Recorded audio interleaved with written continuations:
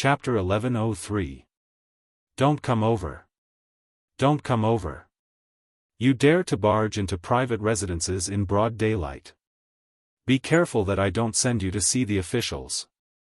Seeing the army pressing in, the servants of the Chui family started to feel terror. There were only a dozen of them. How could they be a match for thousands of common people and students? Also, many of these students were of noble status. Even if they wanted to attack, they did not dare to. Capture Wang Shi. Capture Wang Shi. At this time, there was no need for anyone to command. Wang Shi had sent people out of the city to destroy the corpses and evidence. Zhang Debao had angrily hit the stone lion. These two matters ignited the anger of the common people. The people of Guangzhou never lacked courage. Previously, they had been angry, but due to the power of the Chui family, they did not dare to act rashly. But when a person's anger could not be suppressed, then they would either die in silence or explode in silence. This group of people filled with courage chose to explode in the end. The anger of the Son of Heaven, millions of corpses, blood for thousands of miles. The anger of an ordinary man, 2 corpses, blood for 5 steps. Even a clay figurine had a temper, much less these strong men of Guangzhou. The prestigious families that had been high up for almost 1,000 years were so insignificant and lowly in front of the angry common people. The servants of the Chui family retreated again and again. In the end, they had no place to retreat because behind them was the gates of the Chui family. Charge! Charge in! Capture Wang Shi! Capture Wang Shi! Someone shouted loudly. The common people threw away their fear and pressed towards the servants in front of the gates of the Chui family. It was really pressing. Facing this enormous flow of people, the servants of the Chui family were like small boats in the ocean, insignificant and powerless. This was the power of the common people. This was the power of the common people that those high and mighty people usually said to be weak. After today, after knowing how powerful they were, there might be fewer people in the aristocratic families and fewer tragedies like Nianyu. Nianyu, today, these common people will help you get justice. While they are late, justice has not been absent. On a beam across from the Chui mansion, Li Zishuan was holding a jug of wine and coldly watching from the sidelines. At this moment, he saw the citizens rushing towards the Chui mansion, so he poured himself a cup of wine and murmured. Of course, the main reason he came here was because he was worried. If the Chui family sent out powerful experts to kill the commoners, he could take care of them. After all, there were many of his students here. Boom! Just at this moment, the Chui Manor's iron gates, which had stood tall for thousands of years, under the impact of the commoners, were basically unable to put up any resistance and instantly collapsed. It was a pity that the door had just been fixed after Li Zishuan damaged it a few days ago. But now, he was being stepped on again. Ah! Run quickly! The people outside are rushing in. The maids and servants of the Chui Manor, upon seeing the manor's door collapsing and countless people rushing in, screamed and screamed as they frantically ran for their lives towards the direction of the backyard. Although the martial artists and guards in the yard knew martial arts, when faced with thousands of commoners, no matter how high their martial arts skills were, they would not dare to rush in and send themselves to death. The qualified martial artists had already flown over the walls of the yard with the advantage of their Qinggong skills.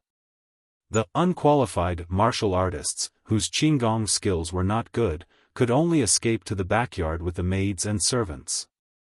Instantly, like an eagle chasing a flock of chicks, a flock of eagles was chasing a flock of chicks towards the backyard. As time passed, the space for these chicks to survive would only become smaller and smaller. Capture the Wang family.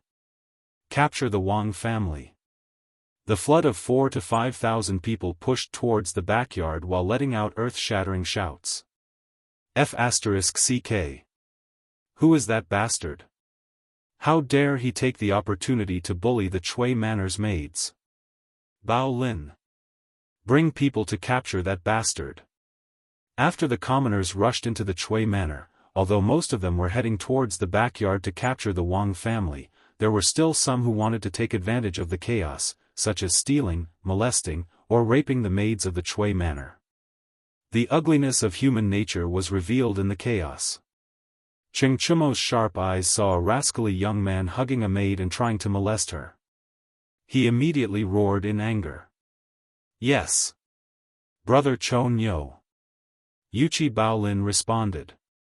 Without calling for anyone else, he strode up to the man and lifted him up with one hand, then slammed him onto the ground. "Qing Ke. Virgo. We can't go on like this. Although the Chui family is despicable, there are only a few people who have committed crimes.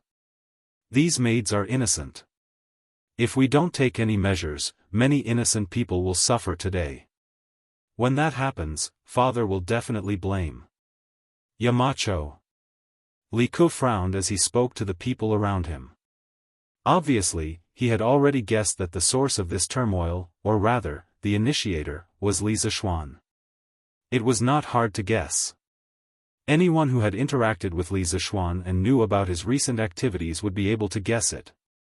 Li Tai nodded and said, "Little Ku, you are right.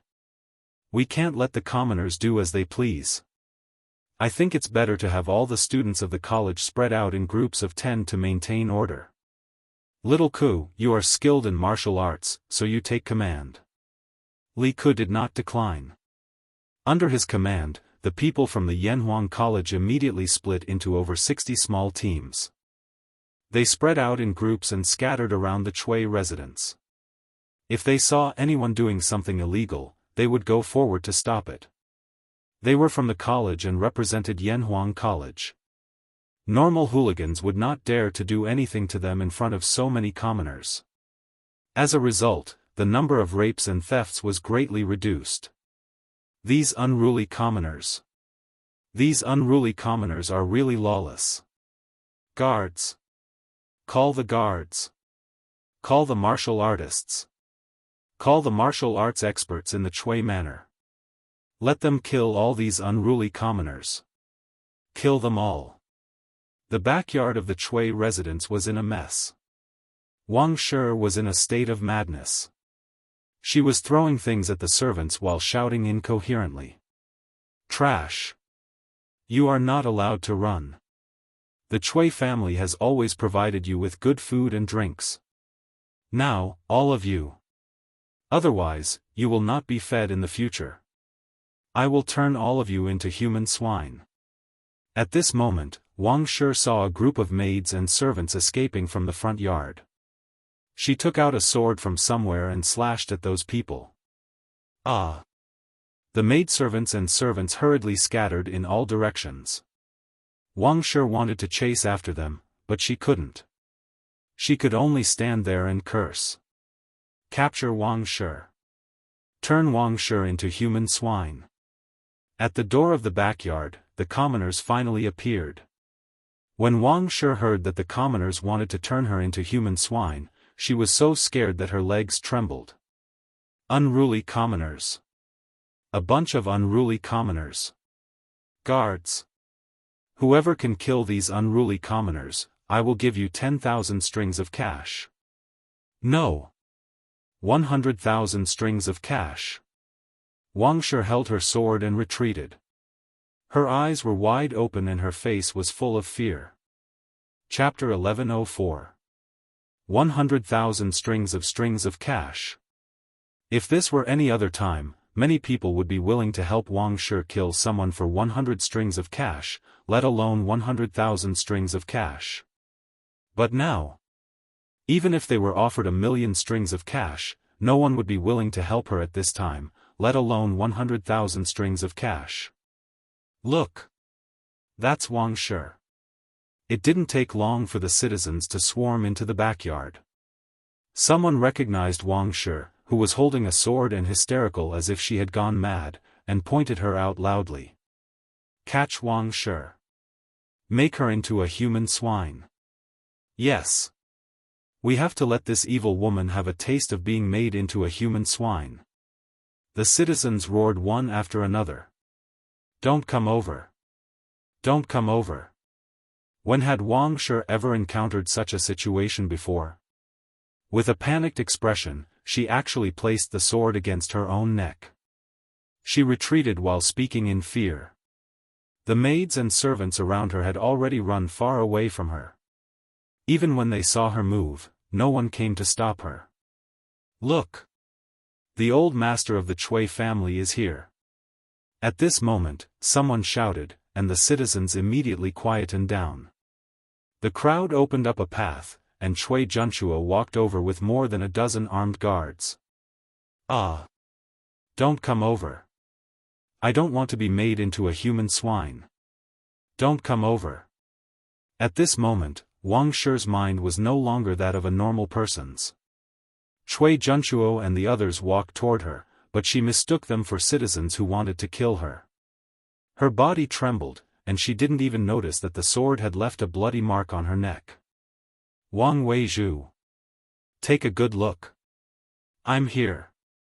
Cui Junchuo growled at Wang Shi with a dark expression. Ah! Don't come over. I don't want to be made into a human swine. Wang Shi was even more terrified.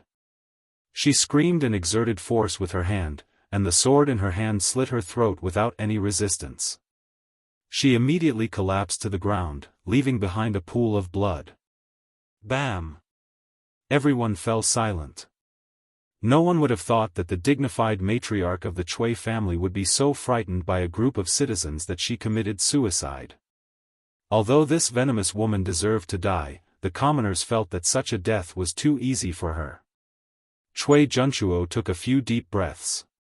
He did not expect that the people would invade the Cui residence in such a large scale. Now that the Cui residence had been destroyed, Wang Shi had committed suicide, and the Cui family had become the laughingstock of the world. This result was worse than the worst that he had expected. He glanced at Madame Wang's corpse, then turned to look at the vast crowd behind him. With all his strength, he said in a deep voice, I am Cui Junchuo. He was the former master of the Cui family. The Cui family has indeed done a lot of wrong things in recent years, and Wang Weizhu really shouldn't kill Nianyu privately. It's my fault for not managing the family well. But now that the Wang family is dead and the mastermind has been eliminated, why don't all of you disperse? The East County Duke, Cui Junchuo. Many people knew about this person. Hearing him say this, many people subconsciously prepared to give up. In any case, the most vicious Wang Shi in their eyes was already dead. There was no point in staying here any longer. Although Madame Wang is dead.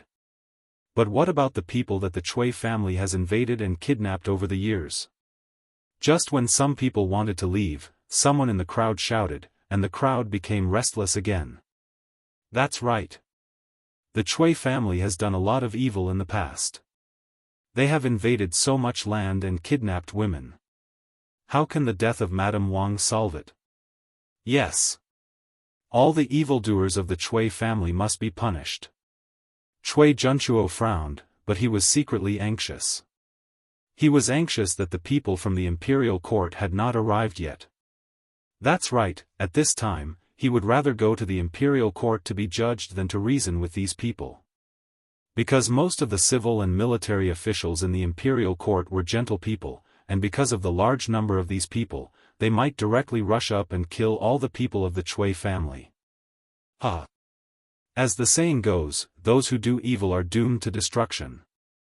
When the Cui family did those evil things back then, did they think that they would be punished today? At this time, a faint voice came from afar.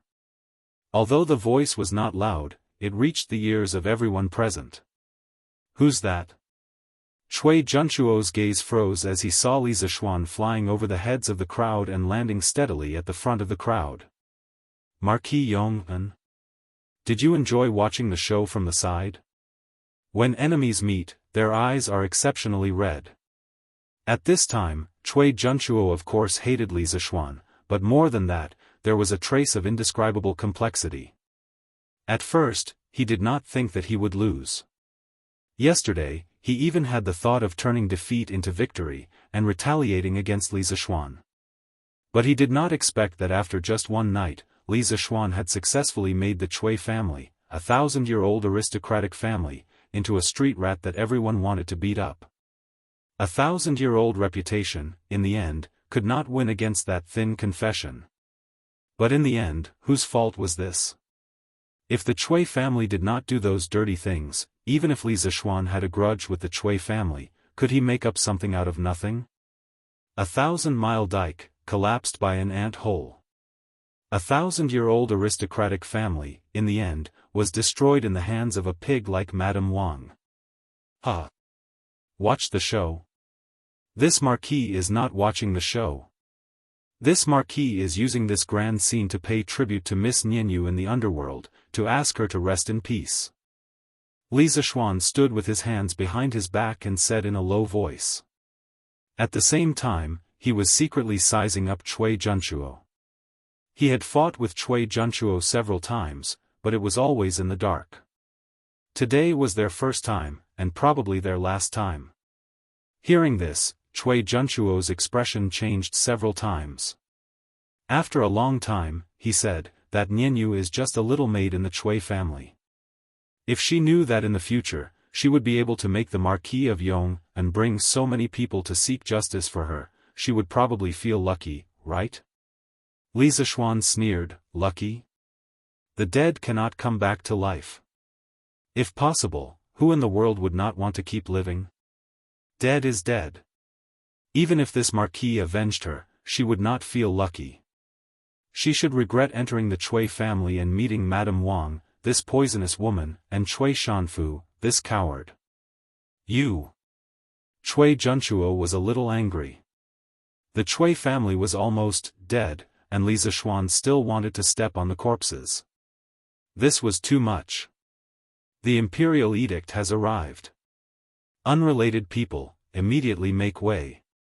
At this moment, a group of imperial guards rushed into the Cui family and rushed into the backyard. Then, they spread out and barely surrounded the people in the backyard. Why was it barely? This was because there were too many people in the backyard.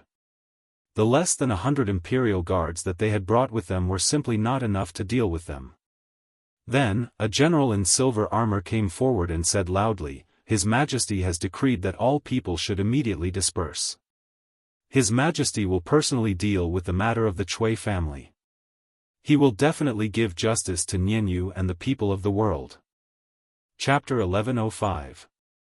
The young general in silver armor was Sun Jiping. He had participated in the Battle of Snake Spirit Mountain and could be considered as an old acquaintance of Li Zishuan. After such a long time, he had been promoted from a small leader to a guard with a sword in front of the palace. He could be considered to have a prosperous career. When the people heard Sun Jiping say that Li Zishuan would deal with this matter personally, they did not want to make a fuss and left. The students of the academy did not leave. At this time, Li Ke went to Li Zishuan and whispered a few words in his ear. Li Zishuan nodded gently and did not say anything. Sun Jiping did not have time to chat with Li Zishuan at this moment. He looked at the people of the Cui family and said loudly, His Majesty has an order. Cui Junchuo, East Commandery Duke of the Cui family, and Madame Wang, enter the palace immediately. There must be no delay. Cui Junchuo secretly breathed a sigh of relief. He had been looking forward to it for a long time.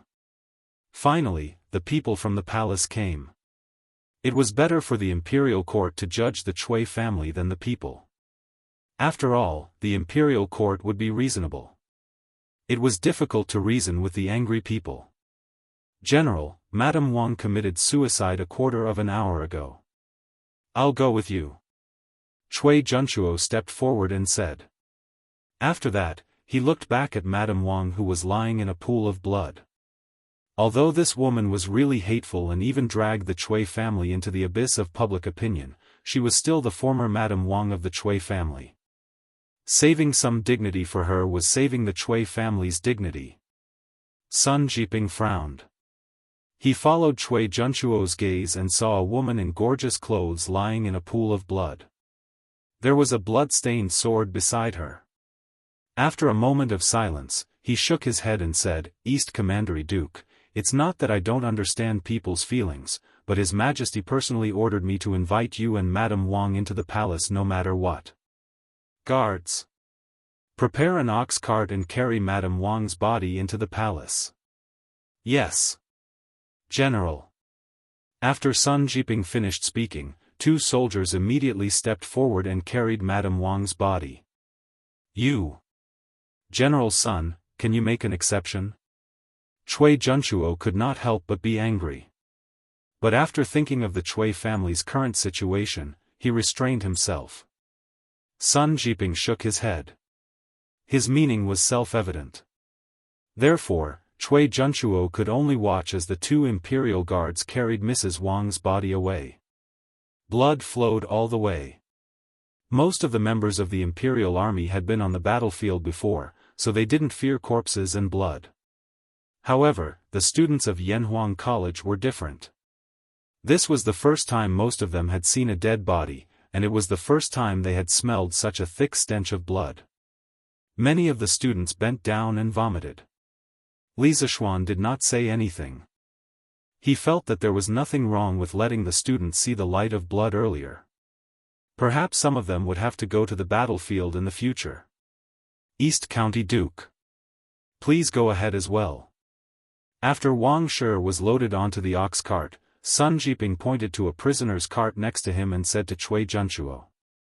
There was no other way. Li Er had given him a strict order. There was only 1 hour in total. He couldn't possibly let Cui Junchuo run behind the horses but, right? Or let Cui Junchuo ride a horse behind him? If the criminal got lost, how was he going to explain himself? After thinking about it, only the prisoner's cart was more reliable. It could guarantee the speed and ensure that the criminal wouldn't escape. Anyway, in Sun Jiping's opinion, the Cui family would definitely not be able to make a comeback this time. There was no need to be afraid of Cui Junchuo's identity. Cui Junchuo's expression changed. After hesitating for a moment, he finally sighed and walked toward the prisoner's cart. Before entering the prison carriage, he looked at Li Zishuan with a complicated gaze and said, "This old man never thought that there would be a day when I would become a prisoner. This old man also never thought that I would be defeated by you.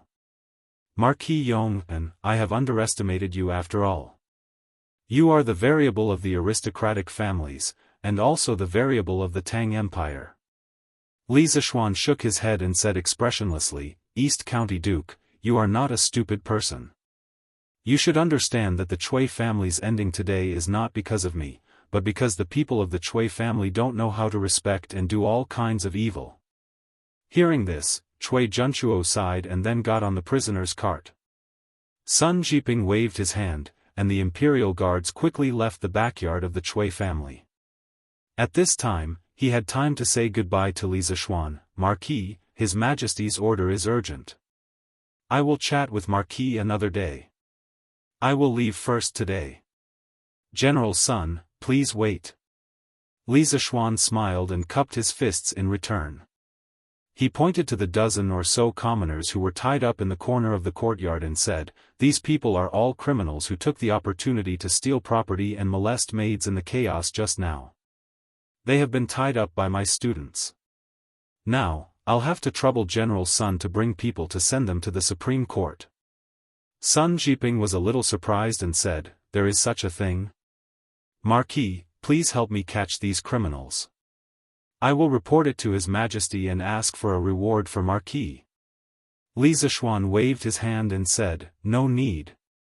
This has nothing to do with me. It was all done by the students of the academy. If you want to ask for a reward, you should ask for a reward for them. General Sun, you should quickly return to the palace and report." Sun Jiping suddenly woke up and quickly said, "Then I will leave 20 imperial guards to help Marquis take these criminals to the Supreme Court. I will take my leave first." "Okay." Li Zishuan nodded. Sun Jiping took Cui Junchuo and Wang Shi's corpse and rushed to the palace. Cui Junchuo, who was standing in the prisoner's cart, might be thrown vegetables or rotten eggs by the people on the road. Li Zishuan didn't care about this. What he needed to consider now was the problem of dealing with the aftermath. Today, you all performed very well. If it wasn't for you stopping these people from doing evil, more innocent maids would have been harmed today. At that time, I would have become a sinner. I am very pleased that you all were able to plan and act according to the situation. I am very satisfied with this batch of students from Yanhuang College. You are the pride of the academy. Li Zishuan turned around and looked at the group of travel-worn youths. He thought that if it wasn't for them organizing at the last minute to maintain order, those ruffians who had mixed into the crowd would have taken advantage of the chaos to do whatever they wanted. Once those people lost the restraint of the rules, they could do anything evil. Therefore, he said to the students with a gratified face. He wasn't being modest, nor was he being pretentious. He was sincerely grateful to this group of students. Without them, today's good thing would have turned into a bad thing. He would also blame himself for the innocent maids for a long time. Yamacho, you are too serious. These are all things that we should do. Li Ku said with a smile. That's right. Yamacho. These are all things that we should do. The rest of the students said one after another. Today's experience filled them with a sense of accomplishment.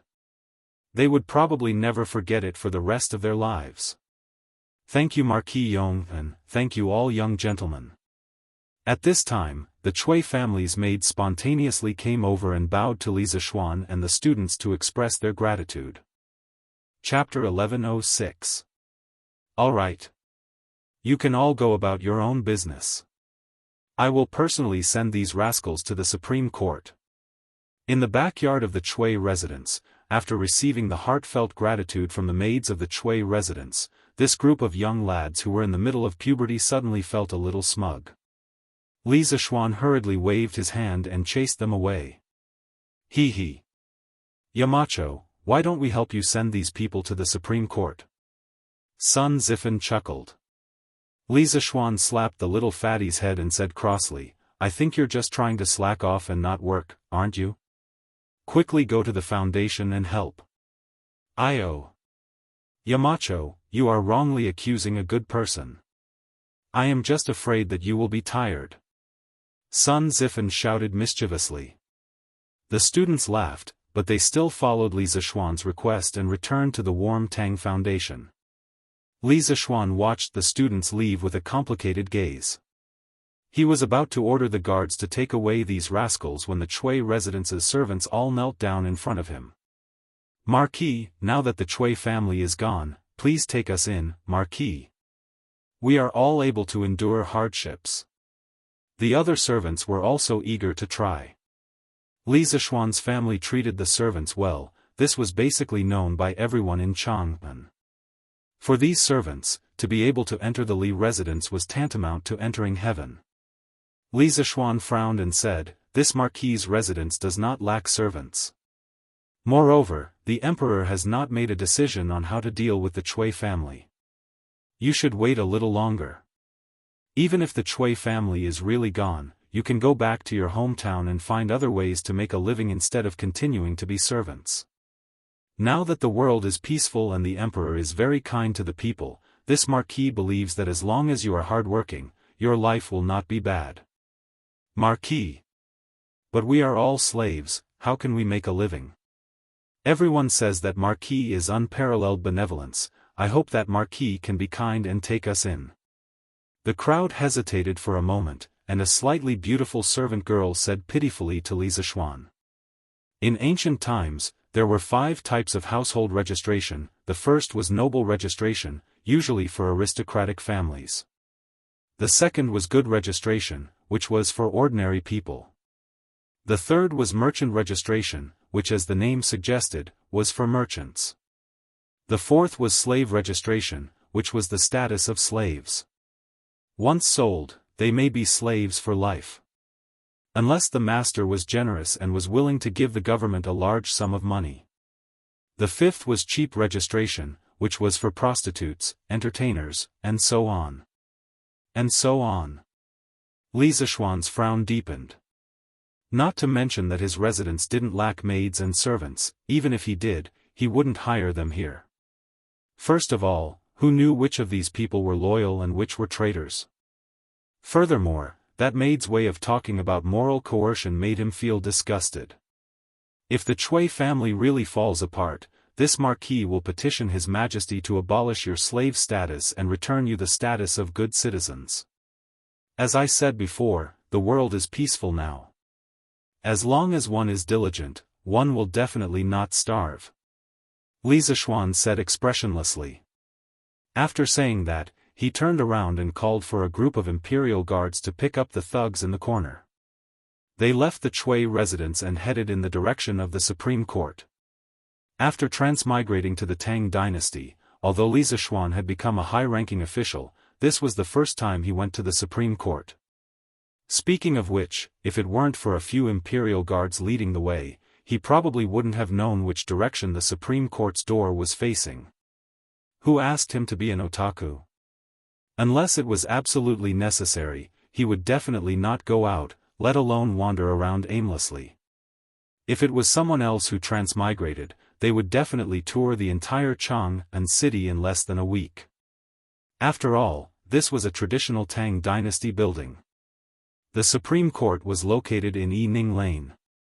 Yining Lane was beside the Kaiyuan Gate, in the northwest corner of Chang'an city. The Chui family was located in the southeast corner of Chang'an city. From the southeast corner of Chang'an city to the northwest corner of Chang'an city, the journey was about 30 kilometers. Luckily, the imperial guards found a horse and a few ox carts from the Chui family. A group of people rode on the horses and tied the criminals to the ox carts. The speed was much faster than walking on foot. Otherwise, if they were to walk on foot, it would probably take half a day. Even so, Li Zishuan's group still had to spend nearly 2 hours to reach the Court of Justice in charge of the Great Tang's prisons, the Court of Judicial Review. If one were to compare it to the modern system, the Court of Judicial Review was equivalent to the Supreme Court. Normally, when there was a major case, the Supreme Court, Ministry of Justice and the Censorate would send people to try it together. It was called the Three Departments Trial, but later on, it had a more popular name, Three Departments Trial. Greetings, Marquis Yong-un. Seeing Li Zishuan and the rest walking towards the Supreme Court, the two soldiers at the door hurriedly bowed. Although Li Zishuan did not know them, they recognized Li Zishuan. After all, this fellow was the man of the hour in Chang'an city this year. Is Lu Tingwei here? Or is Sun Shaoqing here? Li Zishuan nodded and asked. The current minister of the Supreme Court was Lu Dui, and the head of court was another title for the minister of the Supreme Court. Normally, people would not directly address him as the Minister of Court X, but as the Head of Court X. This was because when the Supreme Court was first established in the Han Dynasty, the highest official in it was called the Head of Court. Although the title was changed to the Minister of the Supreme Court during the Northern and Southern dynasties, the Tang people were still used to calling him the Head of Court. This was a common knowledge that Li Zishuan had learned after being in the officialdom for so long. There were two Shaoqing in the Supreme Court. One was Sun Fujia, who was an old acquaintance of Li Zishuan. The other was Dai Zhou, who was promoted by Li Zishuan in October this year. Li Zishuan had never met him before, but he had heard of him in his previous life. Replying to Marquis, Lu Tingwei and the two Shaoqing are not in the office. They should still be in the morning court. The soldier cupped his fists and replied. They are still in the morning court? Li Zishuan could not help but mutter. It was almost 5 in the morning. According to the usual practice, the morning court should have ended by now. It seemed that today's morning court would be very lively. These people have committed the crime of theft and indecent assault. Lock them in the prison first. When Lu Tingwei returns later, I will explain to him in detail. Li Zishuan pointed at the people who were tied up behind him and said to the soldier. Yes. Marquis. The soldier shouted. Immediately, more than a dozen Yamen runners ran out to help. A moment later, all the criminals were brought in. After everything was done, the soldier saw that Li Zishuan still had no intention of leaving. He could not help but feel puzzled. However, Li Zishuan's next sentence scared him out of his wits. This Marquis Li Zishuan incited the people to riot in a fit of anger. This crime is unforgivable. I surrender myself to the Supreme Court and ask the Supreme Court to take me into custody. This Marquis will wait in the prison for the Emperor's judgment. Chapter 1107.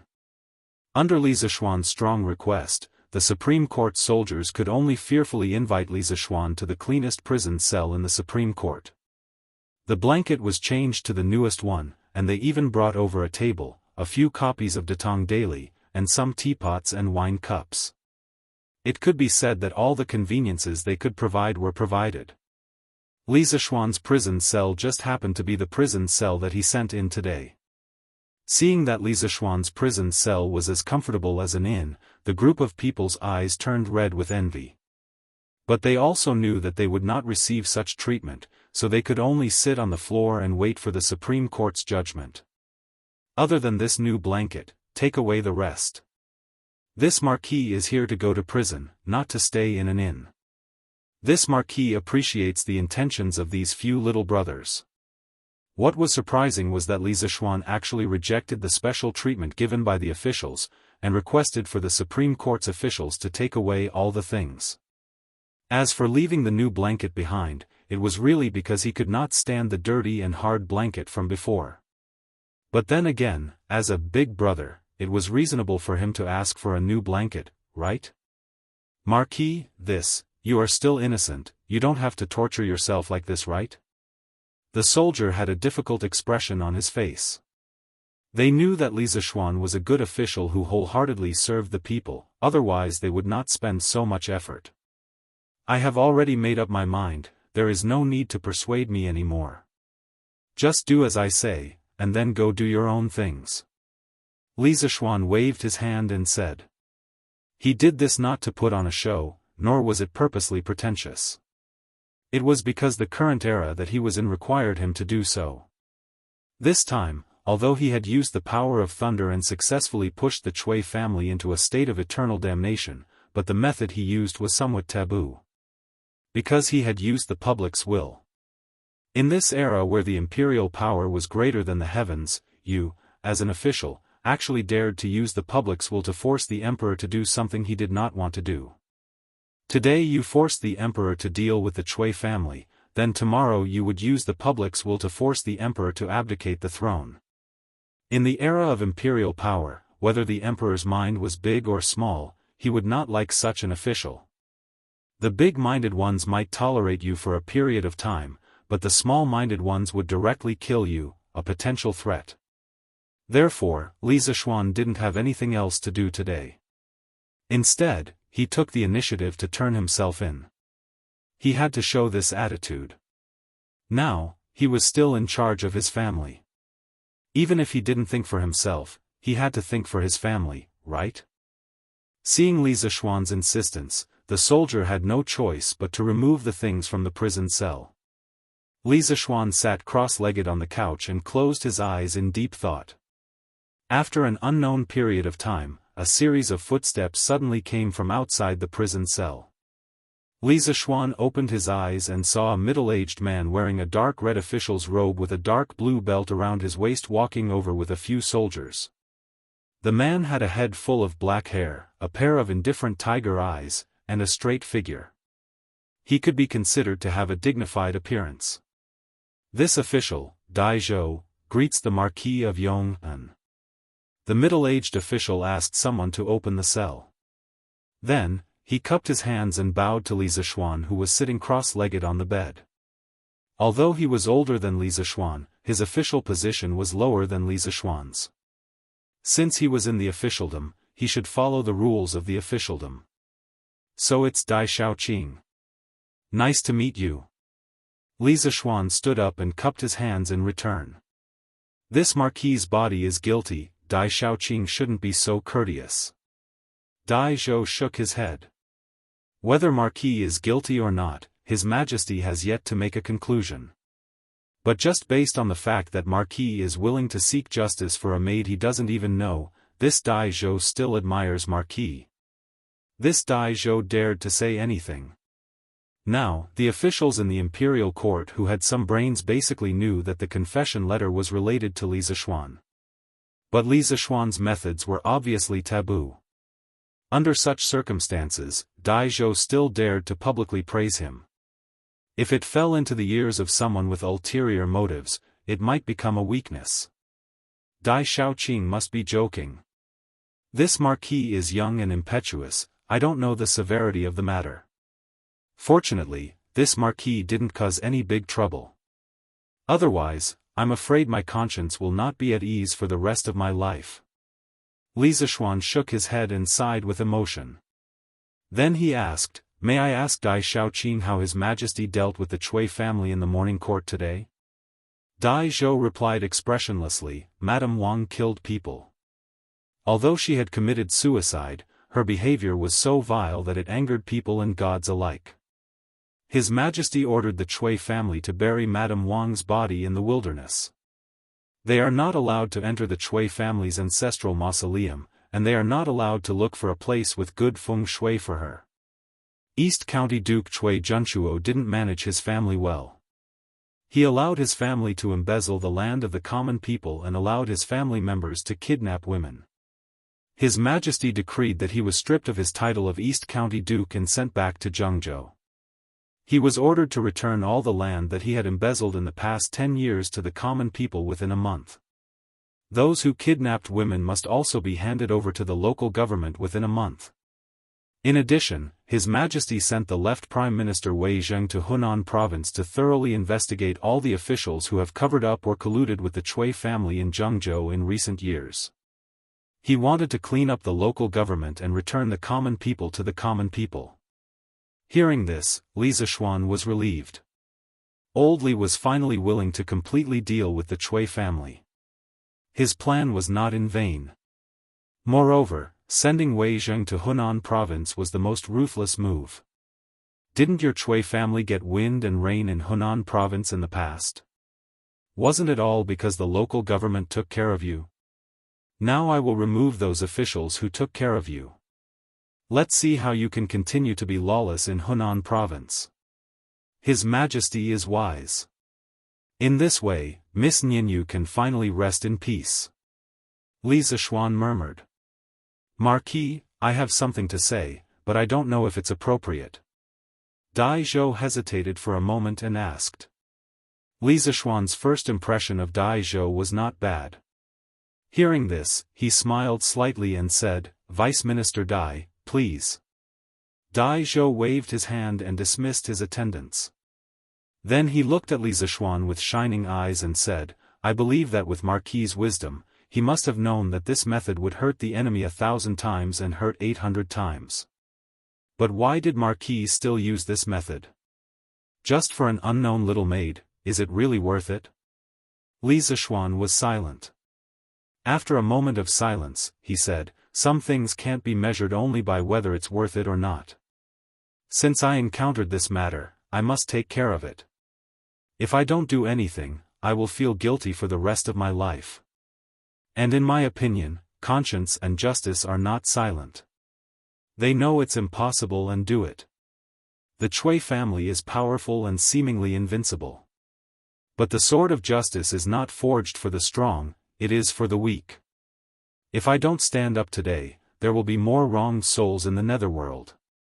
I will never regret what I did today."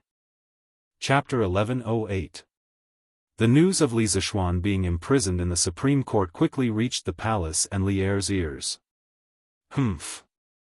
Who is he putting on an act for? Let's ignore him and see what tricks he has up his sleeves. Li Er's gaze was as cold as ice.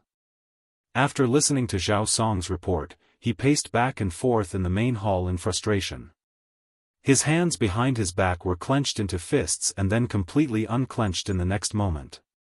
He would never have thought that the high and mighty Cui family would collapse before the imperial power could even show its might.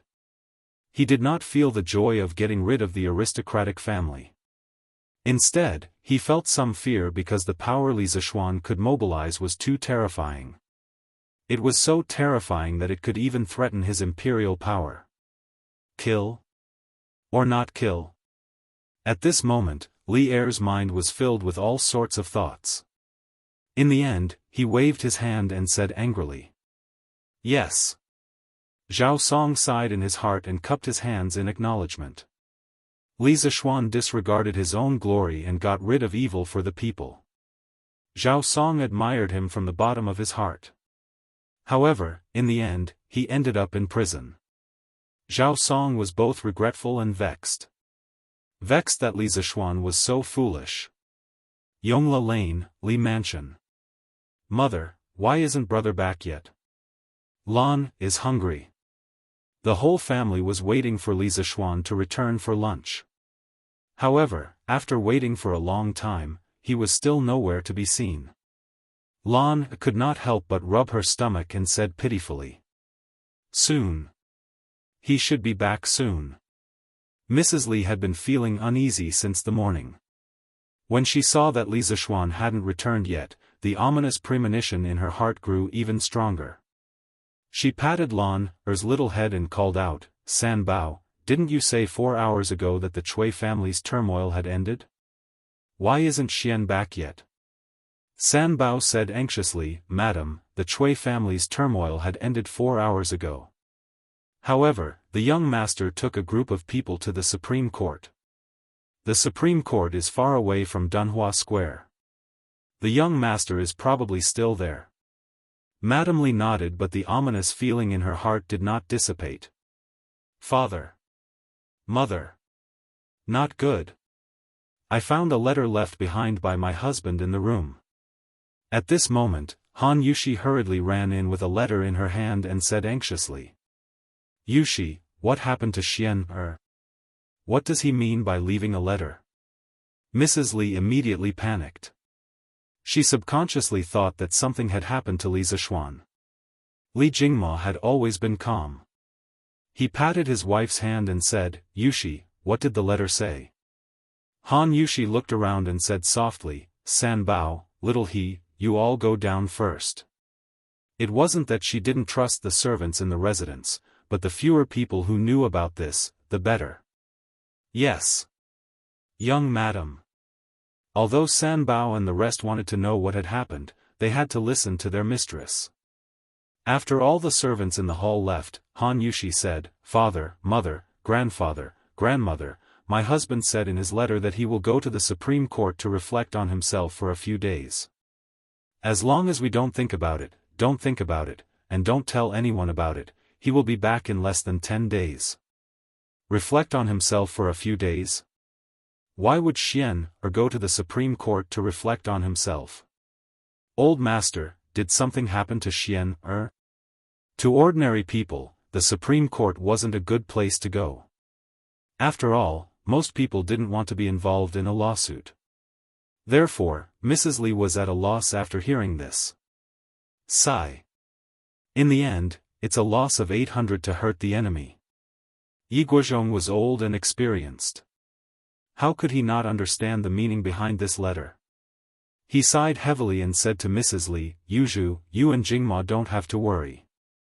Although Xian destroyed the Chui family, the hidden danger is also quite big. Now that he has tied himself up in the Supreme Court, retreating in order to advance, he might be able to resolve the danger for himself. We can only do as he says. Don't think about it, and don't tell anyone about it. This is the only way to help him." Li Jingma understood immediately. Although he was worried about his son, he couldn't say it out loud. He could only force himself to calm down and comfort her. "That's right. Don't worry, madam. Xian has always been very confident. If he says nothing will happen, nothing will happen. We'll just do as he says in the letter. Let's eat." Li Zishuan quietly lived in the Supreme Court. Of course, there were very few people who knew about it. His family didn't say anything. The officials who knew that he was in prison were basically the big shots in the court. Naturally, they wouldn't be so bored as to spread rumors. The collapse of the Cui family made the common people unable to adapt for a while. Of course, this matter also became the most talked about matter in the first year of Zhengguan. It could also be said that it was the biggest news in the first year of Zhengguan. 3 days had passed, but the enthusiasm of the commoners in their discussions about the Cui family had not diminished in the slightest. The commoners who had participated in the Cui family operation had been bragging to the people around them for the past 3 days, but they still enjoyed it. After all, they were the awesome people who had defeated the Cui family, a 1,000-year-old family. Of course, in these 3 days, the common people didn't know that Li Zishuan had been locked up in the Supreme Court's prison. The students of Yanhuang College also didn't know. The upper echelons of the Tang dynasty, without exception, chose to deal with this matter coldly. They chose the 3 no's policy: don't talk, don't ask, and don't say anything. The people of the Li family firmly followed Li Zishuan's 3 no's policy: don't think, and don't say anything. As a result, it was naturally difficult for others to know that Li Zishuan was in prison. However, it didn't mean that everyone didn't know. "Father, is our Yamacho locked up in the Supreme Court by you?" That night, Sun Zifan returned home and found his father. He asked angrily, "What's wrong with you?" When the students of Yanhuang College participated in the warm winter operation, in principle, the students who lived close to the school could go home at night. Sun Fujia raised his eyebrows and said in a deep voice, "Fan, where did you hear this news from?" Asking this meant that Sun Fujia tacitly agreed that Li Zishuan was in the Supreme Court. Sun Zifan couldn't help but open his eyes wide and said, "It can't be. Father? You guys really locked up Yamacho?" "No, Yamacho is such a good person, why do you guys want to lock him up?" Sun Fujia knew that he had misspoken and scolded with a straight face, "You're just a child, so don't interfere in this matter. It's because the Marquis of Yong is too good a person that he has to stay in the Supreme Court's prison for the next few days. This is to help him get rid of a disaster. If you really want what's good for your Yamacho, then keep this secret for this old man. If this is made public, only death awaits your Yamacho. Do you understand?" Chapter 1109. An entire night had passed, but Sun Zifan's mind was still replaying the words his father said to him last night. He did not understand why good people had to go to jail if they were too good. He did not understand why he could not spread the news that Li Zishuan was in jail and get more people to help. He also did not understand why Sun Fujia refused his request to visit the prison. He didn't sleep much the entire night because the person he respected and admired the most was still locked up in prison. He felt very uncomfortable. "Qingke, you're right. The mountain elder was really locked up in the prison." Sigh. In the morning, Sun Zifan did not eat breakfast at home and went straight to the Warm Tang Foundation. The students had just come from Yunshan and were eating breakfast there. He, Li Tai, and Li Ku squatted under a tree and ate steamed buns while speaking gloomily. "Don't worry. Yamacho will definitely be fine. My father will not do anything to Yamacho." Li Tai patted Sun Zifan's shoulder and said while chewing something in his mouth. Obviously, Sun Zifan had heard the news about Li Zishuan from him. "But I don't understand, why did my father tell me?" Sun Zifan hesitated for a while and finally asked the question in his heart. After he finished speaking, Li Tai and Li Ku were silent for a while. In the end, Li Ku said, "Zifan, your father is right. At this time, the fewer people who know that Yamacho is in jail, the better." "Why?" Li Ku paused for a moment and said, "Because with Yamacho's reputation among the people, if the people know about this, they might cause a huge commotion. At that time, Yamacho will become a treacherous official who forced the emperor to abdicate and will never be able to rise again." Sun Zifan could not help but be stunned. He was not stupid and quickly understood the crux of the matter. Then, a layer of cold sweat suddenly appeared on his back. He finally understood the seriousness of the matter and that his father did not lie to him last night. The fewer people who knew about Li Zishuan's situation, the better. Gulp. Sun Zifen nervously swallowed a mouthful of saliva and said in a low but serious voice, "Qing Ke, little Ku, we have to think of a way to help Yamacho hide this matter.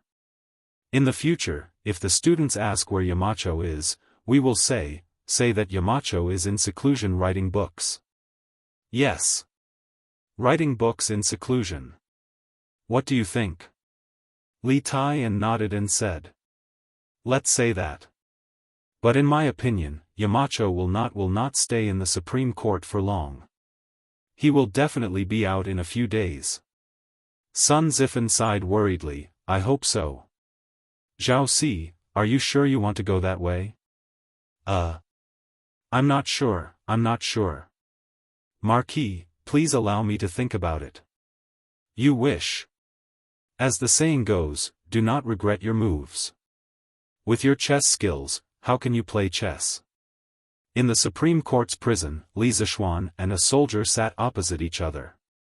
There was a chessboard on the stone table between them, and they were playing chess. In the past few days, Li Zishuan had been either playing chess with others or writing books. Coincidentally, the reason that Sun Zifen had used to fool people had actually come true. Li Zishuan was really in seclusion writing books. He was writing the Academy's teaching materials for next year. However, his seclusion was too unprofessional. Who would find someone to play chess with during seclusion? At this moment, the officer named Zhao Si opposite Li Zishuan looked like he was about to cry. He thought to himself, since you don't want me to regret my move, why did you ask before? Smack. I checkmate you. Li Zishuan's single carriage directly attacked the root of the problem, checkmating Zhao Si. Checkmate again? Zhao Si scratched his head, looking depressed. He stared at the chessboard without blinking, thinking of a way to break the game. Li Zishuan saw this and laughed. No need to look anymore. You have nowhere to go. Give me the money. Zhao Si looked at it again, unwilling to give up. In the end, he still couldn't see a way out. He could only take out a copper coin from his pocket and put it in Li Zishuan's hand. Unconvinced, he said, again. This time, I'm so close. Next time, I'll definitely beat Marquis. 1 copper coin per game. Oh, no, to be precise, if Zhao Si lost, he would give Li Zishuan 1 copper coin. If Li Zishuan lost, he would give Zhao Si 100 copper coins. In order to attract people to play chess with him, Li Zishuan set up a bet where one put in twice the effort and 100 times the return. In the past few days, he had actually won a few dozen copper coins. He was truly a heartless abuser. In his previous life, Li Zishuan was not a chess expert. It was mainly due to the influence of the elders in his village that he started playing chess when he was young. Later on, when he grew up, he knew how to use the computer. He also often went to penguin games to abuse or be abused by experts. Occasionally, he would study a few endgames online. To modern professional chess players, he was very noob. However, to the people of the Tang dynasty who had not experienced the information explosion era, he could already be called an expert. At least, it was not much of a problem for him to completely abuse the people in the Supreme Court prison. Scram. Brat, you only have that little bit of skill, and you still have the nerve to show it off. Let me do it. Just at this moment, Dai Zhou silently arrived behind Zhao Si and fiercely kicked Zhao Si's butt as he said. This prison cell was very special. It was not locked, so Dai Zhou was able to silently walk in. Hey! This subordinate greets Dai Xiaoqing. Dai Xiaoqing, please. Zhao Si rolled and crawled up from the ground. Not only was he not angry, he even smiled cheekily at Dai Zhou. If this was in the modern world, he would definitely be a bootlicker. Marquis Yong, and how about this Dai play a few games with you? Dai Zhou smiled. Li Zishuan had a good impression of Dai Zhou. This was a rigid but humorous person. Thus, he smiled and said, "Since Dai Xiaoqing is in the mood, how about we play a few games?" Dai Zhou smiled even more happily. He did not clean up the chessboard, but said, "Then this bet, I wonder if you can raise it by 10 times? N? Li Zishuan was stunned. He could not help but laugh. "Ha! Looks like Dai Xiaoqing wants to earn money from this marquis? But this game has not even started yet, and Dai Xiaoqing is so confident that he can win?" Dai Zhou waved his hand. "So what if I can't win? It's just 10 coins for a game. But if I win, this Dai can get 1,000 coins. This kind of deal is worth it. This Dai does not believe that I can't win 1 out of 100 games?" This fellow did not hide his intention to earn some extra money from Li Zishuan. Hearing this, Li Zishuan felt both angry and amused. 100 games is definitely not enough. This marquis will play 3 games with Dai Xiaoqing. Li Zishuan smiled slightly. If he remembered correctly, Dai Zhou was a good official and an honest one. If this person really had the ability, Li Zishuan didn't mind losing some money to Dai Zhou to supplement his family. But if he really was a noob, then Li Zishuan wouldn't purposely go easy on him. Chapter 11:10. In the Supreme Court's prison cell. The most popular Marquis Yong, and was actually playing chess with the Supreme Court's newly promoted vice minister. They were even gambling. If news of this got out, it would probably shock everyone to the core. Dai Zhou sat opposite Li Zishuan. At this time, he had already put away his smile. After a moment of deep thought, he started with a move, horse 2 into 3. Li Zishuan was naturally not to be outdone. His counterattack was a pawn 2 into 5. Generally speaking, the openings of Chinese chess were similar. They could be divided into 2 types, the defensive type and the offensive type. For example, Dai Zhou's opening was, in a strict sense, a cautious defensive type, while Li Zishuan belonged to the aggressive offensive type. Li Zishuan relied on some of the combinations he learned from the internet in his previous life. In the early stages of the game, he slaughtered his opponents. On the other hand, although Dai Zhou lost a lot of pieces, he was not anxious at all. He continued to follow his own train of thought and slowly deployed his own defensive circle. The two of them moved to the middle of the game and gradually entangled with each other. In this kind of entanglement, the side with the sharper attack should have the greater advantage. However, from the current situation, it seemed that Li Zishuan was gradually at a disadvantage. Li Zishuan could not help but frown. He had underestimated Dai Zhou's ability. In terms of chess style, Li Zishuan's chess style was extremely bold and fierce. His footwork was wide, and it seemed like he wanted to fight to the death. He often liked to pursue thrilling situations in his games. From the standpoint of a bystander, watching his games was the most satisfying. To sum up his style of chess in one sentence, it could be called infinite scenery at the perilous peak. On the other hand, Dai Zhou's chess style was steady and his footwork was solid. Under his moves, the originally disadvantaged chess game was revived by him. Not only that, as the game progressed, he made the changes in the board very complicated. It was as if he had set up a Dragon's Gate formation. It was both real and fake, and it confused Li Zishuan many times.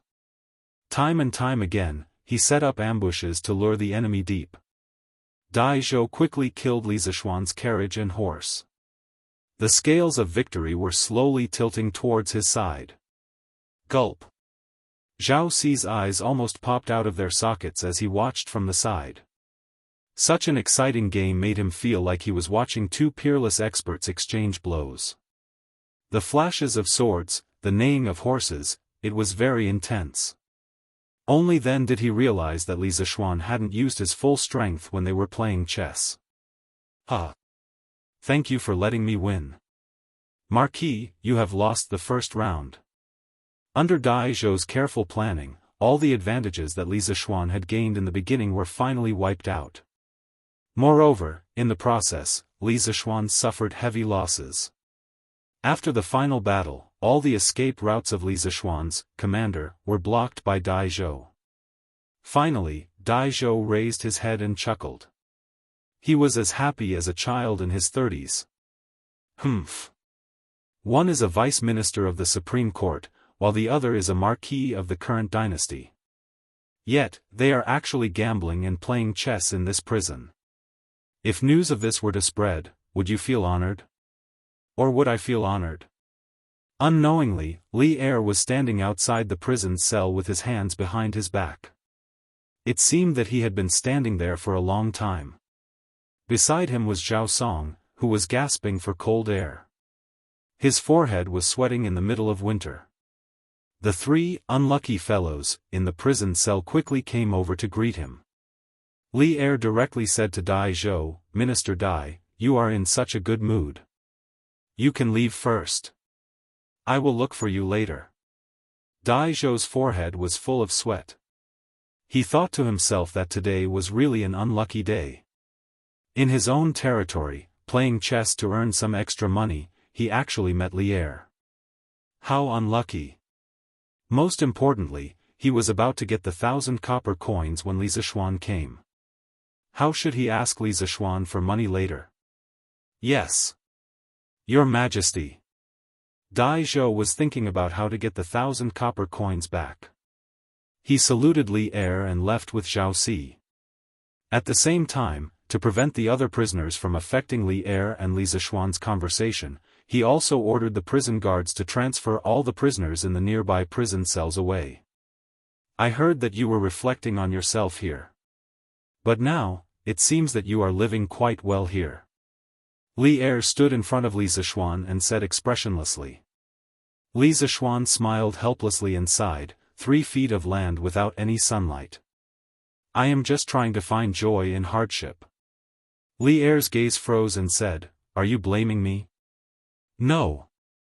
"Then, do you feel wronged?" Li Er's face was expressionless as he spoke again. "Also no." Li Zishuan shook his head and said in a low voice, "Eating from the monarch and sharing the monarch's burdens is the duty of a subject. But what I did this time, not only did I not share your Majesty's burdens, but I also added trouble to your Majesty. If it was in any other dynasty, my head would have already left my body. How could I still have a place to play chess and write books like now? So, I do not blame anyone, nor do I feel wronged. Instead, I am filled with gratitude." Hearing this, the depression in Li Er's heart dissipated a little.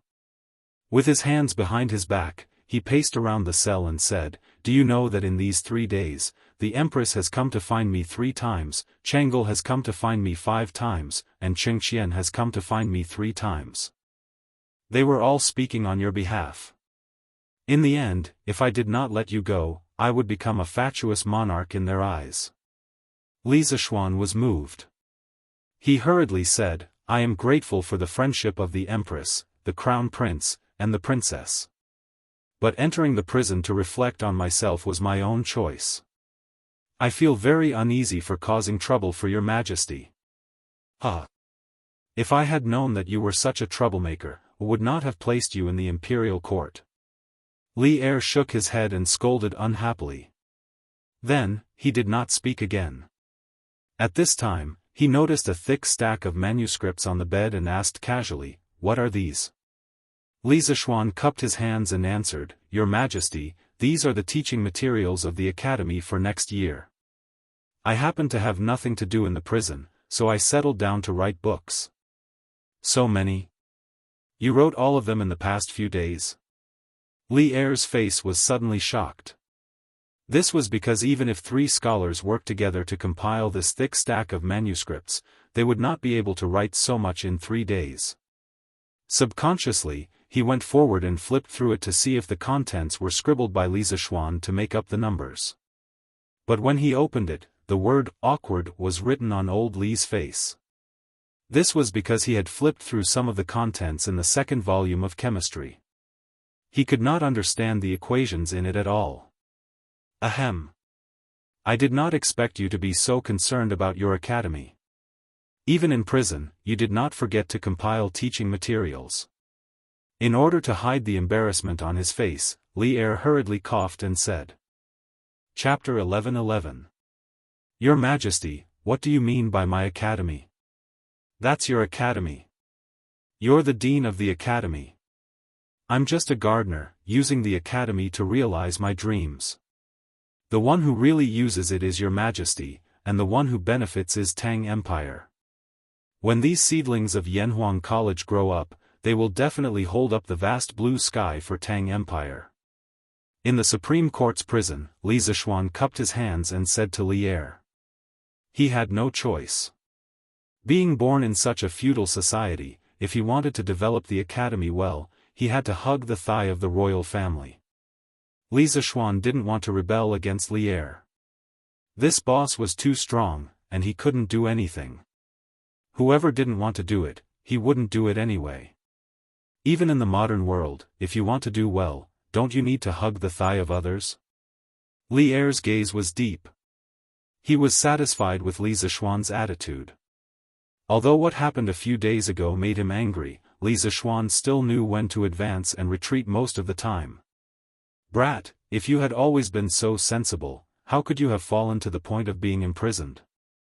If it weren't for the fact that the Empress and Chang'e were pleading for you, I would have beheaded you long ago. Li Er said resentfully. Li Zishuan said with a smile, Your Majesty is magnanimous and wise. Naturally, it's not something that ordinary people can compare to. I believe that under Your Majesty's leadership, Tang Empire will definitely be able to catch up with the era of Qin Huang and Hanwu.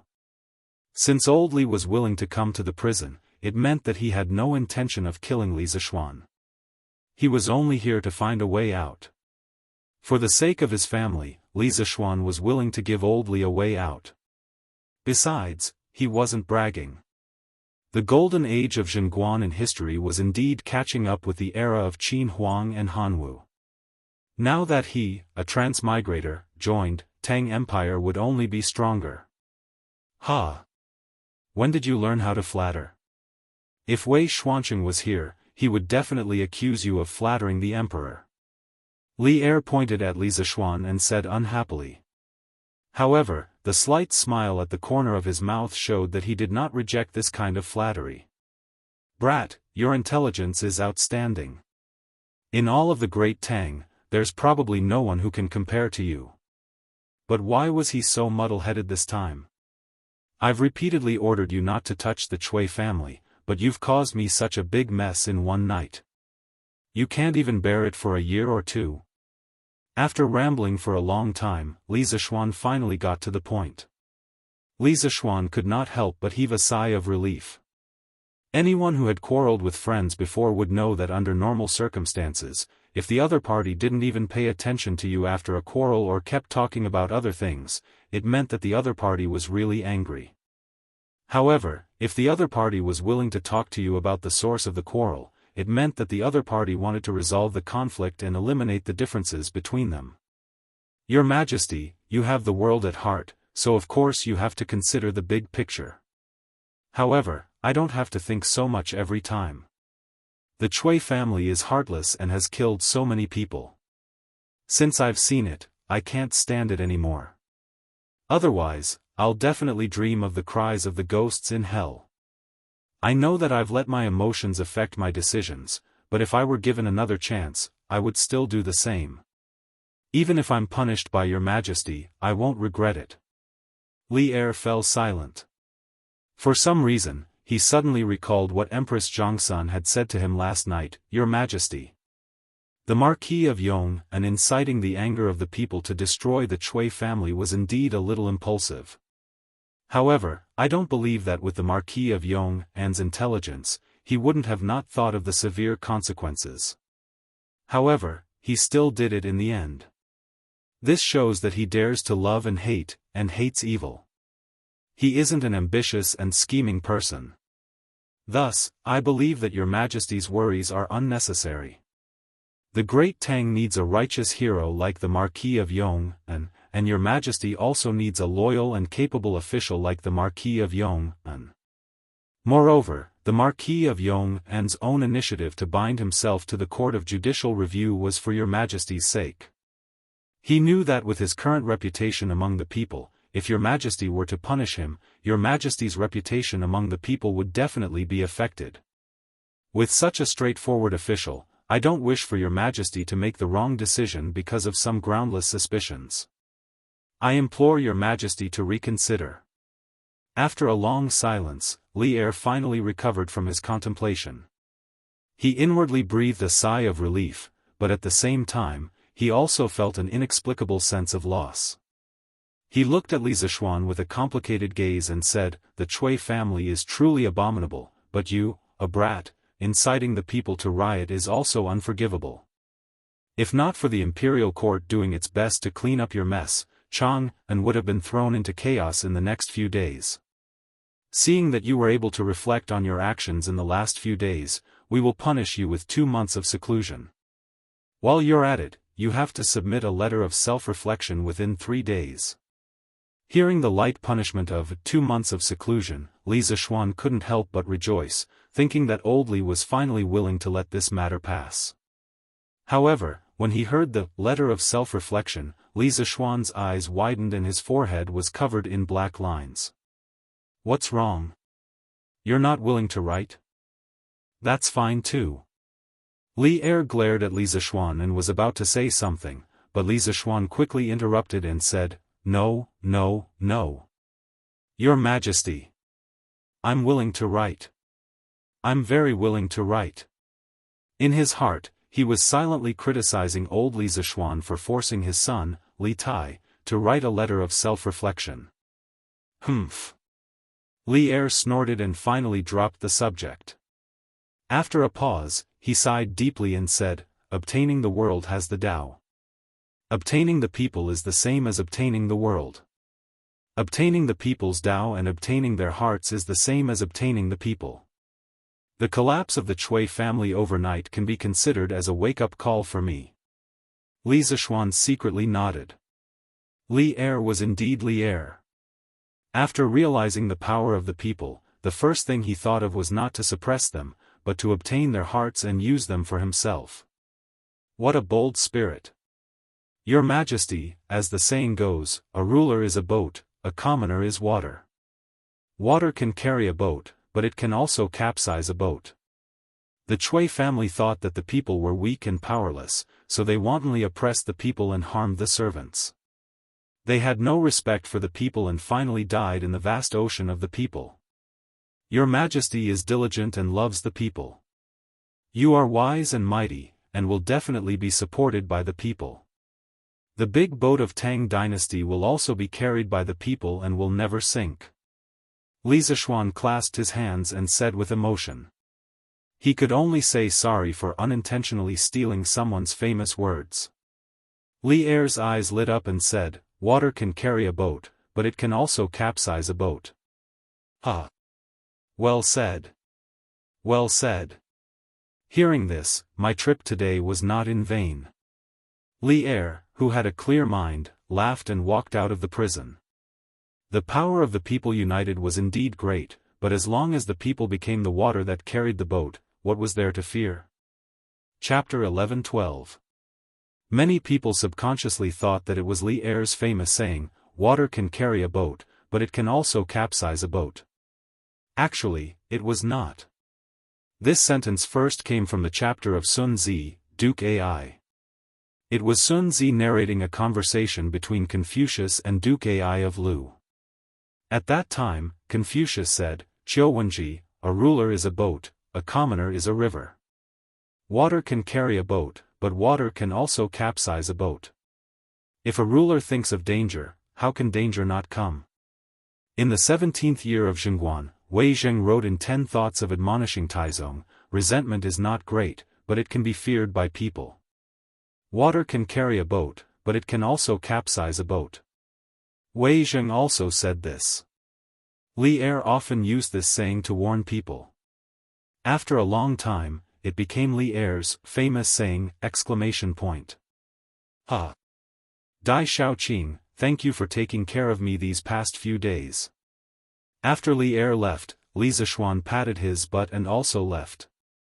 If he did not leave, was he going to stay here to celebrate the new year? Under Zhao Ci's lead, he left the prison cell. However, he met Dai Zhou outside the prison. He cupped his hands and smiled. When Dai Zhou saw Li Zishuan come out from inside, he did not look surprised at all. Obviously, he had already guessed that this would be the result. "Marquis, you're too polite. I won't tell Marquis to come again when you're free." It was rare that Dai Zhou actually knew how to joke. Li Zishuan laughed loudly 3 times before taking his leave. Zhao Ci reluctantly watched Li Zishuan leave.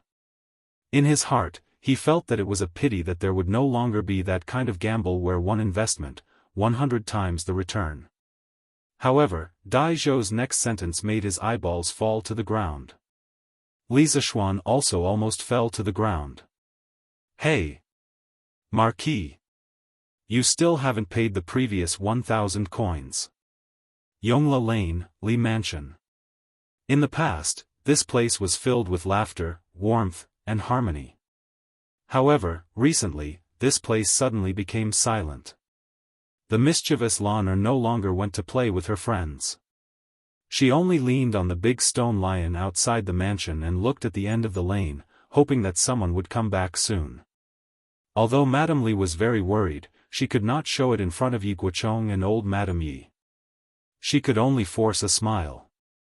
Han Yushi usually appeared to be very strong on the surface, but only Xiao He and Xiao Shi knew that every night, there would always be faint sobbing sounds coming from the bedroom. Although Li Jingma looked calm on the surface, he kept thinking about his son in his heart. He was very irritated. The servants of the Li residence felt the heavy atmosphere and worked even harder. Although they were wondering why Li Zishuan hadn't been home for the past few days, no one dared to ask. They could only pray in their hearts that their young master would be safe and sound. Because Li Er and Li is Li Er Shi. They were bound together for good or ill. 1 day, 2 days, 3 days, 4 days. This was the 4th day since Lana leaned on the stone lion and waited for Li Zishuan to come back. The stone lion was very cold in winter. However, the little girl was wearing layers of cotton clothes. She was like a stupid penguin. She did not feel cold leaning on the stone lion. Instead, she could relieve the tiredness of her feet. Lana, who had been disappointed for 3 days, did not have much hope today. She stared at the lane for a while. When she still did not see Li Zishuan, she pouted and looked up gloomily to read the magpies in the book. Magpies were resident birds in China. They would not move to the south to survive the winter. During the winter, they would often feed on a large number of animal carcasses. Sometimes, they would even tail the predators and pick up the leftovers. Today, on the ginkgo tree in front of the Li residence, there were 4 to 5 magpies chirping noisily. At Lan Er's age, she was at the age where she liked to play. She watched the magpies frolicking for a while and couldn't help but be engrossed in it. She didn't even notice that someone had walked past her. Hee. It's so cold. Lana, why aren't you in the house enjoying the heater? What are you doing out here? A familiar voice, a familiar loving tone. Lana was stunned. She looked in front and saw Li Zishuan standing in front of her with a smile. Surprise. Excitement. Grievance. Wow. Brother. You're back. Sob. Brother, you're finally back. Lana missed you so much. Lan Er rushed forward and hugged Li Zishuan tightly. She pressed her face against the latter's stomach, laughing and crying at the same time. Yo! Isn't this the Duke of Yong'an? I haven't seen him for a few days. Yeah. It seems that ever since the Chui family fell, the Duke of Yong'an has not appeared in Yongla Lane. Maybe the Duke of Yong'an went to do something else. A few people in Yongla Lane happened to pass by. When they saw Li Zishuan, they could not help but be surprised. They discussed in private. Seeing this, Li Zishuan quickly patted Lan'er's little head and said, Hee. Brother misses Lan'er too. Let's go. Let's talk at home. Ugh. Brother, how many days has it been since you last bathed? You stink. Lanar suddenly covered her nose and screamed as she retreated far away. Li Zishuan's face darkened. He almost vomited blood. When he entered the residence, his father, mother, maternal grandfather, maternal grandmother, and his own daughter-in-law naturally came forward to express their condolences one by one. Even Yi Fashion, a taciturn person, came forward to say, "Cousin is fine now." This child had been helping out at the Warm Tang Foundation for a while. Later, when Li Qingxian sent some people from the Eastern Palace over, Yi Fashion saw that there was no shortage of manpower and returned. He. Today is a joyous occasion. Wang Zhong, tell the kitchen to prepare a big banquet. Everyone in the residence will have good meat and good wine at noon. The simplest way to express happiness was to share it with others. Li Jingma ordered simply. Yes. Old master. Wang Zhong relayed the news with a smile. Instantly, the servants were all jubilant. Not only because there was good wine and good meat, but more importantly, because their backbone had returned. That joyous and warmly residence had also returned. The news that Li Zishuan had personally come to the Supreme Court's prison and pardoned Li Zishuan quickly spread through the upper circles of Chang'an. This time, when Li Zishuan had voluntarily gone to prison, everyone in the imperial court had remained silent. This was because the problem of the people's hearts was too big. If it was not handled properly, it would bring trouble to oneself. Those who wanted to impeach Li Zishuan saw that the 1,000-year-old families had fallen under Li Zishuan's feet, and a layer of sweat had formed on their backs. Who would dare to impeach Li Zishuan? Troll Wei was not afraid of Li Zishuan's revenge. However, most of Li Zishuan's actions were commendable. He even secretly supported Li Zishuan in his heart to get rid of the Cui family. Why would he impeach Li Zishuan? As for the officials close to Li Zishuan, they all knew that the more coldly this matter was handled, the better it would be for Li Zishuan. Therefore, they did not prematurely plead for leniency. However, after only 3 days, Li Zishuan had personally come to the prison cell and released Li Zishuan. This greatly exceeded everyone's expectations. At the same time, Li Zishuan's imperial favor had once again refreshed everyone's understanding of him. Chapter 11-13. At the Cheng estate. Cheng Yaojin, Yuqi Jingda, Qin Xiong, Li Jing, and Niu Jinda were all gathered around a stove to eat hot pot. Unlike Li Zishuan's home, where the stove was stuffed under a perforated table to cook hot pot, Cheng Yaojin felt that this seemed stingy, so he had someone place a large iron pot on the stove.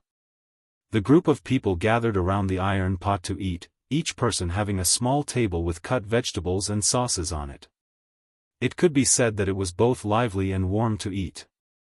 I told you that this kid would be fine. Once His Majesty's anger subsides, he'll naturally be released. Halfway through the meal, Cheng Yaojin laughed heartily as they talked about Li Zishuan. Pfft! I wonder who was it a few days ago who was like an ant that had stirred up trouble, rushing to find His Majesty to reason with him. If second brother Qin hadn't held him back, who knows how many times His Majesty would have quarreled with him these past few days. Yuqi Jingda dipped his chopsticks into a large mouthful of mutton, dipped it in sauce, and happily ate a mouthful. He then took a sip of wine as he mocked. Speaking of which, right now, he was already infatuated with the way mutton was eaten. Recently, the servants in Yuqi Fu would often see their Leo enter the kitchen, peng, peng, peng. Immediately after, they would see Yuqi Jingda carry out a plate of bright red mutton rolls. Only the heavens knew that the mighty Duke of Yi, the Right Martial Marquis Great General, and a martial arts grandmaster expert would actually do the business of cutting vegetables. If people from other countries heard this, they would mistakenly think that the Great Tang lacked chefs. The Great Tang truly did lack chefs, martial arts grandmaster chefs, chefs with superb knife techniques. Humph. Old Black, shut up. We still haven't settled accounts with you for this matter. Since you knew in advance that little Xian was going to make a move on the Chui clan, why didn't you tell us, old fellows? Do you think that our ranks aren't as high as yours and that we can't help you? Or do you think that our old arms and legs aren't as good as your martial arts? When Cheng Yaojin heard that, he slammed the table and exploded. They only realized after the fact that Yuqi Jingda had long predicted that Li Zishuan would move against the Chui family, and even helped Li Zishuan secretly add fuel to the fire. Otherwise, how could they explain the 300 crossbowmen and a large number of martial marquises lying in ambush at the right marquis mansion that night? Cheng Yaojin's words couldn't be said to not be poisonous. Yuqi Jingda's old face darkened even more. If he said something wrong, he would offend everyone in this room. Pa! Yuqi Jingda slapped the table and said angrily, "Madman Cheng, don't you dare slander this old man. Even if you knew in advance, what can you do to help little Xian? The Chui family has a deep foundation, and it's impossible to defeat them with ordinary methods. Madman Cheng, if you knew about this in advance, it would only spoil the situation. Besides, this old man didn't expect Xiao Xian to take action so quickly." However, the reason why Xiao Xian was able to succeed this time was because he launched an attack on the Chui family at lightning speed.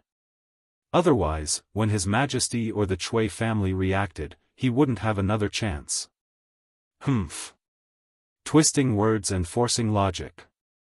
Cheng Yaojin refused to accept this and wanted to continue arguing, but he was interrupted by Qin Xiong.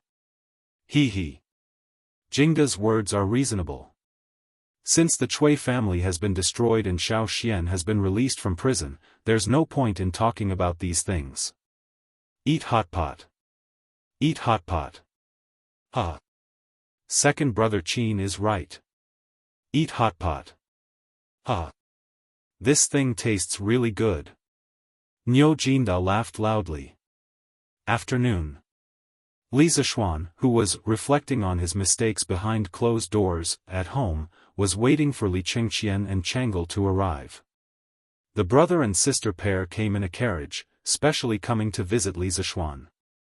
Xiao Xian, why do I feel that the heating in your house is warmer than in the Eastern Palace? Li Qingqian asked in surprise as soon as he entered the house. The recent changes in Chang'an city did not affect the progress of the heating in the palace at all. Now, the Eastern Palace, Lijiang Palace, Ganlu Palace, Chang'e Palace, and other places were all installed with heating. This thing could not be removed if one was used to it. Therefore, Li Qingqian had people install heating in Taiji Palace, which was the place where all the officials held morning court every day. This way, all the civil and military officials in the imperial court could enjoy the treatment of heating in their spare time. Li Zishuan smiled slightly and said, "He. How can the size of this house compare to your Eastern Palace? Qingqian, if you want to be warm, you have to install at least 3 times the amount of heating in the Eastern Palace, right?" The imperial palace buildings were much larger than ordinary houses in terms of length, width, and height. Under the same environment, if the palace wanted to be warm, it naturally had to install more heating. Li Qingqian patted his head and said in realization, "Yes. That's true. When I go back today, I'll have the craftsman quickly modify it." Li Zishuan smiled and looked at Chang'e. He asked, "Chang'e, when it's winter, the air outside is cold. You have qi disease, so it's best if you don't go out as much as possible. Also, you have to install more heating in your bedroom as much as possible. This can reduce the chances of you getting sick." Ever since Chang'e entered the house, her eyes could not move away from Li Zishuan. However, she was also afraid that Li Zishuan would notice her abnormal state. Therefore, she only occasionally looked at Li Zishuan so that no one could sense her thoughts. At this moment, when she heard Li Zishuan suddenly call her name, she was first shocked and then said, "Thank you, brother Xiao Xian, for your concern." However, Chang'e's palace has always been warm. Li Zishuan nodded. He suddenly thought of something and asked, "Chang'e, have you been practicing the Taiji fist that Yushi taught you?" Chang'e nodded crisply and said, "Yes. Changel has been practicing, and I feel much better than last year. Brother Xiao, do you want to see? Li Zishuan's forehead was full of black lines. Li Zishuan hurriedly shook his head and said, no, no, no. Changel, you've been practicing. Although this boxing technique may not be useful for your qi disease, it's still very beneficial for strengthening your body. What a joke. How many people could bear to see the princess of the Tang Empire practicing Taiji fist for you? Moreover, Li Qingxian was sitting next to her. Oh. Changel was slightly disappointed. She really felt that her Taiji fist was good and wanted to show it. However, with her special status, it was indeed inappropriate to show it in this kind of situation. Glancing at Li Zishuan's handsome face, Changel suddenly said, Brother Xiao, next time don't quarrel with my father, okay? When you quarrel, Changel doesn't know who to help. Changel, don't talk nonsense. Li Qingxian hurriedly patted his sister's arm and said. Li Zishuan was startled and then said with a wry smile, Changel, people are born in this world. Sometimes, they can't help themselves, and sometimes, they can't help themselves. However, I'm still very grateful that you and Qingxian spoke up for me in front of His Majesty 2 days ago. Otherwise, how could I have gotten out of prison so quickly? Chapter 11:14. How could one not be attacked when one was in the pugilistic world? Where there were people, there would be pugilistic world. Where there was pugilistic world, there would naturally be conflicts. Li Zishuan didn't want to have a conflict with Old Li, but many things couldn't be changed according to his subjective will. Inside the Li residence. Hearing Li Zishuan's bitter laughter, Changel frowned. After thinking for a while, she said something that made one not know whether to laugh or cry, all right then. But Brother Xiao, the next time you have a conflict with my father, remember to tell us in advance. That way, Brother Crown Prince and I can think of an excuse in advance and intercede for you in front of my father. Li Qingxian was speechless. Was his sister siding with her own family or someone else's family? Ahem. Changel, it's getting late. Let's go back. Otherwise, father and mother will be worried. He was determined not to stay here any longer. Otherwise, his sister might say something scary later. Although he wanted to stay and chat with Li Zishuan, he felt that the way Changel looked at Li Zishuan wasn't right. Brother Crown Prince, it's not even 5 p.m. yet. How is it too late? You haven't seen Brother Xiao for so long. Don't you want to catch up with him? Changel looked at the sky and said unwillingly. Li Qingxian almost vomited blood. He thought to himself, you're the one who wants to catch up, okay? Why do you have to drag me into it? Although he thought so, he couldn't say it out loud. After all, in front of outsiders, he had to leave some face for his sister, right? Changel is right. I do have a lot of things to talk to Xiao about. Then let's stay for another half an hour. Li Qingxian had no choice but to compromise. Li Zishuan couldn't help but feel happy. This scene was very similar to the scenes of people in internet cafes in his previous life. Manager, give machine number 5 another 2 hours. TSK, this scene was too beautiful. Hee. Changel looked at Li Zishuan gratefully. Then, she said to Li Zishuan, right. Brother Xiao. The song Dedication of Love that was sung in Chang'an City last time was composed by you, right? Li Zishuan nodded and said, yes. It's me. Why? Changel's eyes were twinkling, wow. Was it really composed by you? This song is so nice. The rhythm and lyrics were very different from the previous songs, but it was still very nice to listen to. I didn't expect Big Brother Little Xian to be proficient in music as well. Coincidentally, at this moment, Han Yushi brought over 3 cups of steaming hot tea and greeted with a smile, come. The weather is dry. Your Highnesses, have a cup of tea and moisten your throats. Husband. Drink some water. Xian's SS Li Qingqian and Changle hurriedly got up to thank her. Changle walked over and held Han Yushi's hand affectionately. How many times have I told you? Sister Yushi, you can just call me Changle. Why are you still so polite? The corner of Li Qingqian's mouth twitched when he saw this. He didn't know why his younger sister, who had always been quiet and gentle, behaved so familiarly here as though she was in her own home. Perhaps this was the uniqueness of Li Zishuan's home. Everyone here was very happy, and the atmosphere was always very warm. He. Blame me, blame me. Changle, drink your tea. Han Yushi didn't dwell on this small issue. She laughed and said, what were you talking about earlier? When I came in, I saw you chatting so happily. Oh. We were talking about the song Dedication of Love, that was widely sung in Chang'an City a while ago. Brother Xiao Xian is so awesome. He's good at studying, good at martial arts, and even knows how to compose songs. Sister Yushi, you're so lucky. Changle held the teacup and said with sparkling eyes. Han Yushi looked at Li Zishuan with jealousy. She also admitted that Dedication of Love was indeed nice, but the person Li Zishuan taught was not her, but the top courtesan of 100 Flowers Tower, Fang Fian. Although she didn't say it out loud, she couldn't help but feel a little sour in her heart. Stop praising me, Changle. If you continue, Brother Xiao Xian will go to heaven. The corners of Han Yushi's mouth held a smile as she spoke. Pfft.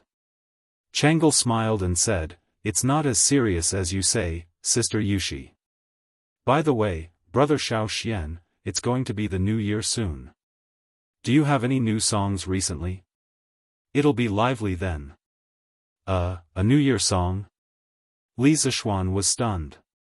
Anti-songs, good luck, I wish you good luck. Echoed in his mind. He hurriedly shook his head.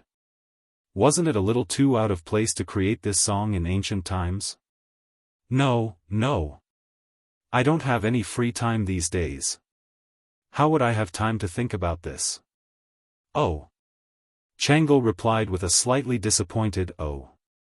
Li Qingqian then asked, Xiao Xian, speaking of the new year, Curious Pavilion Workshop has made a lot of money this year. And I didn't expect that there would be so many big deals as the new year is approaching. This is a good sign. Curious Pavilion will definitely be more glorious in the coming year. Li Qingqian had shares in Curious Pavilion, as well as Changle. So when he saw that Curious Pavilion had made a lot of money in the past year, Li Qingqian was so happy that he couldn't close his mouth. So many big deals recently. What kind of deals? Why didn't I know? Li Zishuan listened to the end, but he was puzzled. Husband, it's like this. Han Yushi hurriedly took over and said, 2 days ago, Faubert came to our house to look for you, but you weren't there at the time. I asked Faubert what happened, and Faubert said that he didn't know why the news of the heaters suddenly spread. Many people went to the workshop and asked Faubert to customize a set of heaters for their house. The price was negotiable. Many of them represented the officials of the imperial court. Faubert didn't want to offend them, so he came to ask for your opinion. Then, wife, did you agree? Li Zishuan asked. Han Yushi nodded and said, if you don't agree, it's a small matter if you don't make money, but it's a big matter if you offend people. Since our house is open to doing business, there's no need to offend people because of such a small matter. Yes. Wife, you're right. But in this way, can the workshop's coal furnace and honeycomb coal production keep up? He didn't intend to introduce the heaters to the market so quickly at first, because it needed to be customized for every household. It was very troublesome and time-consuming. However, since so many people came to buy it with a small amount of money, he didn't need to reject them. I've also asked Faubert about this, and he said that it can keep up. Han Yushi replied. Xiao Xian, you should be content. The workshop can now make nearly 1,000 strings of cash by customizing a set of heaters for every household. Where else can you find such a good business? But you have to thank my father.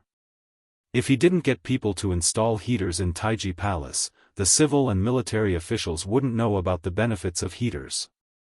Li Qingxian laughed loudly. Li Zishuan was secretly speechless. A customized set of heaters could make nearly 1,000 strings of cash. There were so many rich people in Chang'an City. Chapter 11:15. Oh. Husband.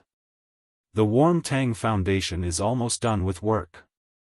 There are close to 60,000 poor people around Chang'an City.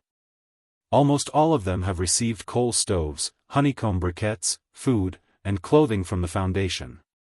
Now, there are only some finishing touches left. As for Dr. Sun, he has already held free medical services in 7 counties. I estimate that he will only be able to visit all 20 counties after the new year. At the mention of the workshop, Han Yushi thought of the Nuan Tang Foundation and asked softly. 60,000 households? They've finished delivering so quickly? Li Zishuan was surprised. It's all thanks to the assistance of the people sent by the Crown Prince. Otherwise, it wouldn't be so fast. Han Yushi pursed her lips and smiled. Li Qingxian said half-jokingly. This winter, Xiao Xian, you've not only brought warmth to the poor, but also to the rich. Li Zishuan couldn't help but smile. He thought for a moment and said, then let's reward the students tonight. Let's have a hot pot together. It'll be lively. 600 people eating hot pot together? That's a good idea. I'll be there too. After hearing Li Zishuan's suggestion, Li Qingxian's eyes lit up. Changle's eyes also sparkled. She was eager to give it a try. Qingxian, don't even think about it. The students are eating hot pot at the academy tonight. How are you going to come back if you go? Li Zishuan said mercilessly. The brother and sister pair immediately wilted. Han Yushi smiled. Then, she seemed to have thought of something and suddenly said, Husband, His Majesty said that he wants you to reflect on yourself at home for 2 months. You can't go tonight, right? Silence. But then, Li Qingxian laughed loudly. That's good too. None of us can go. This guy was clearly taking pleasure in his misfortune. Li Zishuan rolled his eyes and said with a smile, His Majesty said that I'm grounded at home for 2 months, but I was still at the Supreme Court this morning. So strictly speaking, these 2 months should start from tomorrow. I can still go out tonight. Poochie. Changle giggled. Her delicate little face was like a blooming white orchid, fresh and refined. She was really charming when she looked back and smiled. She had the potential to be the most beautiful woman in the world at such a young age. She covered her mouth and said happily, Big brother Xiao Xian, you're really cunning. If Imperial Father finds out, he'll definitely be furious. Imperial Father is so angry, why are you still so happy? Of course, this was only what Li Qingxian thought in his heart, and he wouldn't voice it out at a time like this. At this moment, he first glanced at Changle and then looked at Li Zishuan. Little Xian, you're clearly twisting words and forcing logic. If my Imperial Father knew about this, he would definitely come looking for trouble with you. I think you'd better not go. It's just hot pot. Han Yushi nodded, indicating that she agreed with Li Qingxian's words. Since ancient times, the words of the emperor had always been of great weight. There was basically no official like Li Zishuan who didn't take the emperor's words seriously and always wanted to take advantage of loopholes. Han Yushi felt that if this went on, it wouldn't be good if Li Zishuan came to settle accounts at an opportune time. Li Zishuan glanced at Li Qingxian in annoyance. Suddenly, his eyes lit up and he said, Hey! His Majesty only ordered me to be grounded at home to reflect, but he didn't specify which home. I'll stay in Yunshan to reflect these 2 months. This way, it won't be considered disobeying His Majesty's imperial edict. He was so insistent on going to Yunshan to make hot pot for the students. First, it was to reward them. Recently, these students had been running around for Operation Warm Winter. Second, a few days ago, the people had caused a ruckus in the Chui family. If it weren't for the students maintaining order on the spot, many dirty things would have happened.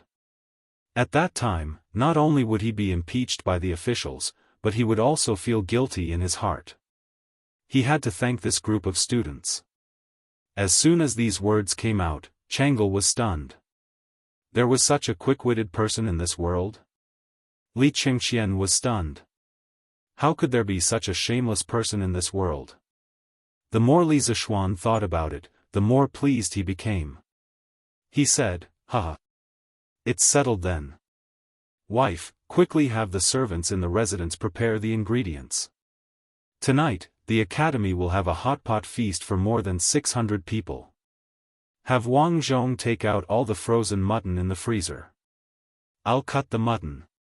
Han Yushi was stunned, then she nodded and said, "Okay. Husband, please wait a moment. I'll go arrange it right away." Although the mutton in the freezer at home was reserved for the new year in a few days, Han Yushi saw that Li Zishuan was in high spirits and didn't want to dampen his spirits. At worst, she could just buy some more in a few days. "Qingqian, Changle, have you eaten hot pot in the palace before?" "Yes, yes. We've eaten." The siblings nodded fiercely. Not only had they eaten it before, they had eaten quite a bit. Then who cut the mutton in the palace? Li Zishuan was suddenly curious and asked. Li Qingqian looked a little embarrassed. He looked around and said, "I heard Imperial Father say that Steward Zhao and the old consecrators in the palace took turns cutting it." The corner of Li Zishuan's mouth twitched. He didn't think that his initial worry would become a reality. Old Li was really deranged. For the sake of good food, he didn't even care about his face. "Okay. Then I'll have to cut the mutton next. I don't have time to accompany you. You two can do as you please. Anyway, you two seem to be more familiar with this residence than I am." Li Zishuan waved his hand speechlessly. Then he turned and left to cut the mutton. Li Qingqian and Changle looked at each other, then followed Li Zishuan out the door. In the kitchen of the Li residence, the two of them witnessed the peerless swordsmanship of a grandmaster expert. Only then did they understand why the mutton they ate in the past had to be cut by Zhao Song or the imperial consecrators personally. It was because ordinary people couldn't possibly have such amazing and dazzling swordsmanship. After admiring Li Zishuan's peerless swordsmanship for a while, Li Qingqian saw that it was getting late. He quickly pulled Changle back to the palace. Everyone in the Li residence was busy. Madame Li and Li Jingma didn't have any objections to Li Zishuan treating the students to hot pot. In their opinion, their son had just been released from prison and should be celebrated. However, they were a little dissatisfied that Li Zishuan was going to Yunshan to do closed-door cultivation. It was almost the new year, and Li Zishuan was obviously going to Yunshan for the new year. However, the old couple still couldn't bear to leave their home in Chang'an City. However, these were all trivial matters. With Madame Li's love for her son, she was naturally obedient. As for Li Jingma, what choice did he have? At 5 in the afternoon, Li Zishuan and his family, along with dozens of servants, set off for Yunshan. Li Zishuan planned to give up 2 villas in Yunshan for his parents, as well as the Yi family's Yi Guochong and old Madame Yi to temporarily live in. This way, the family wouldn't feel crowded even if they spent the new year in Yunshan. As for Li Zishuan, he went to the Warm Tang Foundation and personally waited for the students who had gone to the nearby counties to send warmth back. Chapter 11:16. Master. Yamacho, you're here. When Li Zishuan arrived at the Warm Tang Foundation, there were a few people lining up outside to donate money. In the courtyard, Iron Egg and Meng Wenhao led the 3rd Brigade to help with the donation collection. Seeing Li Zishuan, who had disappeared for many days, suddenly appear, Iron Egg and Meng Wenhao put down their work and came over to greet him with a surprised expression. How are you? Have you been busy recently? Li Zishuan asked with a smile. Meng Wenhao looked at Li Zishuan from head to toe and asked instead of answering, Yamacho, I haven't seen you recently. Are you alright? Iron Egg also looked over with a worried expression. Although he didn't know the inside story, he had vaguely sensed that something was wrong in the past 2 days. What could have happened to me? I've just been busy with writing books recently. Don't worry about it. Li Zishuan waved his hand and said lightly. Yamacho, you've really been writing books recently? What do you mean by really? Are you saying that it's fake? No, I thought Sun Zifan was lying to us. After all, that guy doesn't speak the truth. Meng Wenhao scratched his head suspiciously, then replied, we haven't been that busy recently because there aren't as many people coming to donate money as before. Maybe it's because it's almost the new year? The people are busy stocking up on New Year goods now. After the initial madness of the donation storm caused by the Warm Tang Foundation, people had gradually returned to rationality.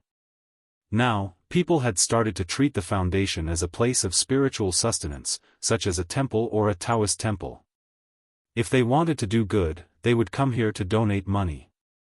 Not only could they accumulate merit, but they could also seek peace of mind. Are there fewer people donating money? Li Zishuan muttered thoughtfully in a low voice. After a while, he asked again, are there statistics of the foundation's donation consumption these days? It's done. Meng Wenhao nodded. He ran into the room and took out an account book. After turning to one of the pages, he said, the Academy's Operation Warm Winter has consumed a total of 43,512 strings of cash so far. As for Dr. Sun, because he needs to consume a lot of herbs every day, he has consumed a total of 5,074 strings of cash. So the total is 93,586 strings of cash. These accounts have already been calculated by all the members of the 3rd Brigade. More than 90,000 strings of cash. Thank goodness. Even if Sun Simiao were to provide free medical services in all the counties around Chang and City, the total cost would only be around 200,000 strings of cash. The foundation can still afford it. Li Zishuan thought for a while and sighed. When will the rest return? Li Zishuan asked again. Iron Egg glanced at the door. Should be soon. Coincidentally, at this moment, the sound of footsteps came from outside the door. There were also some youths talking and laughing. We're really lucky today to have met such a big rabbit. TSK, let's sneak to the west of the academy and roast the rabbit tonight. Hee. That's a good idea. The roast chicken from last time really makes me miss it. TSK. These 2 rabbit legs are mine. I was the one who injured the rabbit. Otherwise, you wouldn't have been able to catch up with Chu Mo. Bullsh *T. Even if you weren't there, I could still catch up with him. Needless to say, these were the bastards who had sneaked out of the academy to steal chickens during the military training. Li Zishuan's old face darkened. He secretly thought that this bunch of brats really didn't learn their lesson. They wanted to sneak out of the academy at night to barbecue again. Most importantly, these bastards didn't even call him along when they went out to barbecue. He couldn't tolerate this. Ahem. In order to show his presence, Li Zishuan put his hands behind his back and coughed a few times with a serious face. Gosh. Shao.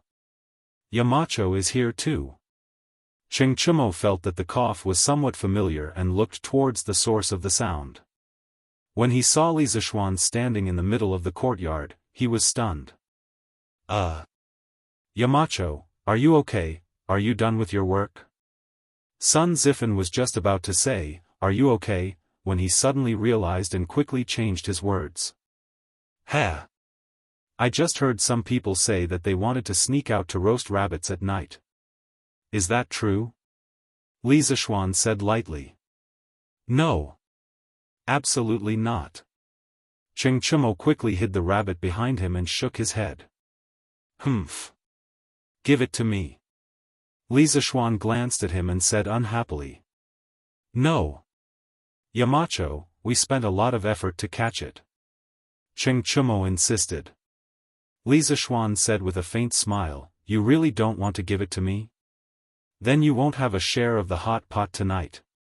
Hot pot? Yamacho, you want to treat us to hot pot? Li Tai's eyes lit up. He was the first batch of people to try hot pot.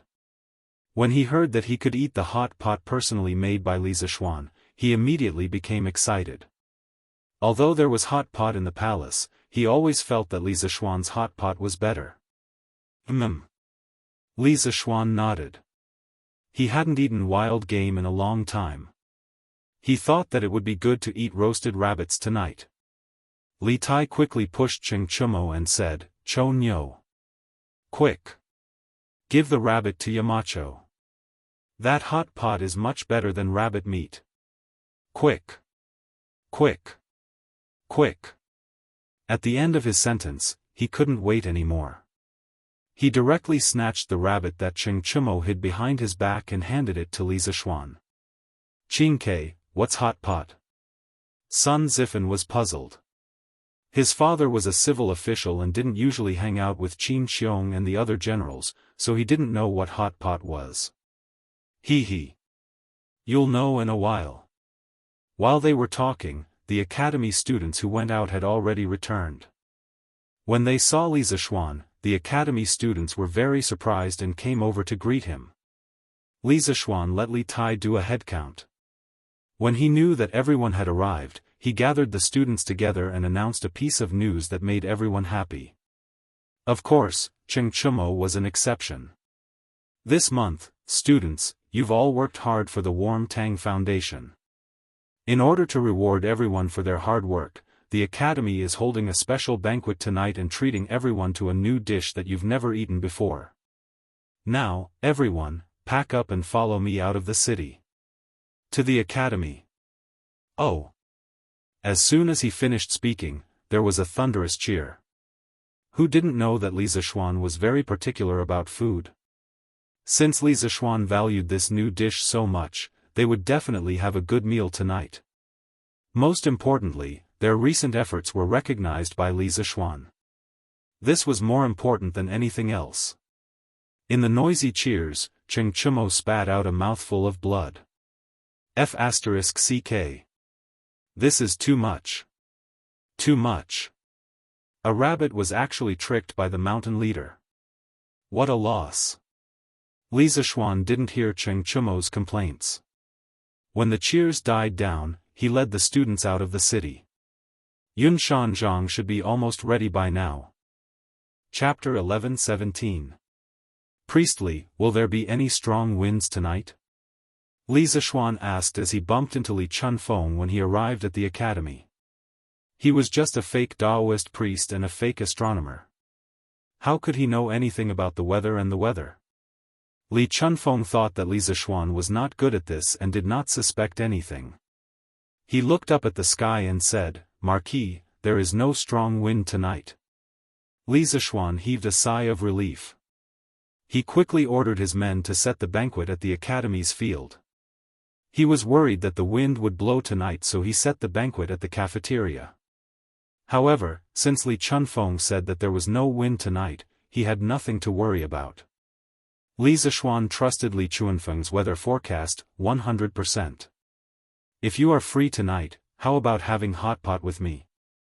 Although Li Chunfeng was not an official teacher of the academy, Li Gang had assigned him a dormitory because he often observed the sky at night in the Cloud Mountain. This way, he would not have nowhere to stay at night. Since the Marquis has invited me, how can I not go? This is the first time I've heard of hot pot. Today is a good opportunity to broaden my horizons. Li Chunfeng placed his hands behind his back and chuckled.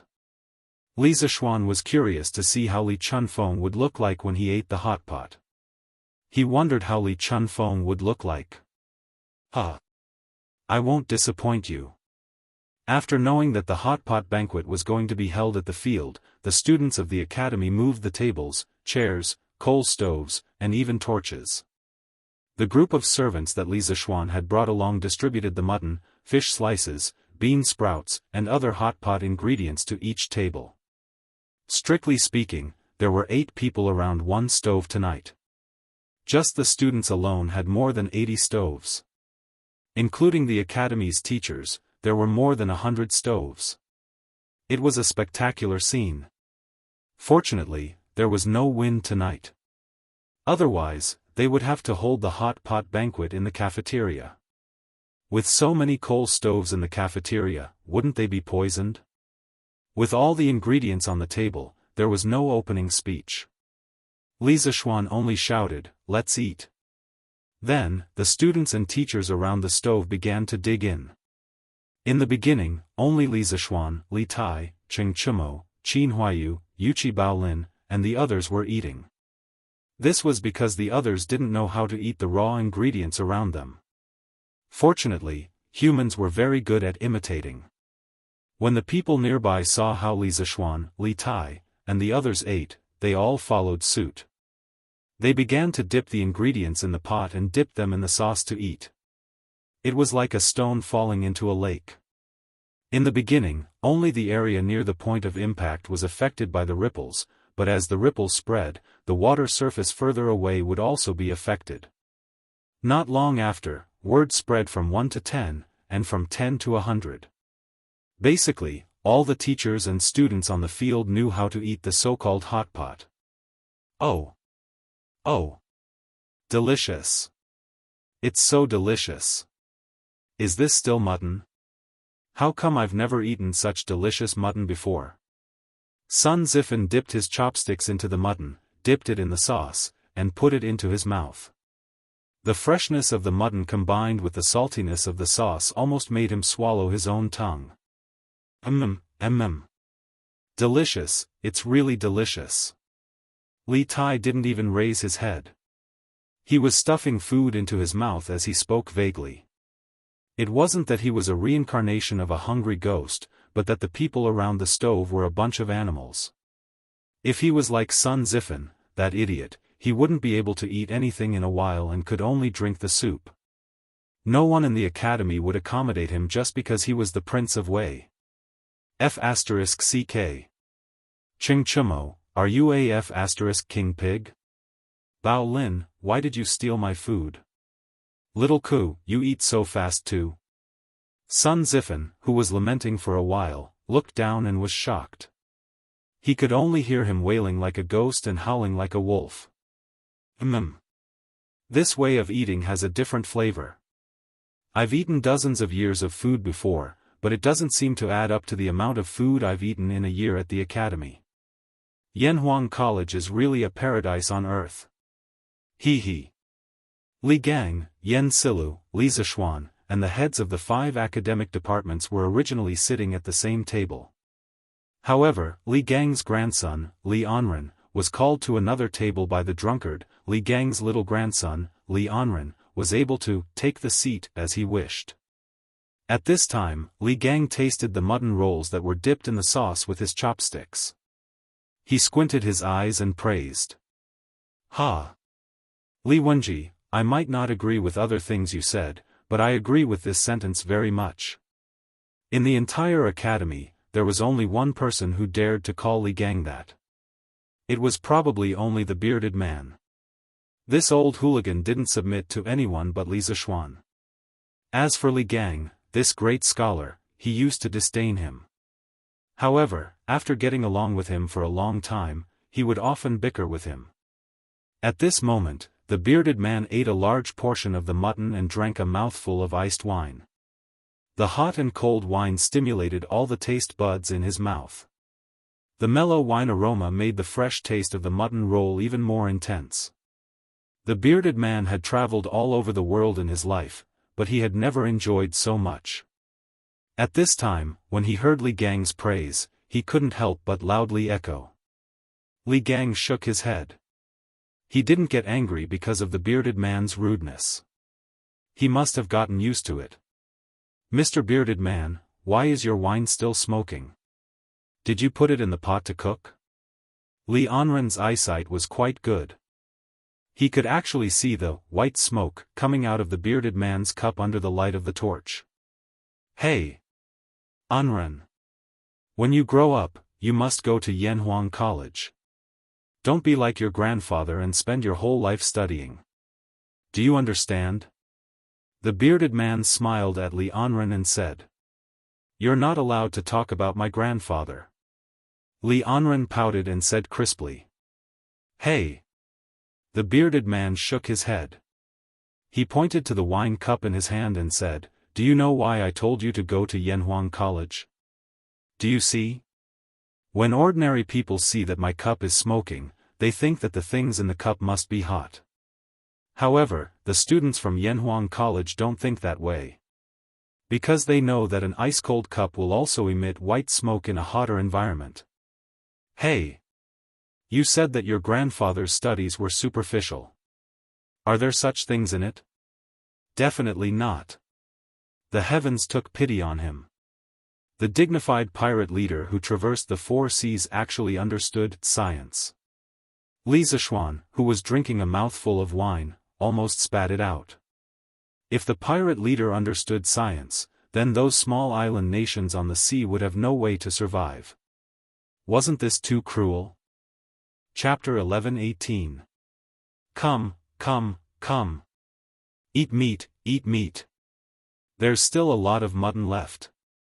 During the meal, Li Zishuan kept persuading Li Gang, Yen Silu, and the rest to eat more mutton. As for himself, he only took a few bean sprouts. Ma Zhou was touched. He thought that Li Zishuan would leave the meat for them and only eat vegetables. "Yamacho, you should eat some mutton too. There's still so much left. We can't finish it with so few people." Ma Zhou wanted to rinse the mutton with his chopsticks and put it into Li Zishuan's bowl, but Li Zishuan quickly stopped him. "Hey, hey, hey! Stop, stop, stop! Brother Ma, I'm allergic to mutton. I can't eat mutton. So, to prevent me from getting sick, you must finish all the mutton on the table. If you don't finish it, you're not giving me face." In a moment of desperation, this guy started to talk nonsense. Yamacho, what's allergy?" Ma Zhou said with a puzzled expression. Li Zishuan was stunned. He quickly explained, "It's just that you're not used to it. You'll feel uncomfortable all over if you eat it." "Oh. There's such a thing?" Ma Zhou was even more puzzled. How could anyone eat mutton until they felt uncomfortable? Seeing old Ma's dumbfounded expression, Li Zishuan hurriedly called out, "Mr. Li, Mr. Yen, Mr. Mo, hurry up and eat. And Ren, hurry up and eat. You have to know that you can't eat this kind of tender mutton anywhere else." Although the few big shots of the academy felt that Li Zishuan was a little strange, they couldn't pinpoint what was strange about it. They could only eat as they were told. "Young master, I've brought the things you wanted." Halfway through the hot pot, Senbao came over and whispered in Li Zishuan's ear. I got it." Li Zishuan nodded and replied softly. The ears of the bearded guest, who was eating large chunks of meat and drinking large bowls of wine, trembled slightly, but he did not take any further action. After a while, Li Zishuan left the table without anyone noticing. But after a while, the teachers and students on the field smelled that something was wrong. Why did he say that he smelled something wrong? Because it smelled so good. What was that smell? It smells so good. Oh. It smells like barbecue. Look. Yamacho is barbecuing meat. A group of people raised their heads and sniffed, trying to find the source of the fragrance. Someone shouted, and everyone's eyes instantly turned to Li Zishuan. Li Zishuan was leisurely barbecuing a rabbit on a square grill. He kept turning it while sprinkling salt, pepper, cumin, and other condiments on it. The rabbit's body was already golden brown, and drops of oil dripped from it from time to time, making sizzling sounds when they landed on the flames. Just looking at this rabbit was enough to whet one's appetite, not to mention the waves of fragrance that were constantly wafting in this direction. The teachers and students on the field all looked eagerly at Li Zishuan. F***ck. That's my rabbit. Burp. Cheng Chumo sighed and couldn't help but burp. Who asked him to eat too quickly just now?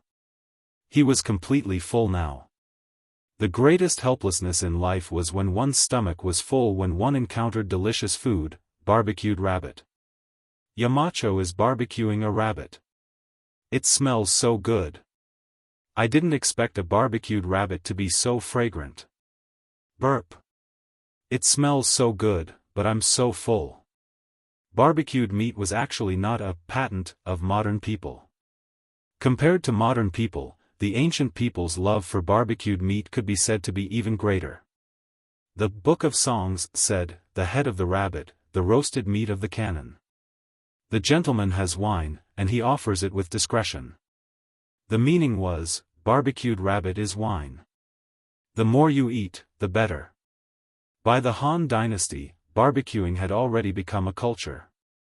According to historical records, Emperor Gaozu of the Han Dynasty, Liu Bang, often barbecued deer liver raw to go with wine.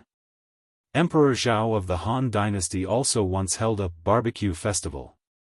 As the saying went, if a worker wants to do a good job, he must first sharpen his tools. As early as the end of the Warring States period, cloud-patterned square grills specialized in barbecuing appeared. The grill that Li Zishuan was using now had a rough outline similar to the cloud-patterned square grill. Sanbao found it in the workshop at the foot of the mountain. Although the barbecued rabbit was fragrant, the students' stomachs were already full. They could only snort the rabbit. Tsk. It should be about time. Under the watchful eyes of the crowd, Li Zishuan put the rabbit meat to his nose and took a sniff. He clicked his tongue and sighed. Everyone's face was full of black lines. They secretly thought that their Yamacho was too despicable. They clearly had better food, but they left it for last. Eat. Why are you all looking at me? Hurry up and eat. Whoever has leftovers on the table tonight will have to wash all the dishes today. Li Zishuan pointed at Cheng Chumo's table and said loudly. All the students were shocked. What a joke, how many bowls and chopsticks were there? Wouldn't it be tiring to wash all of them? So, F***ck. Cheng Chumo. These dishes are clearly on your plate. Why did you put them in my bowl? Bullsh**t. They were yours in the first place. There was a commotion from the crowd. Li Zishuan didn't pay any attention to these students. He carried the roasted rabbit and walked back to his previous table. Come. I just finished barbecued rabbit. Mr. Li, Mr. Yen, Mr. Mo, Mr. Su, Mr. Xiao, Brother Ma, do you all want some? Li Zishuan put the rabbit on an iron plate and took out a dagger from somewhere. He smiled and said to the people around the stove. Yamacho. You're really, burp, I'm not eating anymore. I really can't eat anymore. Ma Zhou wanted to say that Li Zishuan was despicable, but halfway through, he couldn't help but burp. He shook his head and waved his hand. Everyone else was speechless. Li Anren's little face was bitter. Brother Xiao Xian, this rabbit meat is really fragrant. But Anren's stomach is too full. Brother Xiao Xian, can you leave some for Anren to eat tomorrow? Li Zishuan laughed loudly and said, Good. I'll leave a rabbit leg for Anren. Hey! Yamacho! Since you gentlemen have no more space in your stomachs, why don't I help you share the burden? Suddenly, the bearded guest came behind Li Zishuan with a wine bowl and said. He had been paying attention to Li Zishuan's movements. When Li Zishuan first started barbecuing the rabbit, he saw it and immediately slowed down his eating speed. In addition, his martial arts realm was the best in the world. Not to mention one rabbit, even if there were two, he could finish it. This time, it was Li Zishuan's turn to be helpless. He only wanted to be mischievous, but the bearded guest didn't let him be. How depressing. Since Mr. Zhang-san can still eat, then please. Li Zishuan invited with a smile. Then I'll drink a few cups with Yamacho. The bearded man laughed heartily, while Li Zishuan held his forehead with his hand, feeling a headache coming on. Chapter 11:19.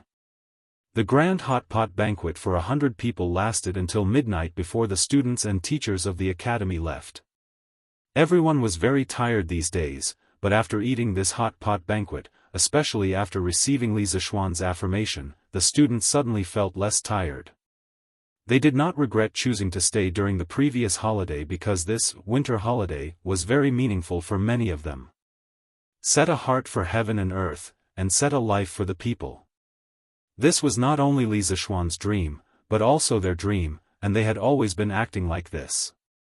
They had walked a long way on this road, but there was still a long way to go. Fortunately, for everyone, they were not alone on the road ahead. They all had a group of like-minded companions to forge ahead together. When Li Zishuan returned to the courtyard, Han Yushi had already fallen asleep. As for the other two courtyards, when he came back and passed by, he found that the lights inside were already out. Presumably, his father, mother, grandfather, and grandmother had already fallen asleep. After all, it was close to the end of the year, and he suddenly decided to spend the new year in Yunshan. His father and mother would definitely have a lot of things to arrange the next day. Li Zishuan did not wake up the two maids, Xiaohe and Xiaoxi. He casually washed up and quietly went back to his room to sleep. 2 months. I can have another 2 months of holiday. Li Zishuan lay on the bed and looked at the ceiling. He could feel his wife's gentle breathing beside him and could not help but sigh in his heart. Being grounded for 2 months was torture for others, but for him, it was a holiday. Since Yanhuang College was established, he basically did not have a day of leisure. If he was not busy at the academy, he would be giving advice at the workshop. Now that he had 2 months of holiday, he should spend some time with his family. After all, he worked so hard to earn a family business, so that everyone in the family could live a carefree life and not be bullied by others. Imperial Palace, Lijiang Palace. Li Er had just finished reviewing the memorials and came to Empress Zhangsun to lie down. He suddenly muttered, I heard that Li Zishuan is treating the students of Yanhuang College to hot pot in Yunshan tonight. This stinking brat actually ignored my order of confinement. How preposterous. Empress Zhangsun was stunned. Chang'e and Li Qingxian didn't tell her or Li Er about this after they returned to the palace. After being stunned for a moment, she said, Your Majesty, you only restricted the Marquis of Yong'an, but you didn't specify where. He had a home in Yongla Lane, and he also had a home in Cloud Mountain. So strictly speaking, he is not disobeying His Majesty's decree. Although she understood that Li Zishuan was not really angry, Empress Zhangsun still defended him because she knew that Li Zishuan's role in the Tang dynasty was irreplaceable. Li Er was amused. Humph. No wonder this brat dared to go to Cloud Mountain so openly. It turned out that he had such a plan. Maid Guanyin, look at how bold he is to play petty tricks in front of me. Empress Zhangsun covered her mouth and laughed. It's mainly because Your Majesty is broad-minded. Otherwise, the Marquis of Yong'an wouldn't be like this. This is the sign of a prosperous era. Let's not talk about it. Let me see if Maid Guanyin is broad-minded or not. Li Er suddenly laughed evilly. His hands and feet started to move, which naturally caused a wave of coquettish anger. Your Majesty. The next day, Li Zishuan originally planned to sleep in, but things like biological clocks couldn't be changed so easily. Just after 7 in the morning, he got up. When he went downstairs, he saw his father, mother, and the 3 members of the Yi family all come over. Although their family lived in different courtyards, they still ate together. The distance between the courtyards wasn't far. Little Xian, your Yanhuang College is really imposing. Previously, grandmother heard that you built an academy in Nanyang. She thought it was just a few straw huts, but how is this a straw hut? It's simply a paradise on earth. After dinner, I have to go to the academy to take a good look. Oh, right, does your academy allow outsiders to enter? Seeing Li Zishuan come down, old Madame Yi happily chattered. Yi Guozhong, who was beside her, was also moved. However, due to the restraint of an elder, he didn't say anything. He only stroked his beard and kept glancing at Li Zishuan. Li Zishuan couldn't help but laugh. Grandmother, the academy naturally doesn't allow outsiders to enter. However, since you want to go, you can go as many times as you want. Old Madame Yi was excited at first, but then she waved her hand and said, that won't do. Although grandmother can't help you much, I can't break the rules you set. Grandmother can just take a look from outside. Compared to those people in his previous life who liked to use connections to get in through the back door, this grandmother of his was really kind and reasonable. Li Zishuan couldn't help but sigh in his heart. Mother. The academy is on holiday now. You can go and take a look if you want. It's not considered breaking the rules. Yi Yuzhu hurriedly persuaded. Li Zishuan also nodded and said, Grandmother, my mother is right. The academy is on holiday now. You can go as you wish. Old Madame Yi then replied, haha. That's good. Since it's not considered breaking the rules, I'll go and take a look today. After breakfast, the Yi family of 3 went to Yanhuang College accompanied by Mrs. Li. Li Zishuan wrote a note and handed it to Han Yushi. He said, Yushi, if you go to the foundation today, remember to hang this message outside the foundation's gate. Han Yushi looked at the content of the note strangely and was suddenly shocked. She said, Husband, this. Did His Majesty agree to this? Li Zishuan said proudly, Of course. Look at what you're saying, wife. If His Majesty didn't agree, how would your husband have the guts to make a private decision? Han Yushi patted her chest and sighed in relief. She said, Phew. That's good. I'm going to the foundation today, so I'll help my husband announce this announcement. Be careful, wife. Latest announcement, from this year onwards, the businessman who donates the most to the Warm Tang Foundation will be awarded the title of Righteous Businessman by the Imperial Court. Today, the Warm Tang Foundation opened its doors as usual. Although there were fewer people who came to donate money than usual, there were still some people. The people in line quickly realized that the foundation today was different from usual. There was an eye-catching sign at the entrance, and the words on the sign were as follows. Everyone was shocked. Righteous Businessman. The Warm Tang Foundation actually had the power to be recognized by the Imperial Court as a righteous businessman. This was serious news. Chapter 1120. Old Master. Old Master. Big news. Big news. Chongren Lane, Chao family's courtyard. A servant in a green shirt and a gray hat rushed in and said as he ran. Old Master Chao was flipping through the latest issue of Datong Daily. Datong Daily had developed to this point. Other than reporting on recent news, there were also many business opportunities in it. For example, there was a shortage of coal in Bing Province and Qinzhou. For businessmen, if they could capture business opportunities immediately, it meant that there was a chance to make money.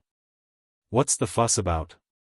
Chao Wendong frowned when he heard the servants shouting outside. Old Master. Big news. Today, a notice was posted in front of the Warm Tang Foundation.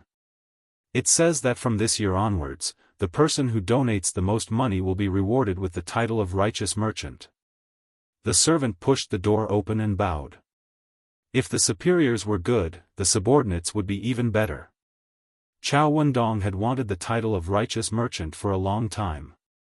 The servants of the Chao family naturally paid attention to this news.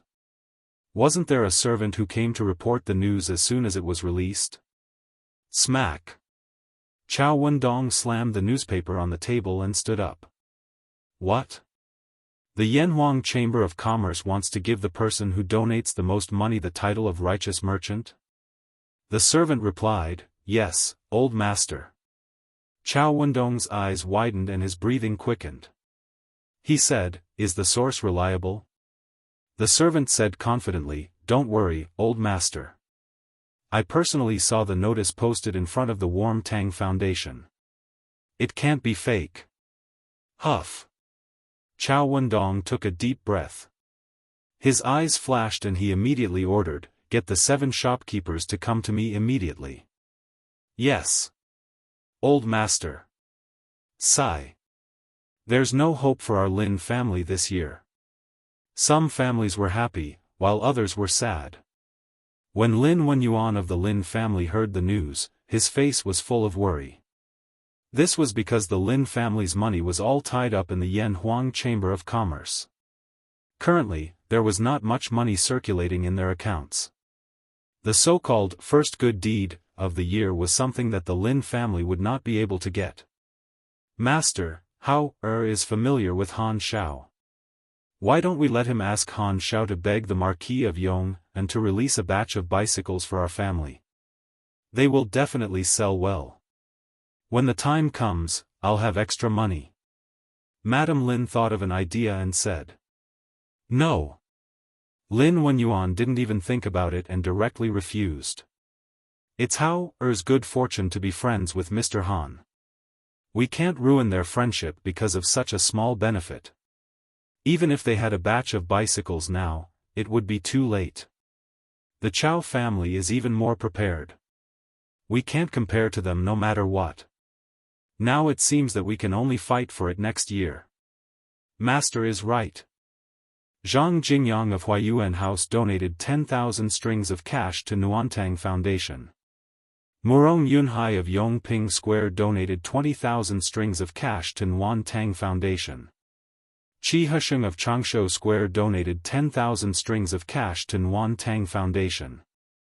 The Warm Tang Foundation, which had been quiet for almost 10 days, suddenly became lively again. All kinds of large donations came in, attracting circle after circle of passers-by. The popularity of the event was even greater than before. Yo! Why are there so many people donating money today? And they're all donating 10,000 strings of cash. What's going on? TSK. Didn't you see the notice on the door? From this year onwards, the Nuantang Foundation will give the title of Righteous Merchant to the businessman who donates the most money every year. It's already the end of the year. Aren't those who want the title of Righteous Merchant in a hurry? Oh. I was wondering why that was. So that's why. Hey. This way, the Nuantang Foundation can receive more donations and help more poor people in the future. Of course. I saw the students of Yanhuang College in Xinfeng County yesterday delivering coal stoves and clothes to Zhao Ermatsi's family. The Nuantang Foundation is really doing this for our good. Your Majesty is wise.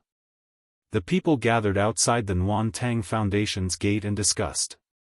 At the same time, they were praising the notice because they all knew that the more donations the Nuantang Foundation received, the more poor people would be able to improve their lives.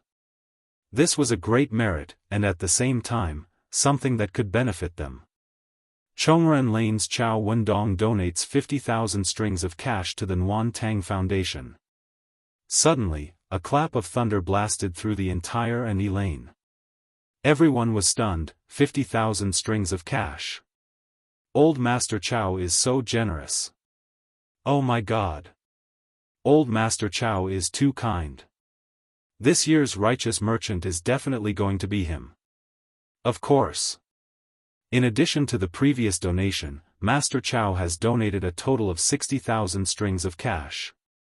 Li Er did not know that the people were praising him. However, when he heard about the notice posted by the Nuantang Foundation after the morning assembly, his old face immediately darkened. Bastard! That brat dares to make a decision on his own? Who gave him the guts? Li Er slammed the table and stood up angrily. Your Majesty, please calm down. Empress Jiangsun brought a bowl of lotus seed soup over and happened to see Li Er throwing a tantrum. She quickly came over to console him. Humph. Guanyin, look. Isn't that brat getting bolder and bolder? Li Er threw the booklet in his hand on the table and snorted. Empress Jiangsun put down the lotus seed soup and picked up the booklet. She opened it and read it seriously. A moment later, she frowned and said hesitantly, Your Majesty, I feel that with the Duke of Yong'an's personality, he would not act on his own in the face of such an important matter. Your Majesty, please think carefully. Did you promise the Duke of Yong'an to do this? Li Er raised his eyebrows. Guanyin, you don't believe me? I wouldn't dare. Empress Jiangsun hurriedly bowed. Your Majesty is busy every day, so it's inevitable that you will remember some things incorrectly. Although the Duke of Yong'an is somewhat frivolous on the surface, he would not be so rash when it comes to matters of right and wrong. Therefore, I would like to be so bold as to ask your Majesty to recall. Li Er shook his head.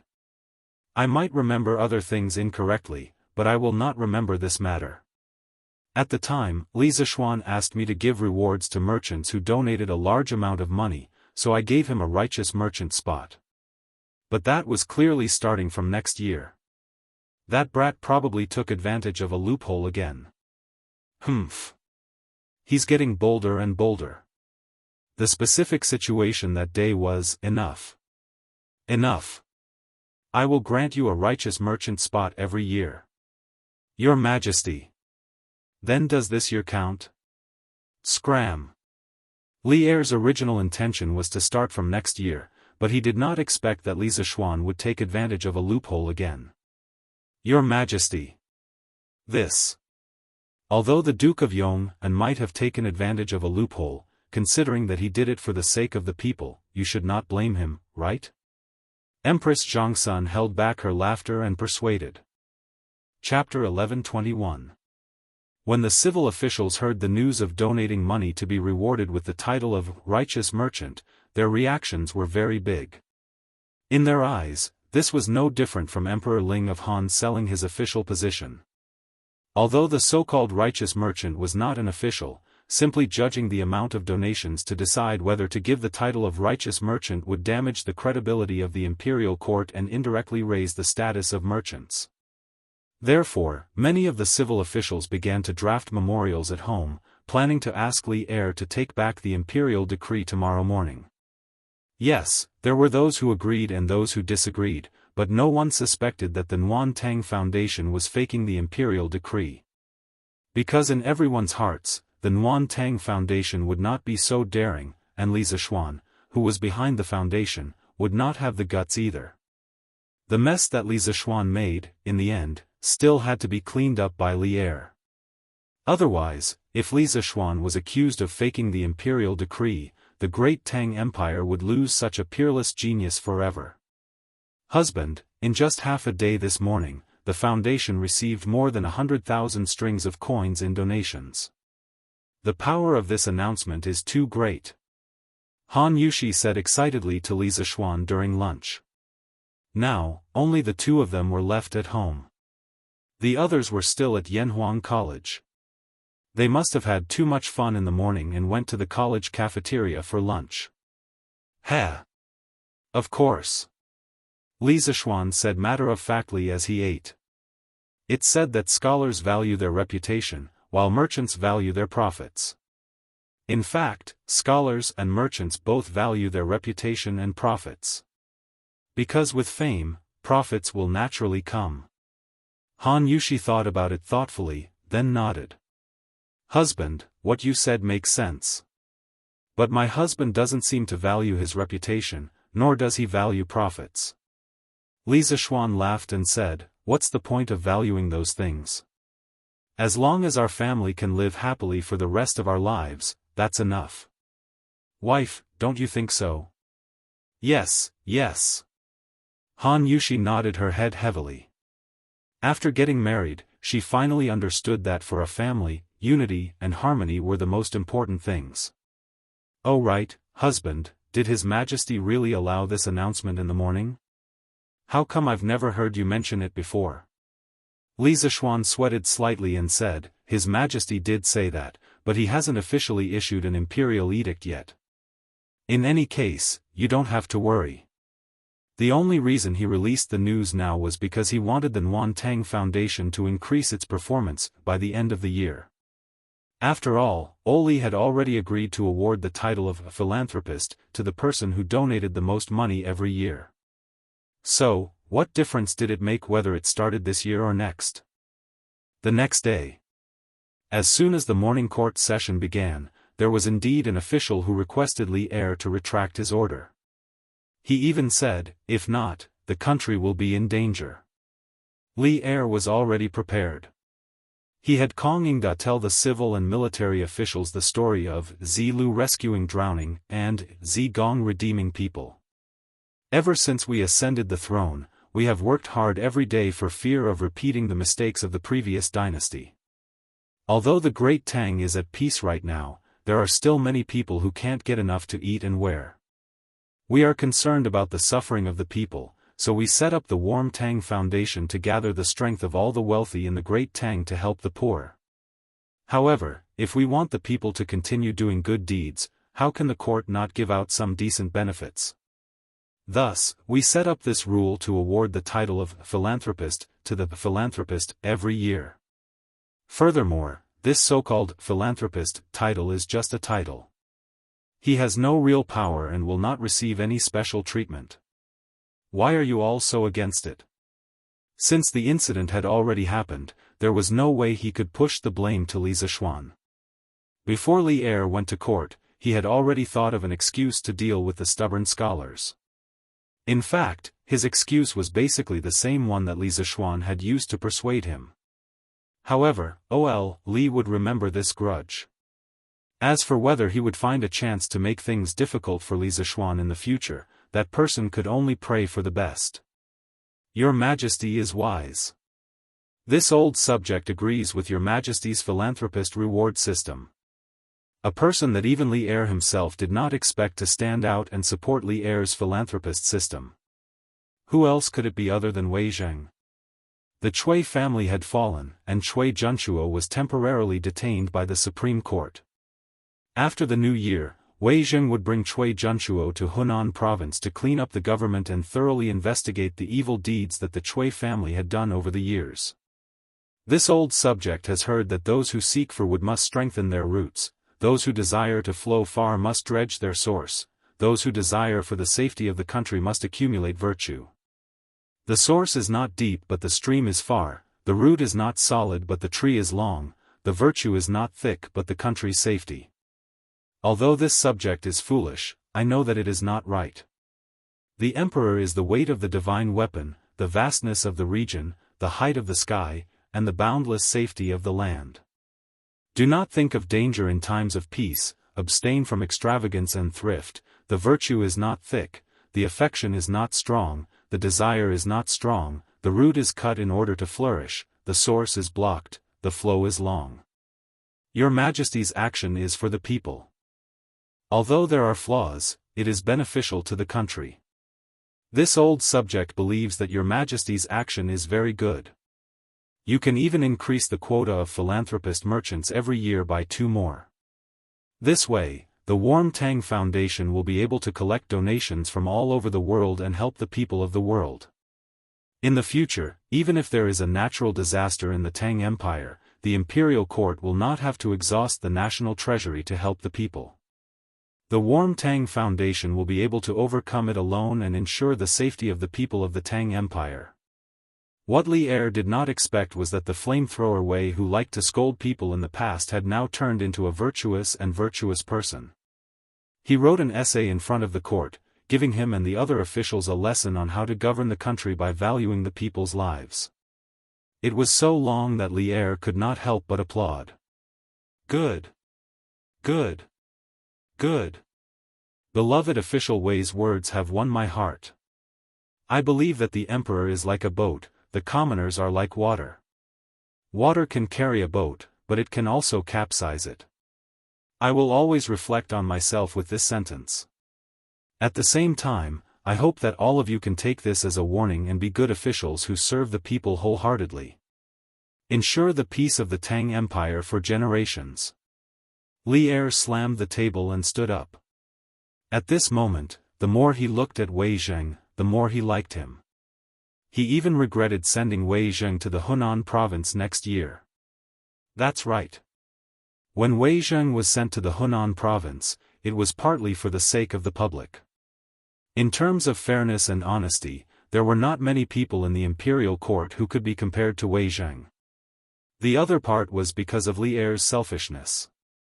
He wanted to have a few days of peace. But now, old Li was a little regretful. If Wei Zheng, this mirror, left, would he be so complacent that he would make a foolish decision? Left Minister Wei's words are like pearls of wisdom. This old subject is enlightened after hearing them. This old subject also agrees with your Majesty's reward system for philanthropist merchants. Li Er's water can carry a boat, but it can also capsize it, shocked the officials. The civil official number 2, Fang Xianling, immediately stood up and clasped his hands. Seeing this, the civil official number 1, Zhang Sun Wuji, also stood up and said, "This old subject agrees." Since the two of them supported Li Er, the rest of the officials could not do anything even if they objected. In the imperial court, there were voices of seconding. Chapter 11:22. If Li Zishuan had attended the morning assembly today, he would have screamed, F***ck, because Wei Zheng's 1,000-word proverb was basically the original text of the famous 10 Thoughts on Admonishing Emperor Taizong. However, the 10 Thoughts on Admonishing Emperor Taizong was written in the 17th year of Zhengguan. It could only be said that as a transmigrator, some things could be changed, but some things could not be changed no matter what. This was fate, and also the cycle of the heavens.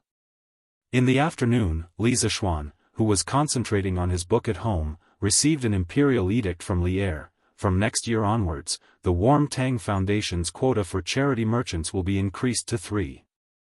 At the end of the imperial edict, there was even a warning for Li Zishuan to not play any more tricks. This made Li Zishuan speechless. He thought to himself, old Li's tolerance is only so. This guy doesn't know that with his actions, any random dynasty or emperor would have died countless times. Young master, Steward Fu is here. He's in the front hall. Han Yushi had been at the Warm Tang Foundation for the past 2 days, so only Li Zishuan and the 2 maids were left at home. At this time, Xiao He knocked on the door of the study and said to Li Zishuan, "Oh. I'm coming." Li Zishuan replied, then put down his pen and walked out the door. "Young master, I'm sorry for disturbing you while you're writing." Faubert saw Li Zishuan coming over and quickly stood up with an apologetic expression. Li Zishuan laughed and waved his hand. "Huh. Faubert, what are you saying? Writing a book is not something that can be finished in a day or 2. How is this disturbing? Please take a seat. Xiao He, boil a pot of tea and bring it over." "Yes. Young master." Xiao He answered and left. Now that there was a coal stove and honeycomb briquettes at home, boiling water was just too convenient. "Young master, this old man is here to ask if we should start producing the bicycles from before. After all, the demand for coal stoves and honeycomb briquettes is starting to decrease. We should be able to free up a lot of manpower to produce bicycles." After a while, Xiao He brought 2 cups of tea. Faubert stopped the small talk and got down to business. Li Zishuan was startled. After thinking for a moment, he said, "Since the workshop has enough manpower, we can naturally produce bicycles. But in this season, the people are usually so cold that they don't even want to go out. Will anyone be willing to buy a bicycle?" Faubert smiled and said, "Young master, you don't have to worry about that. Just a few days ago, many of the old masters who came to the workshop to ask for custom-made heaters asked if the workshop sold bicycles. That's why we don't have to worry about selling this bicycle." Li Zishuan nodded and said, "If that's the case, then go ahead and build it." Now that the workshop doesn't lack iron, rubber, or sulfur, it's better to make a batch by the end of the year and let the members of the Chamber of Commerce make a profit. At this time, he remembered that he still had a group of hungry members of the Chamber of Commerce under him. A while ago, the coal stoves and honeycomb briquettes were beneficial to the country and the people. But to the members of the Chamber of Commerce, it was not beneficial. Only bicycles were profitable. But in order to carry out the warm winter operation well, he let the workshop focus on producing coal stoves. This was considered as sacrificing the interests of the members of the Yan Huang Chamber of Commerce. Now was the time to compensate them. Okay. Then I will make the arrangements later. The molds and materials are all ready made. We should be able to produce a batch before the new year. Faubert nodded. Faubert, how is Xiao Bing doing over there? That kid should have sent you a message, right? Li Zishuan smiled and asked. Hearing Li Zishuan mention his nephew, Uncle Fu's face was full of smiles. He replied, "Thank you for your concern, young master. That kid is fine. I heard that he used the money young master gave him to buy a house over there and bought a few acres of land. He said that he plans to let me retire in the future." Li Zishuan could not help but laugh. From what I see, he wants to settle down there himself. Faubert was a little embarrassed. I don't think so. He just wants to have a place to stay while helping young master. Li Zishuan shook his head and did not probe further. He asked again, then does he have news of my father-in-law? Ever since Han Lijing went to Hedong Road, he had not sent any messages to Li Zishuan or Han Yushi. Han Yushi was naturally very worried. Li Zishuan was also a little worried. He even sent people to Hedong Road to check for news. But the world was big. If a person fell into a sea of people, how could it be so easy to find him? Faubert stroked his beard and carefully recalled for a moment. He said, I remember Xiao Bing mentioned in a letter that Han Lijing went to Yunzhou. He did not mention anything else. Li Zishuan's heart sank. After a moment, he nodded and said, I know. That's all for now. Faubert cupped his hands and said goodbye. Li Zishuan sat on the sofa and closed his eyes. Suddenly, he said, Husband. Husband. Father is back. There was a flurry of footsteps and Han Yushi surprised cheers at the door. Li Zishuan opened his eyes and saw Han Yushi panting in front of him. Her little face was red from the cold. The breath from her mouth formed clouds of white mist in the air. After a moment of shock, Li Zishuan said, Wifey, are you saying that father-in-law is back? Under normal circumstances, Han Yushi would call Li Zishuan father and Han Tianhu father. Li Zishuan was very sensitive to the key point in Han Yushi's words. Yes, yes. Father is back. Han Yushi nodded happily. Li Zishuan heard and hurriedly stood up. He said, Where is he? Let's go and see father-in-law. At the same time, he finally felt relieved. As long as Han Lijing was fine, it was fine. Otherwise, his wife would cry to death. No need, Xiao Xian. I'm here. At this moment, Han Lijing appeared at the door and said. It turned out that Han Yushi had come to Yunshan with him. However, perhaps because Han Yushi was too excited and wanted to tell Li Zishuan the news earlier, she ran faster and arrived first. Li Zishuan looked over and saw Han Lijing standing upright in front of the door. His face was unshaven and looked a little weathered. Although his clothes were a little shabby, they still looked tidy. His back was as straight as usual, but there was more depth in his eyes, making him look a little melancholy. Father-in-law. Li Zishuan went forward and greeted him with a smile. How have you and Yushi been? Han Lijing asked with a smile. Both are good. Both are good. Father-in-law must be tired from the journey. Come in and sit down. Li Zishuan felt that there were many stories behind his father-in-law's smile. He guessed that he had experienced many things on this trip to Hedong Road. Chapter 1123. Father-in-law, I heard that you went to Yunzhou a while ago? Li Zishuan asked after Han Tianhu sat down in the Yunshan residence. Han Lijing replied, yes, I went to Yunzhou to visit my old brothers. Li Zishuan sensed that something was wrong with Han Lijing's tone, so he asked, Father-in-law, did something happen? Han Lijing smiled bitterly and shook his head, nothing. Let's not talk about it. When I came back, I heard that the Chui family had fallen. Is that true? Li Zishuan saw that his father-in-law did not want to talk about Yunzhou, so he did not ask further.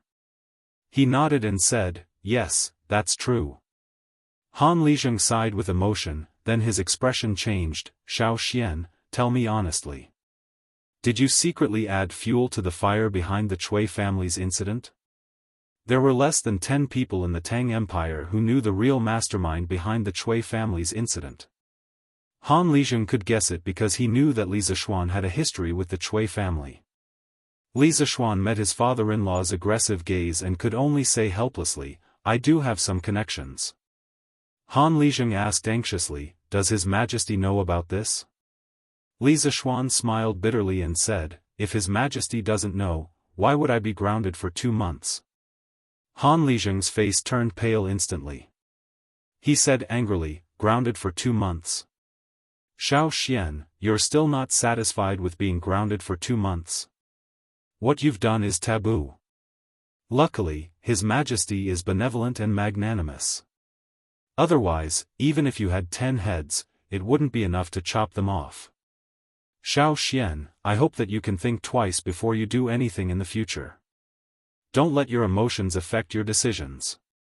Now, you don't only represent yourself. Behind you, there's Yushi, your father, mother, and sister, and even the students of the academy. There's more than one solution to many problems. Being rash and impulsive will only lead to endless troubles.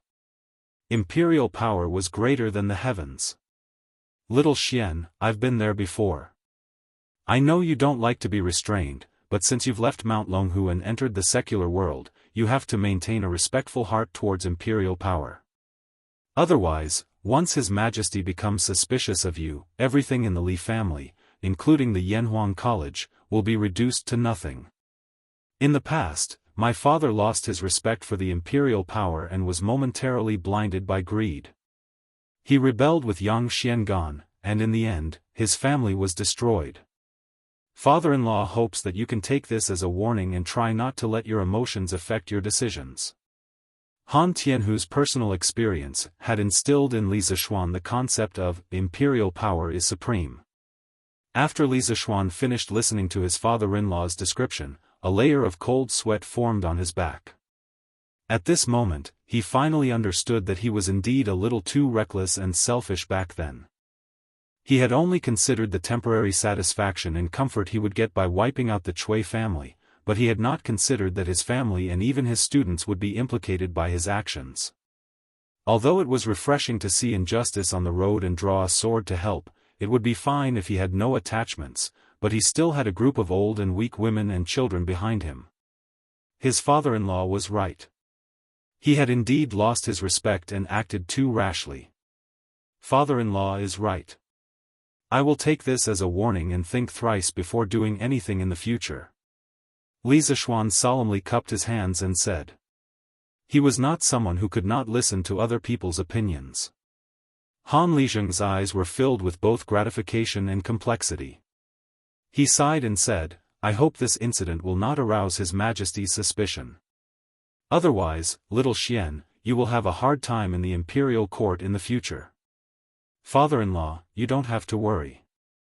His Majesty has already punished me by grounding me for 2 months. Even if he is suspicious, at most, he will just strip me of my official title. At that time, I will be able to peacefully be a rich man and a teacher. Anyway, it had already happened. Li Zishuan was very open-minded. First, he did not rebel, and second, he did not usurp the throne. At most, Li Zishuan would just strip him of his official title and let him go home to farm. Throughout the entire Jianghu dynasty, except for those who rebelled, no minister had been beheaded because he angered the emperor. In this era, the monarch was quite tolerant of his ministers. It was far from the Qing dynasty, where one's entire family would be killed because of one wrong word. As long as he did not touch that red line, his life would not be in danger. Alas! This is the only way. I just came back. There are still many things to do at home, so I will go back first. Little Xian, take care. Han Tianhu let out a long sigh. He stood up and patted Li Zishuan's shoulder, then he was about to leave. Li Zishuan felt an inexplicable sense of heaviness. He always felt that after his father-in-law went to Yunzhou, he seemed to have changed a little. He had become more profound. Husband, father may be thinking too much. Don't take it to heart. Han Yushi saw Li Zishuan frowning and sitting on the sofa, lost in thought.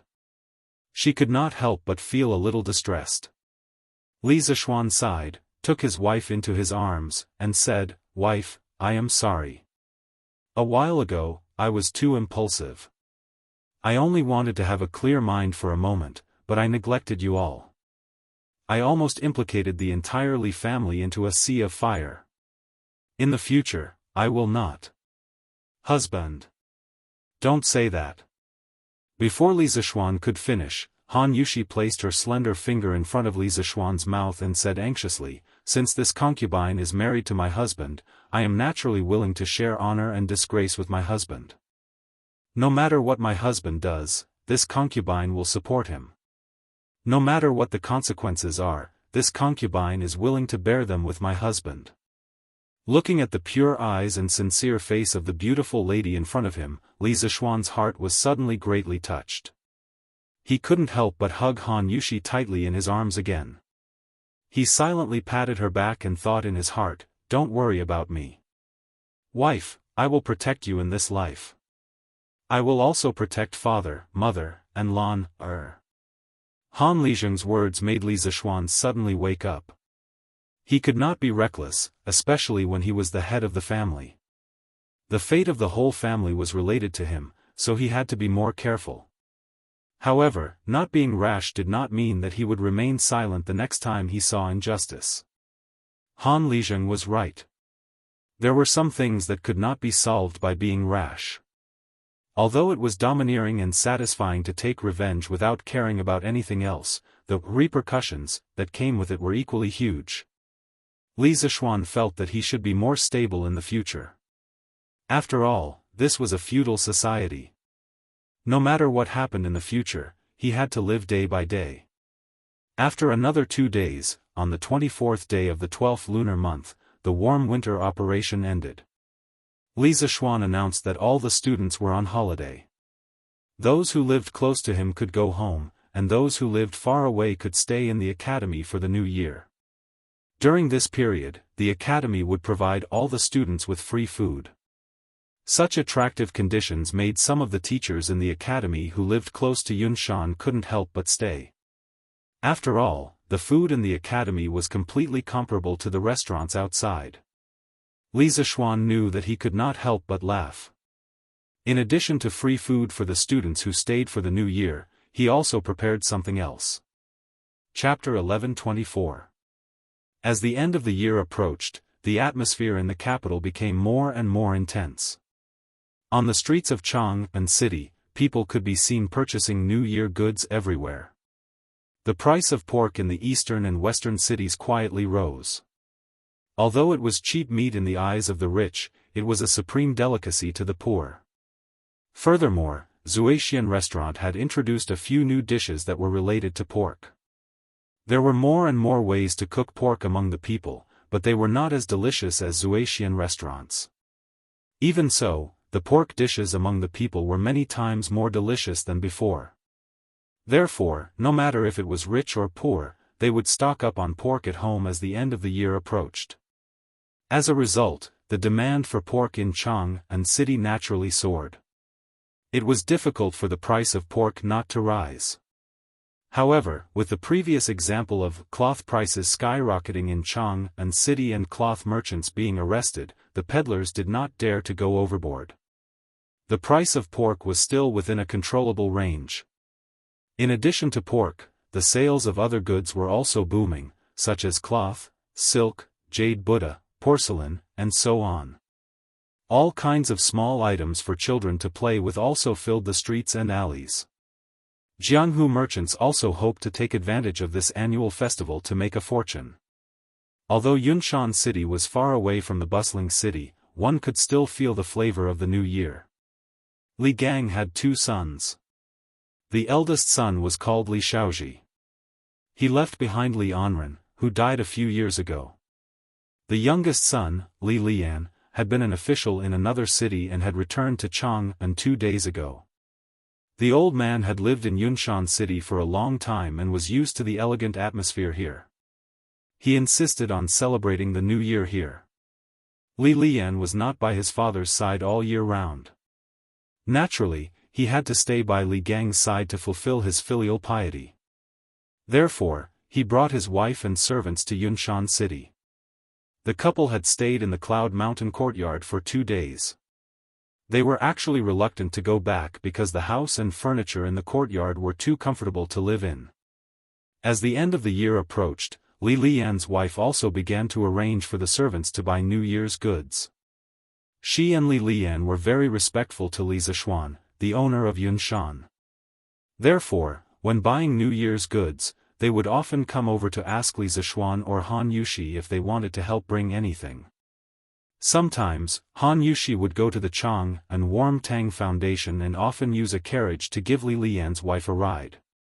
After a few exchanges, the two families quickly became familiar with each other, and there was a sense of closeness between them. Recently, Yen Lide had been coming to Cloud Mountain more frequently. In a few days, the officials of the imperial court would welcome a rare 7 days of annual leave. Yen Lide also planned to bring his family to Cloud Mountain for the new year. As a person grew older, he preferred peace and quiet. Therefore, at Yunshan, the Yen family's residence was also decorated with lanterns and colored banners to welcome the new year. As for Sun Simiao, the old Daoist had always been a loner. He had no concept of celebrating the new year, but he had a good disciple. After failing to invite Sun Simiao to his home for the new year, he asked Hu Hanyun to go to Yunshan Mountain to buy New Year's goods for his master. Of course, old Hu agreed. Even Lu Yue, who had always been stingy, became generous at this time. She let Hu Hanyun carry the pork and fish bought at home to Yunshan Mountain as if they were free. Hu Jing and Hu Zhen, on the other hand, helped Sun Simiao tidy up the courtyard inside and out after the free medical consultation every day. The two of them claimed that they would definitely go to Yunshan during the new year to celebrate with Sun Simiao. As for the free medical consultation in the surrounding counties, they would definitely have to stop in a few days and could only continue after the new year. Yen Silu returned to Jianghu after the holidays. He still had a big family in Jianghu. Wang Ji was unwilling to go to his brother's house, so he stayed in the academy. He bragged to the bearded man all day long and drank some wine. He was quite carefree. Ma Zhou rented a house in Jianghu city, so he had somewhere to go. However, he spent more time in the editorial department of Datong Daily recently. Mo Huai and Mo Lingwei went down the mountain and returned to their mansion in Plum Village, which was the house of Lu Shiren and his son. As for the rest of the Mo family, the civilian staff returned to their homes in Plum Village, while the military staff continued to guard the academy. This was because there were many scientific secrets in Yanhuang College. If they were stolen by someone with ill intentions, the loss would be huge. In fact, people like Ma Zhou, Wang Ji, Yen Silu, and Mo Huai were very likely to be evaluated as professors in the Academy's teacher title evaluation at the beginning of next year. When that time came, they would naturally obtain a modern residence in Yunshan Mountain that everyone envied. Li Zishuan did not lack money or residences. He lacked talents. If there were 10,000 talents like Ma Zhou and Wang Ji, he would dare to take them all. Wasn't it just a house for each of them? In Li Zishuan's eyes, it was just a small amount of money. However, if he did this in the modern world, he would really be a super rich boss. Even the richest man in the country would not dare to play like this. Fei Ji. Go and invite Mr. Li Gang over. Tell him that I've warmed a pot of good wine and invited him to taste it. Li Zishuan saw that the house was decorated with lanterns and colored banners, but he still felt that something was missing. Suddenly, he thought of something and gave the order. Yes. Marquis. Pang Feiji immediately received the order and left. After half an hour, Li Gang's laughter came from outside. You must be lying to me. You said that you've warmed a pot of good wine? Huh. I'm afraid you have something to ask me, right? His voice arrived before his person. Although Li Gang was already over 80 years old, his voice was still full of energy. As soon as he finished speaking, the old man had already arrived at the door. Li Zishuan quickly stood up and greeted him. What are you talking about, old man? Look at this stove. Isn't there a pot of good wine that I've warmed for you? Oh. It really is. Judging from the smell, it doesn't smell like a gentle village, and it doesn't smell like drunken immortal either. Why does it smell like herbs? Li Gang sniffed lightly, and his face was filled with confusion. Li Zishuan laughed and stretched out his hand. This is a medicinal wine recipe that I got from Sun Daozhang last month. Drinking it can strengthen the bones, strengthen the muscles, and nourish the blood. Moreover, the method of making this medicinal wine is quite unique, causing the taste of this medicinal wine to be even more unique. Mr. Li, would you like to try it? He wasn't making this up. The prescription for the medicinal wine was real. Originally, it was meant for his father, but Li Jingma felt that his body was still strong and didn't need to drink it. After drinking it a few times, he didn't drink it.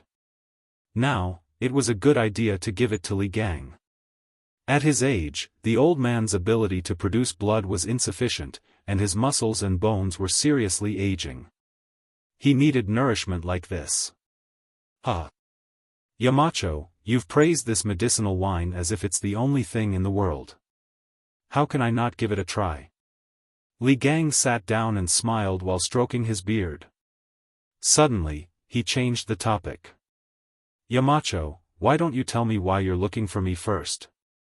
Otherwise, I won't feel comfortable drinking this wine. Li Zishuan's old face, or rather, his small face, immediately stiffened. Chapter 1125. Ahem. Mr. Li's eyes are as sharp as a torch, so I told you the truth. In the Yunshan residence, Li Zishuan coughed awkwardly before telling the truth. I wanted to ask for a few words from Mr. Li, but because I've been grounded at home by His Majesty, it's inconvenient for me to go out, so I had to ask Mr. Li to come over. Li Gang was speechless. Our residences are only a few steps away from each other. Even if you go out, do you think His Majesty will find trouble with you? Besides, there are no outsiders on Yunshan. Who would be so free as to inform His Majesty of such a small matter? Li Zishuan was sweating profusely. Who asked him to be well-meaning by his father-in-law 2 days ago? Naturally, he would be a little more careful when doing things. Ahem. Since His Majesty wants me to stay at home and reflect, then I must be sincere. Ha! Li Gang shook his head. He obviously didn't believe him, but he was too lazy to investigate further. At this time, he said, in terms of calligraphy, I'm far inferior to Deng Shan, Chu Suiliang, and Bo Shi, Yu Shinan. Why would Yamacho come to me for help? Ha! What I seek is Mr. Li's artistic conception and also Mr. Li's spirit. Mr. Li has noble character and unquestionable integrity. I must hang Mr. Li's calligraphy at home and study it at all times. Li Zishuan flattered. In fact, this fellow wanted to take Li Gang's calligraphy and leave it as a family heirloom for future generations. Although Li Gang's calligraphy wasn't as famous as Yu Shinan and Chu Suiliang's, Li Gang's fame wasn't any less than those two. Besides, he was now grounded. How could he go out and ask Yu Shinan and Chu Suiliang to write for him? Sending someone to invite them to his residence wasn't realistic either. After all, their friendship wasn't that good yet. Yamacho, don't flatter me. What do you want me to write? Just tell me. When the time comes, don't complain that my calligraphy is ugly. Li Gang waved his hand and smiled helplessly. Li Zishuan nodded at Xiao He. The latter turned around and left. Soon, she returned with 2 rows of red papers in her hands. Li Zishuan said to Li Gang, "It's going to be the new year soon. I want to hang 2 auspicious characters in front of the door to make it seem more festive. It's just that these characters are a little difficult to display, so I asked Mr. Li Gang to come and inscribe them." Li Gang frowned. "What are you going to inscribe on Yamacho?" "I call this a couplet because it's going to be the new year soon. It's also called Spring Festival Couplets."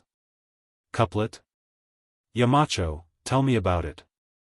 It could not be said that there were no couplets in this era, but there was no such thing as a couplet.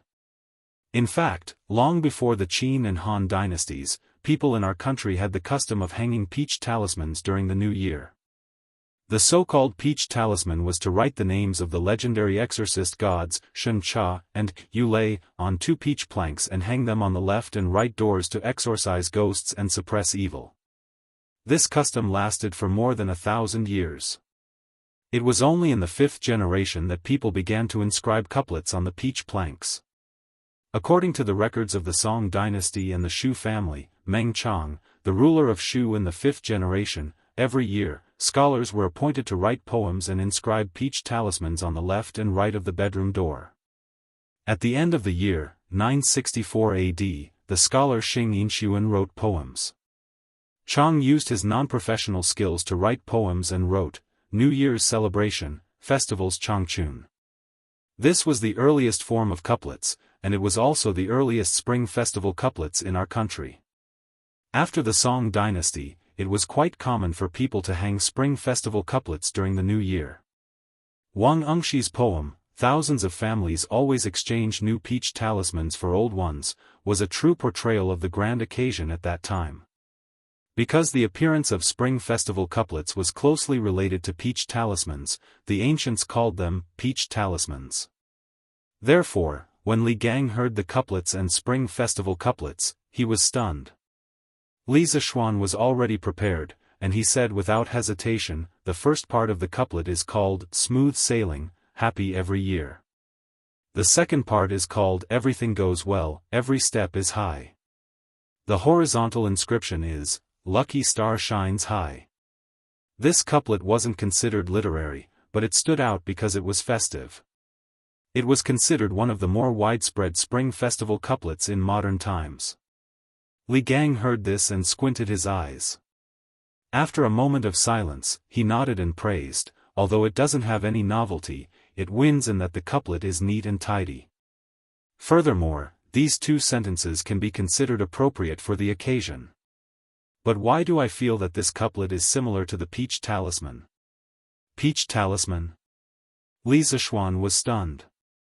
Fortunately, he wasn't an ignorant person. After thinking for a while, he finally recalled the peach talisman in an ancient poem. Therefore, he nodded and said, that's right. This is also called a peach talisman, but I feel that couplets are more suitable for it than peach talismans." Li Gang shook his head and didn't deny it. The old man placed the red paper on the table. Li Zishuan hurriedly asked Xiao He to grind the ink with the best pine smoke ink. The Tang dynasty was a period of rapid development of ink production technology. From the Wei and Jin dynasties, the ink balls, made of lacquer and pine coal, were gradually popularized and finalized in the Tang dynasty. Various solid ink ingots were made with pine smoke and glue, and the quality was getting better and better. Famous inks such as Zhu Min, Li Yongbing, Shi Chao, Shi Tingue, and other famous inks made by famous artists such as Zhu Min, Li Yongbing, Shi Chao, and Shi Tingue were all tributes to the imperial family. Li Gang held the brush and concentrated. After a series of strokes, 16 large characters suddenly appeared on the paper.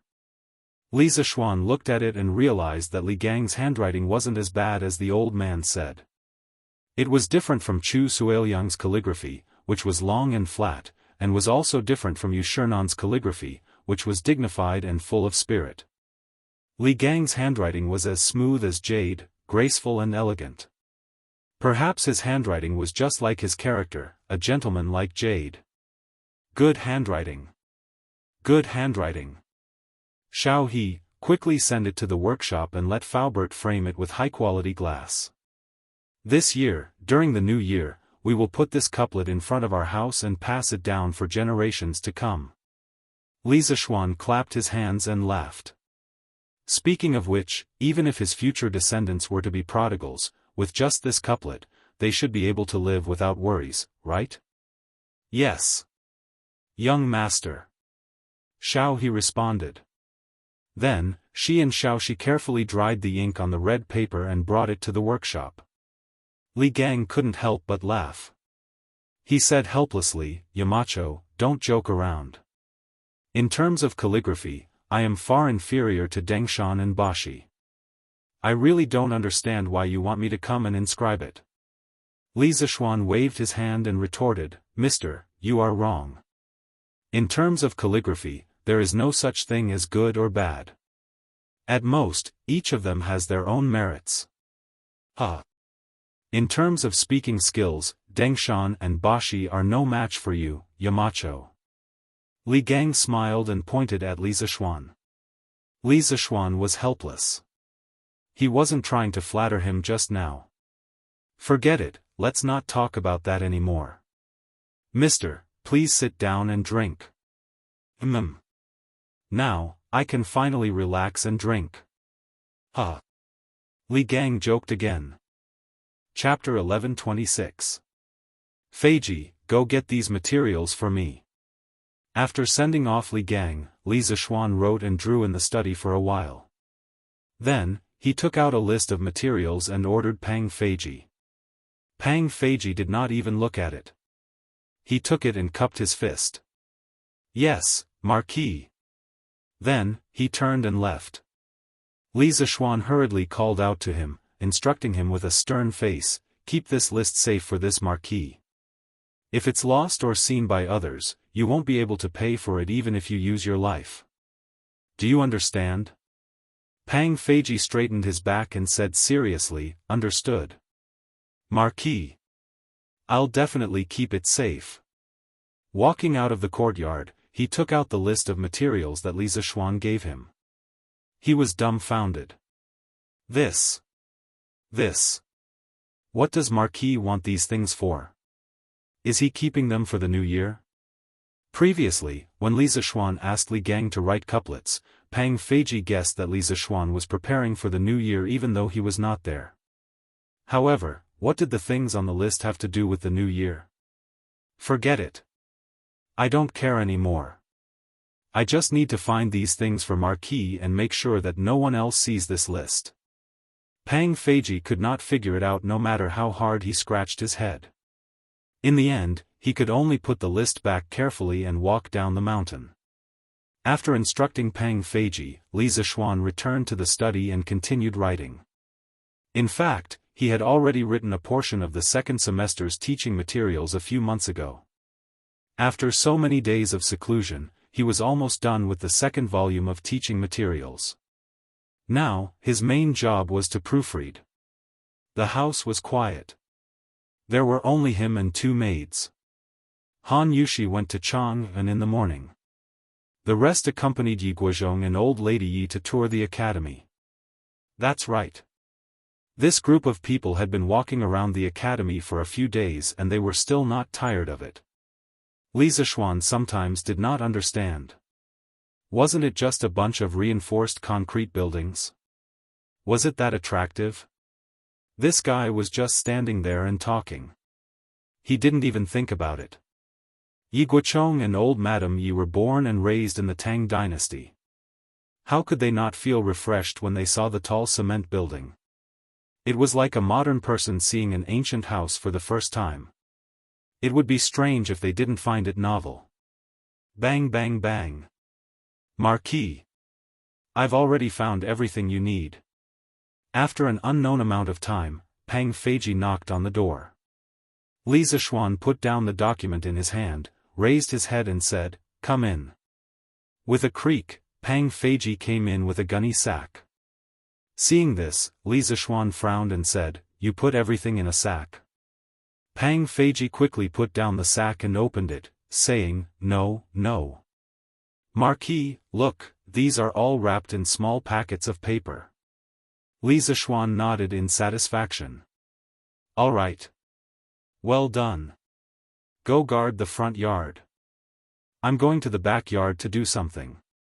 Without my orders, no one is allowed to enter the backyard." Pang Feiji nodded and replied, "Yes. Marquis." Then, he couldn't help but ask, "Marquis, what are you going to do with these things?" After saying that, Pang Feiji immediately regretted it. In a big family, it was taboo to know too much. Li Zishuan wasn't angry. He raised his eyes and glanced at Pang Feiji. "You'll know when the time comes." "Oh right, did you destroy the list just now?" Seeing that Li Zishuan didn't blame him, Pang Feiji heaved a sigh of relief.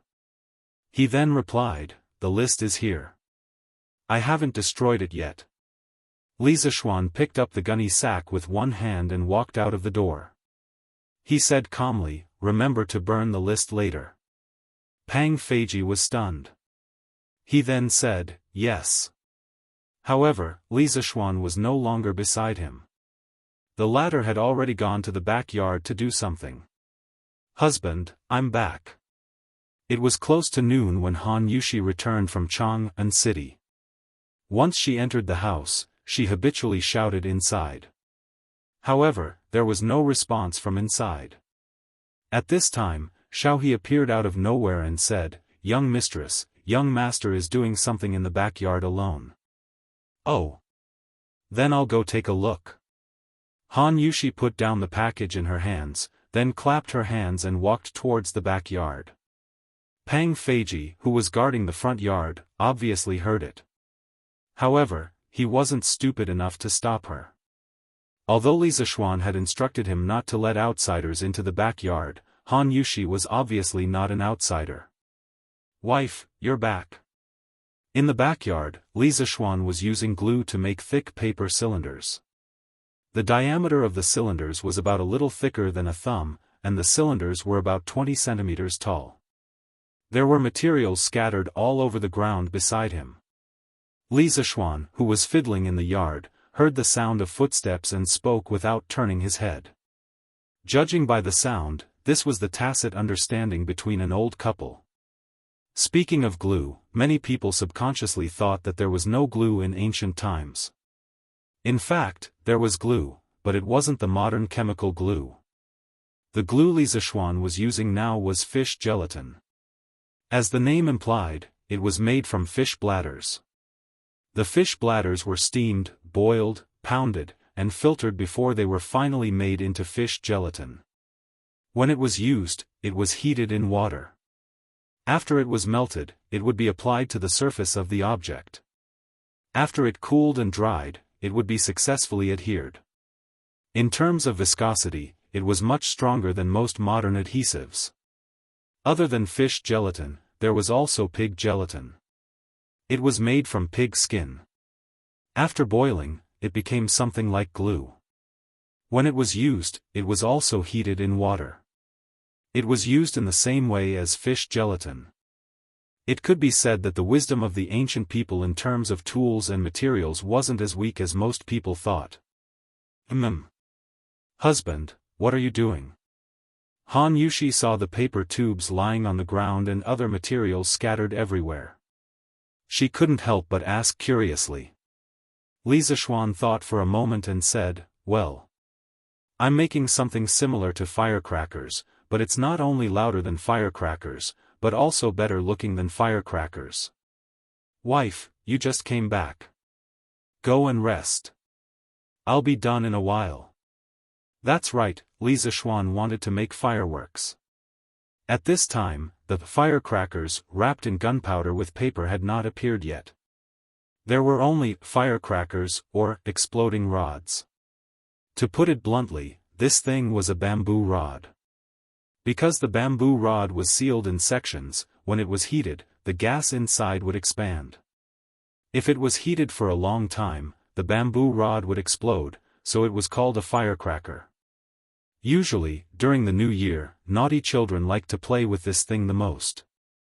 They could often see naughty children on the street throwing bamboo rods into the fire in groups of 3 to 5. They mainly wanted to hear the sound. Official firecrackers with gunpowder were only recorded in the Northern Song dynasty. At that time, they were also called firecrackers. The fireworks that Li Zishuan was making now with the help of gunpowder were definitely not available in the Tang dynasty. Chapter 1127. Just after lunch, Lan impatiently urged him to hurry up. Brother! Set off the firecrackers. Lan wants to see firecrackers. The little girl was a little tired of accompanying her grandparents around the academy. After all, she had been playing at the academy before, and the novelty had long worn off. Therefore, she came back alone in the afternoon. During lunch, she heard from Han Yushi that Li Zishuan had made a big baby that was similar to firecrackers in the morning. The little girl was instantly excited. If it weren't for Li Zishuan watching her, she probably wouldn't even want to eat and would have gone to play with fireworks. Playing was a child's nature. Whether it was in modern times or ancient times, it was mostly like this. Especially things like fireworks and firecrackers, children loved to play with them even more. In his previous life, Li Zishuan still played with firecrackers during the new year even when he was in high school. Okay. I'll set them off for you. But Lan, you have to stand a little further away. Li Zishuan patted Lan's little head and said dotingly. The main reason he wanted the little girl to stand a little further away was that he wasn't confident in the fireworks he made. After all, he had only played with them in his previous life, but he had never made them. In the morning, he had only used the memory of dismantling a section of fireworks in his previous life to slowly fumble around and create an experimental product. He had no idea whether it could be fired or whether it would explode on the spot. Yes. Lan will definitely stand far away. In order to see Li Zishuan set off firecrackers, Lan was willing to agree to anything. Okay. You go to the front yard first. I'll go to the backyard to get something. Li Zishuan said as he stood up. Of course, such a dangerous experiment had to be as far away from home as possible. Otherwise, if he were to test the fireworks in the backyard and blow up the house, he would be heartbroken. Yes.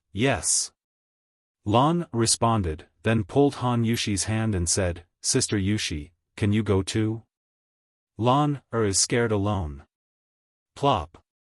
Li Zishuan, who had just walked to the backyard door, almost fell to the ground. You're scared? If you're scared, you won't cry and shout that you want to play with firecrackers. Okay. Then I'll go with Lan. Han Yushi nodded and agreed. Actually, she really wanted to go. However, when she thought about how she was already married, it would be inappropriate for her to watch these children's games. Now that Lan had invited her, she decided to go with the flow. Wife, Lan, stand back a little more. Brother. You're already so far away, why are you still standing back? Yes. It was still not enough. A little further. In front of the Yunshan villa, Li Zishuan was holding a plate of experimental fireworks. This experimental product was made by connecting 9 fireworks together with a lead wire. The 3x3 arrangement made its chassis very stable. Li Zishuan took a shovel and dug a shallow pit. He buried 1/5 of the firework in the soil to ensure that it wouldn't tilt during the process of being set off. After that, he repeatedly urged Lan, and Han Yushi to retreat. To be honest, Li Zishuan didn't care about the small amount of gunpowder in the fireworks. However, it was a completely different story for his wife and sister. If it exploded on them, they would be scalded at the very least, or even disfigured at the very least. "Brother, this should be enough, right?" Lan shouted at Li Zishuan impatiently with her hands on her hips. She felt that Li Zishuan was making a fuss over nothing. Even if this firecracker was more powerful than the ones she used to play with, it shouldn't make them stand so far away. The little girl even doubted that she would be able to hear the firecracker clearly later. "Okay. Lan, remember to cover your ears." After visually estimating the distance, Li Zishuan shouted at his sister. Lan curled her lips and didn't move. Li Zishuan smiled and thought to himself, "Little girl, you still don't believe me. You'll regret it later." At that moment, he didn't waste any more time talking nonsense. He stretched the match beside him towards the lead wire of the fireworks. The fuse was made from a small amount of gunpowder wrapped in straw paper, which was extremely easy to ignite. The moment the burning match in Li Zishuan's hand touched the fuse, a spark immediately appeared and a burst of sizzling sounds could be heard. Under such circumstances, it wasn't the time to act cool. Li Zishuan saw that the lead wire had been ignited and quickly ran away. Although he was strong in martial arts and wasn't afraid of such a small explosion, he didn't want to embarrass himself for an unnecessary act of acting cool. If that happened, he wouldn't be acting cool, he would be an idiot. Bang! In the quiet sky above the cloud mountain, there was a sudden deafening sound. In this era, there weren't many tall buildings to block the sound, so the loud sound could be heard from afar. After the loud sound, it didn't stop. The next loud sound followed. At this time, Lan was already screaming in fear. The little girl reacted at that moment and quickly covered her ears with her small hands. Then, she glared angrily at Li Zishuan, as if to say, "Why didn't you tell me that the firecracker was so loud earlier?" Li Zishuan didn't notice his little sister's angry and resentful gaze. He was looking up at the results of his experiment that he had painstakingly worked on for the entire morning. TSK, the height is okay. It's just that the sound is too loud. I have to reduce the amount of gunpowder. Also, the flame isn't bright enough. Maybe it's because it's daytime now. I can try again at night. Li Zishuan looked up and whispered softly. "Brother. This firecracker is amazing. Do you have more?" 9 fireworks were released very quickly. It was the first time Lan had seen fireworks that could shoot up into the sky and explode. Although she was scared half to death at the beginning because she was caught off guard, she got used to it and the fear in her heart was immediately replaced by excitement. "Hey! Lan, weren't you scared just now?" Li Zishuan said with a smile that wasn't a smile. Lan was embarrassed. Just as she was about to say something, the few of them heard the sound of something breaking through the air not far away. Then, they saw a bearded man and a white-haired old man rushing towards them. It was Mo Zhong and the bearded man. "Yamacho, we just heard 9 loud sounds coming from here. What happened?" Mo Zhong stopped in front of Li Zishuan and asked anxiously. Li Zishuan was stunned for a moment. Then, he said embarrassedly, "Nothing happened. I was just setting off firecrackers just now." Firecrackers? This time, it was Mo Zhong's turn to be stunned. He was the head of the Mo family. What kind of new things had he not seen before? Why hadn't he seen any firecrackers that were so loud? At this time, the bearded man saw the firework tube that had just been released in the distance. He walked over to take a closer look and said in surprise, "This is the firecracker Yamacho was talking about? Why is it made of paper? Wow! What's that? What was that sound just now?" It was Cheng Chumo holding a football and running over with a group of students. He screamed as he ran. Chapter 11:28. Chou Niu, Qin Ke, Xiao Ku, Xiao Chong, and Bao Lin. You guys didn't go back to Chang'an and are playing football in school? To put it nicely, the group of students came whistling like the wind. To put it bluntly, they were like a group of bandits, rushing over like a whirlwind.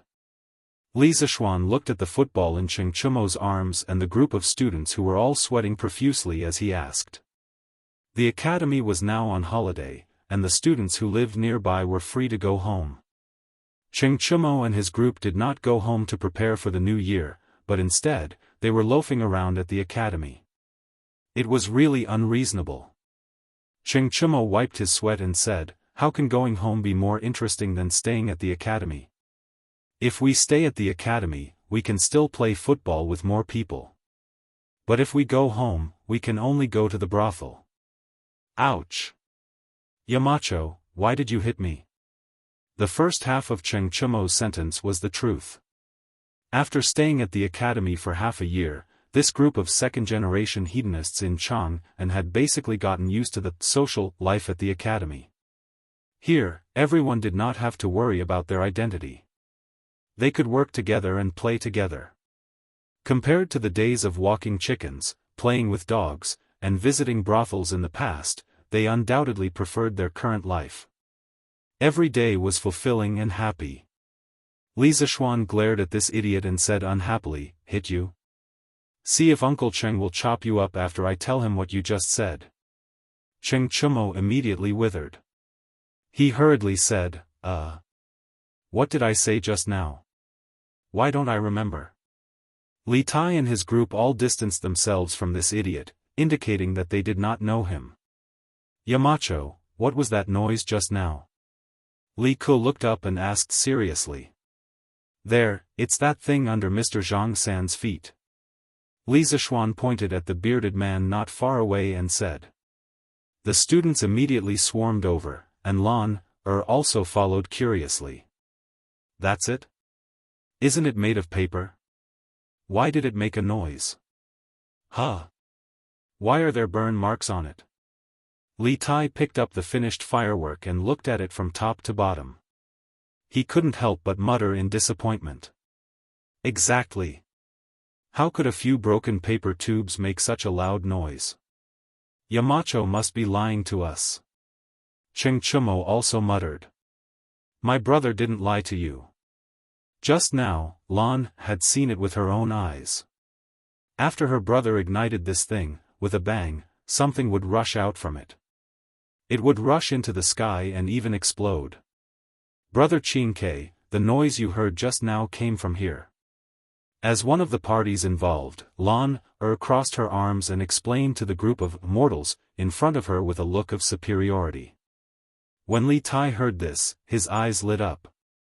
He asked excitedly, "Little sister Lan, is what you said true? Did something really rush out of here and explode?" Lan nodded and said crisply, "Of course it's true. When this thing explodes in the sky, you can still see the flames." When Cheng Chumo heard this, his saliva almost flowed out. He said covetously, F***ck. Doesn't that mean that if I have this thing, I can blow up whoever I want in the future? Smack. Humph. Cheng Chumo, you're too bad, aren't you? How can you use this thing to blow people up? The bearded man standing next to Cheng Chumo slapped Cheng Chumo without hesitation. He was also a teacher of the academy, so of course, he had the right to teach Cheng Chumo a lesson. Ouch! Cheng Chumo cried out in pain. Seeing that the person who hit him was a great expert, how could he dare to be rash? He quickly explained, Haha. Mr. Zhang San, I was just joking. Don't take it seriously, don't take it seriously. Li Tai ignored the two of them. The little fatty carried the firework tube to Li Zishuan and said, Yamacho, do you still have this thing? Can you give it to us to broaden our horizons? That's right. Yamacho, can you broaden our horizons too? Zhang Sun Chong also jeered. Li Zishuan said helplessly, don't think too much. There's no more. The ones I made in the morning have been finished. Li Tai immediately became anxious. He quickly said, "If you're done playing, why don't you do it again? Yamacho, are you short of manpower? We can all help." "Yes, yes. We can all help." The rest of the students immediately said in unison. At the end of the day, they were still a group of brats. How could they resist the temptation of fireworks? Li Zishuan thought for a moment, then nodded and said, "Okay. All of you come. Mr. Amo, Mr. Zhang-san, do you want to come together?" "Me too. Me too. Yamacho. Hey. Xiao Xian, there's still me. Brother Xiao Xian. Anren also wants to see you make fireworks." Wang Ji, as well as Li Zishuan's neighbors, Yan Xiaoning and Li Anren, had all come. Okay. All of you, come." Li Zishuan waved his hand, then turned around and walked towards the courtyard. After a short while, a group of people started to make fireworks in the front yard. Of course, it was under Li Zishuan's guidance. Li Zishuan was actually not worried that these people would learn how to make fireworks. This was because the 2 gunpowder formulas used in fireworks were in his hands. "Yamacho, that's it? This thing can fly to the sky and explode?" Li Tai made 2 individual fireworks and asked Li Zishuan in disbelief. Li Zishuan glanced and said with a nod, "N. That's right. Qingke, if you don't believe me, why don't you try lighting it?" "Hee hee. That's great." Li Tai had the same idea. He laughed and quickly took his 2 creations and walked away. Following Li Zishuan's instructions, he fixed the fireworks and lit the fuse with his trembling hands. Then, he quickly retreated. Bang bang. The 2 loud noises almost shattered everyone's ears. Li Tai's legs were trembling. He was scared and excited at the same time. F***CK. That's awesome. Qingke. Cheng Chumo gave Li Tai a thumbs up. Then, he ran to Li Tai with his creations and asked, "Qingke, help me take a look. Is this okay?" Li Tai roughly looked and said, "It should be okay." "Hee hee. Okay. I'm going to set off the firecrackers too." Cheng Chumo smiled proudly. He hugged the 2 fireworks and walked towards the place where Li Tai had buried the bomb. "Huh. Get ready to cover your ears. I'm going to set it off." Cheng Chumo laughed heartily as he turned his head and said to the crowd. The students stopped what they were doing and covered their ears. Only then did Cheng Chumo turn around, but when he saw who it was, he turned pale with fright. "Holy shit! How did it light up? Run!" It turned out that when he turned around to talk to the students, the fire in his hand accidentally touched the fuse. At that moment, he couldn't care less about anything else. He scampered off. But as luck would have it, when he was running, he brought along the soil next to his feet.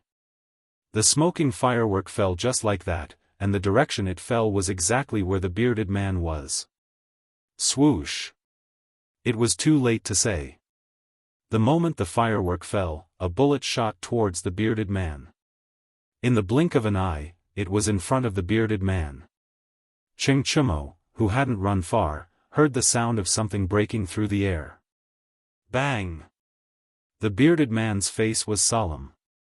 He shouted and gathered all the inner energy in his body to condense a force field in front of him.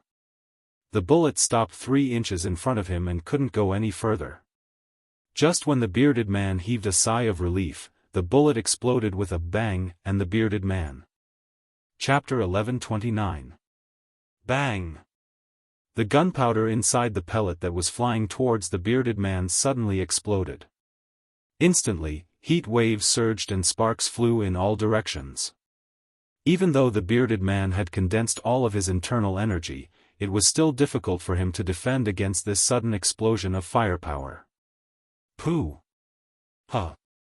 After the smoke and fire dispersed, the bearded man, who had been bombarded by gunpowder, finally revealed his true appearance. His old face was as black as the bottom of a pot. His originally neat hair was now mostly standing up and there were many holes in his clothes. His originally dignified image of an academy teacher had instantly turned into an old beggar wandering the streets. No. His shammade appearance was even more miserable than a beggar's. At this moment, the bearded man opened his mouth. What was amazing was that there were actually a few wisps of green smoke coming out from his mouth. Seeing this scene, Li Zishuan could no longer hold it in and laughed out loud. He. Mr. Zhang San's appearance is so ugly. Lan Er covered her small mouth and giggled.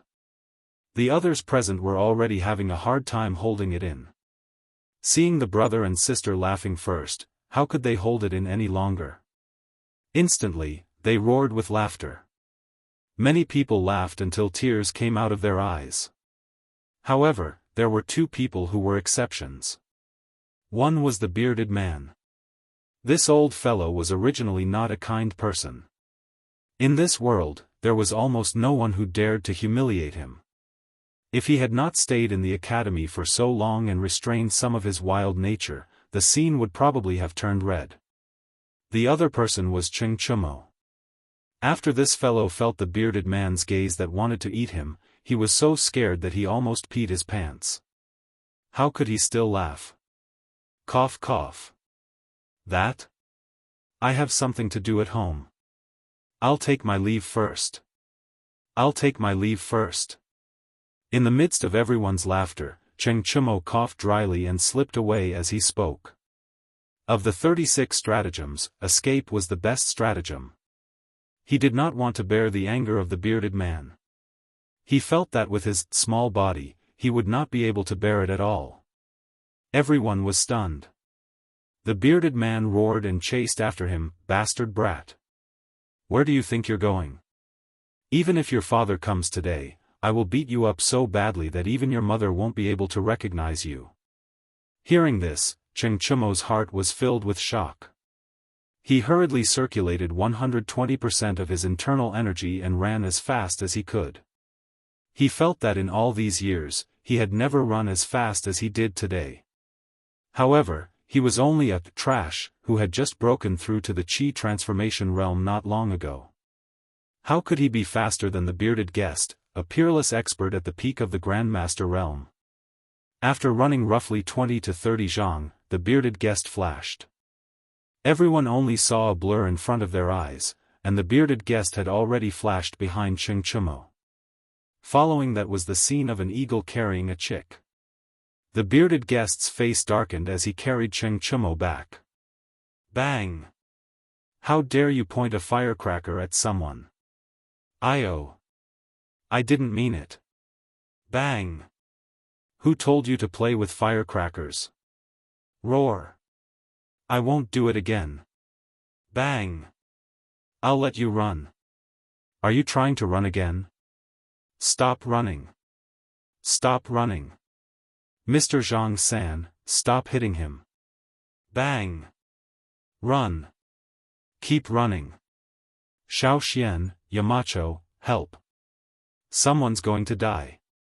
For a moment, smoke and dust filled the air, mixed with the bearded guests cursing and begging for mercy. Everyone covered their faces, unable to bear to see someone being beaten up miserably. After a long time, the dust settled. The bearded man clapped his hands and swaggered off. When he left, he also took away the other firework that Cheng Chumo had not yet had the time to set off. Cheng Chumo was lying on the ground with a bloody nose and a swollen face, panting heavily. How could he have the time to care about this? At this moment, he was only praying that the bearded guest would leave quickly. All right. Stop pretending to be dead. Mr. Zhang San has already left.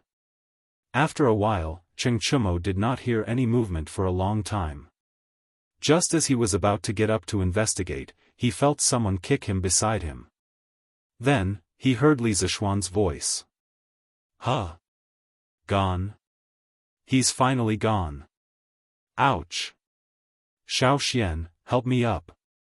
My waist is about to break. This idiot was still complaining that Li Zishuan did not save him earlier. He did not even call him Yamacho and directly called him Xiaoxian. Li Zishuan was not in the mood to bicker with this idiot. He went forward and pulled Cheng Chumo, smiled, and joked, "Cheng Chumo, you've got guts. You did something that we didn't dare to do today. How was it? Did you feel good blasting Mr. Zhang San with firecrackers?" Ha ha ha. Everyone burst into laughter when they heard that. Cheng Chumo spat out a mouthful of bloody saliva with a black face.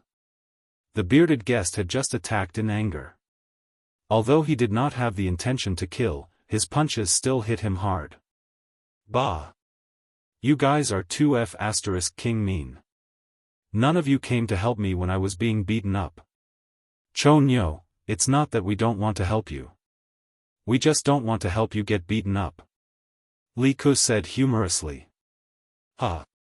Everyone laughed again. Cheng Chumo realized that he could not stay here any longer. The smiles of the people here were full of malice. F***CK. I'm going back to the dormitory to change my clothes. What a bunch of heartless friends. Cheng Chumo complained. When he passed by the place where they made the fireworks, he bent down and picked up the 2 fireworks made by Sun Zifen, then ran away. F***CK. Cheng Chumo, you be ***starred, you stole my firecrackers. Put them down. Sun Zifen was shocked and angry. This idiot was obviously unwilling to let Cheng Chumo steal the fireworks that he worked so hard to make. Hence, he quickly chased after him.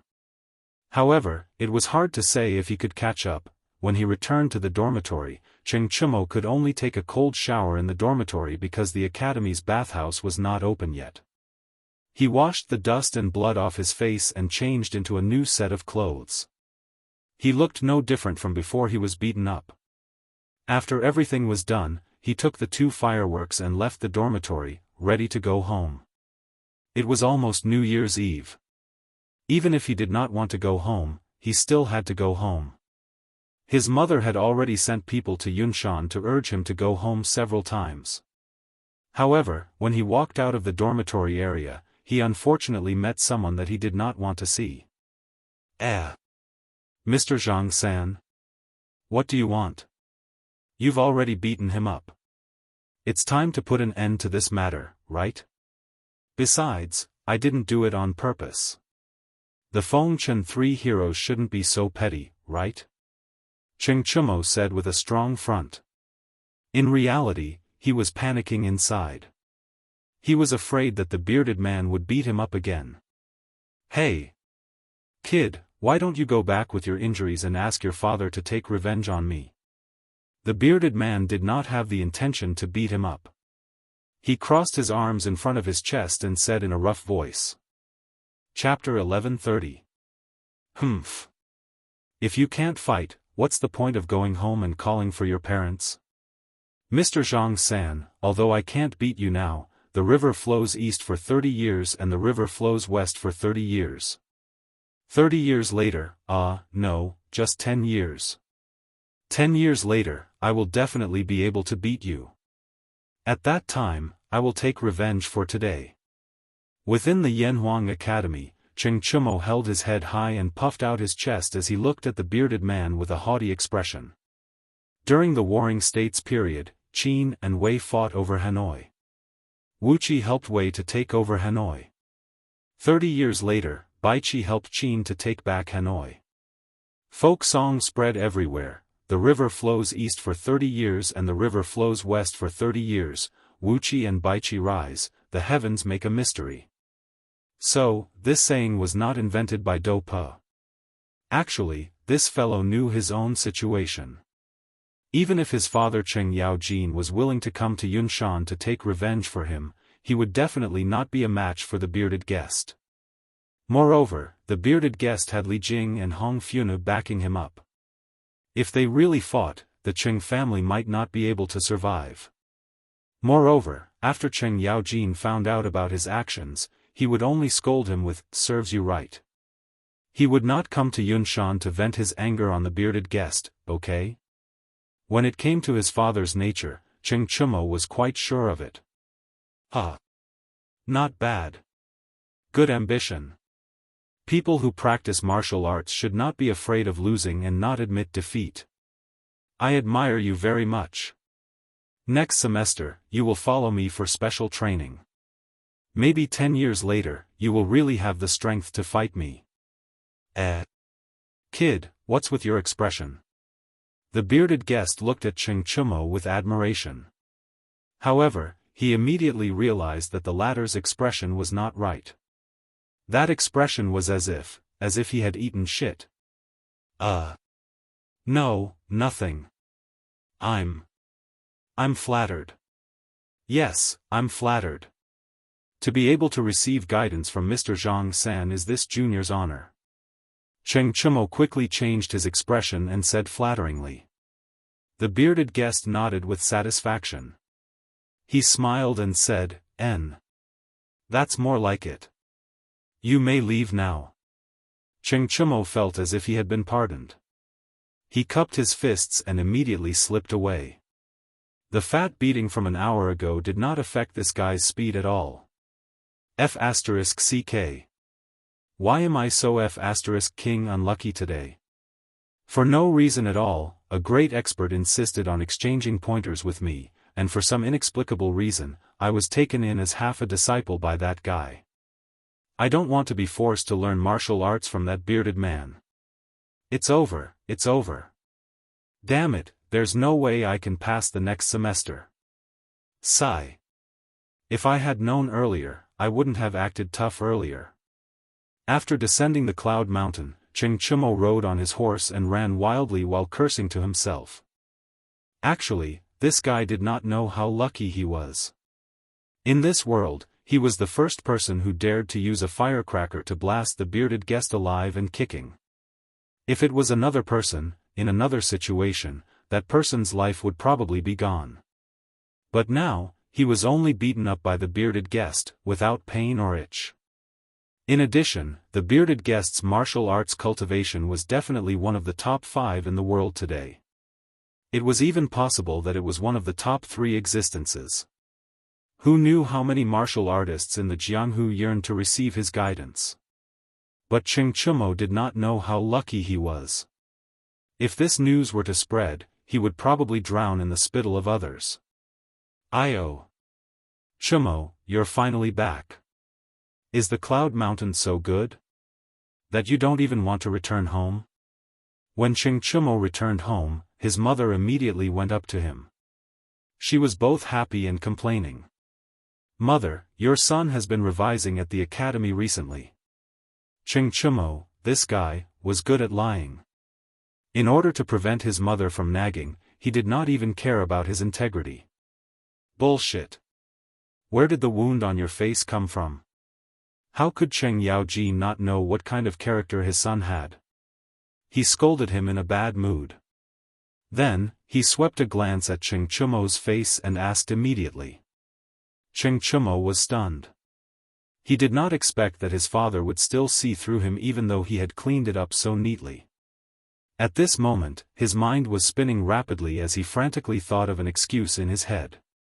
Then, he heard Cheng Yaojin say, "You little brat, stop making up lies to deceive your father. Quickly tell me, did you fight with someone? And you didn't win?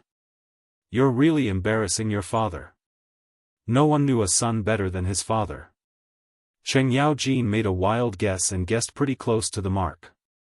Cheng Chumo's face suddenly became a little flustered. "No. I didn't fight, father. This is because I was accidentally hit by a ball when I was playing football with someone yesterday." Bullshit. What kind of wound is on your face? How can I not see it? If you don't tell me the truth, do you believe that I won't beat you up? Cheng Yaojin angrily said with a face of disbelief. Seeing this, Cheng Chumo immediately became terrified. He quickly said the truth, "Father. Don't. I'll say it, okay? This wound is..." At this time, Cheng Chumo could not care about anything else. He could only briefly explain what happened in the afternoon to Cheng Yaojin. Firecracker? What kind of firecracker can injure Zhang Zhongjian? Cheng Yaojin was shocked when he heard it. He was not shocked that Cheng Chumo was beaten up, but that a small firecracker could actually injure a peerless expert like the bearded guest. When Cheng Chumo heard it, he felt even more hurt. Although he did not expect his father to help him vent his anger, but he should at least show some concern, right? Father, this firecracker is not an ordinary firecracker. It is a new toy that little Xian made. It can fly into the sky and explode. Actually, Mr. Zhang San did not suffer any injuries. His face was only blackened by the explosion and his clothes were torn. That's still very powerful. Do you still have that firecracker? Let me see it. Cheng Yaojin was very interested in the thing that could injure the bearded guest. His eyes lit up as he looked at his son and asked. No, no more. It's finished. Cheng Chumo quickly shook his head and could not help but tighten his sleeves. Cheng Yaojin narrowed his eyes and snorted, "N? Really no more?" His tone carried a hint of danger. Knowing that his father was an old hooligan, Cheng Chumo clenched his teeth and quickly took out a firework from his sleeve. He handed it over and said, "Father, I only made 2 in the afternoon. 1 was placed in the academy. There's only 1 left." Rather than being searched by the old hooligan, he might as well take the initiative to hand over 1. This way, he could still keep 1. Hey! How do you play with this thing? Cheng Yaojin took the firework and laughed. Cheng Chumo pretended to be depressed and replied, "Father, if you light the string below, this paper tube will shoot out a small ball that will explode." Understood. Men, quickly bring a match. A moment later, Cheng Chumo's horrified roar came from the Cheng residence's courtyard. F***CK. Father! You can't hold this thing in your hand. Immediately after, there was a deafening explosion. Bang! Bah! Unfilial son. Stop right there. Chapter 1131. Cheng Yaojin beat his son when he had nothing to do at home. Li Zishuan was thinking about how to improve the fireworks on Yunshan Mountain. After dusk, the sky gradually darkened. Under Lan Er's instigation, Li Zishuan set off another plate of fireworks. With the dark night sky as the background, the fireworks shot into the sky and emitted extremely bright flames. Lan was extremely excited. Her small hands were red from clapping. Li Zishuan, on the other hand, was somewhat dissatisfied. This was because although these fireworks were indeed very novel to the ancient people, to a modern person like him, the color was somewhat monotonous. Modern fireworks were not only colorful but also varied in forms. When they bloomed in the night sky, they would always dazzle people. Li Zishuan's first-generation fireworks, to put it bluntly, were just a few enhanced versions of sky rocket cannons. Bang, bang, bang. Oh! A burst of fireworks and explosions came from the west side of the academy, as well as the cheers of the students. The students who came to make fireworks in the afternoon must have contributed the fireworks tonight. He just hoped that Mo Zhong and the others would step up their patrols at night and not be lazy. Otherwise, it would be bad if the fireworks caused a fire. Husband. What's wrong? Are you not satisfied with the firecrackers? Han Yushi asked tentatively when she saw that Li Zishuan's expression was not right.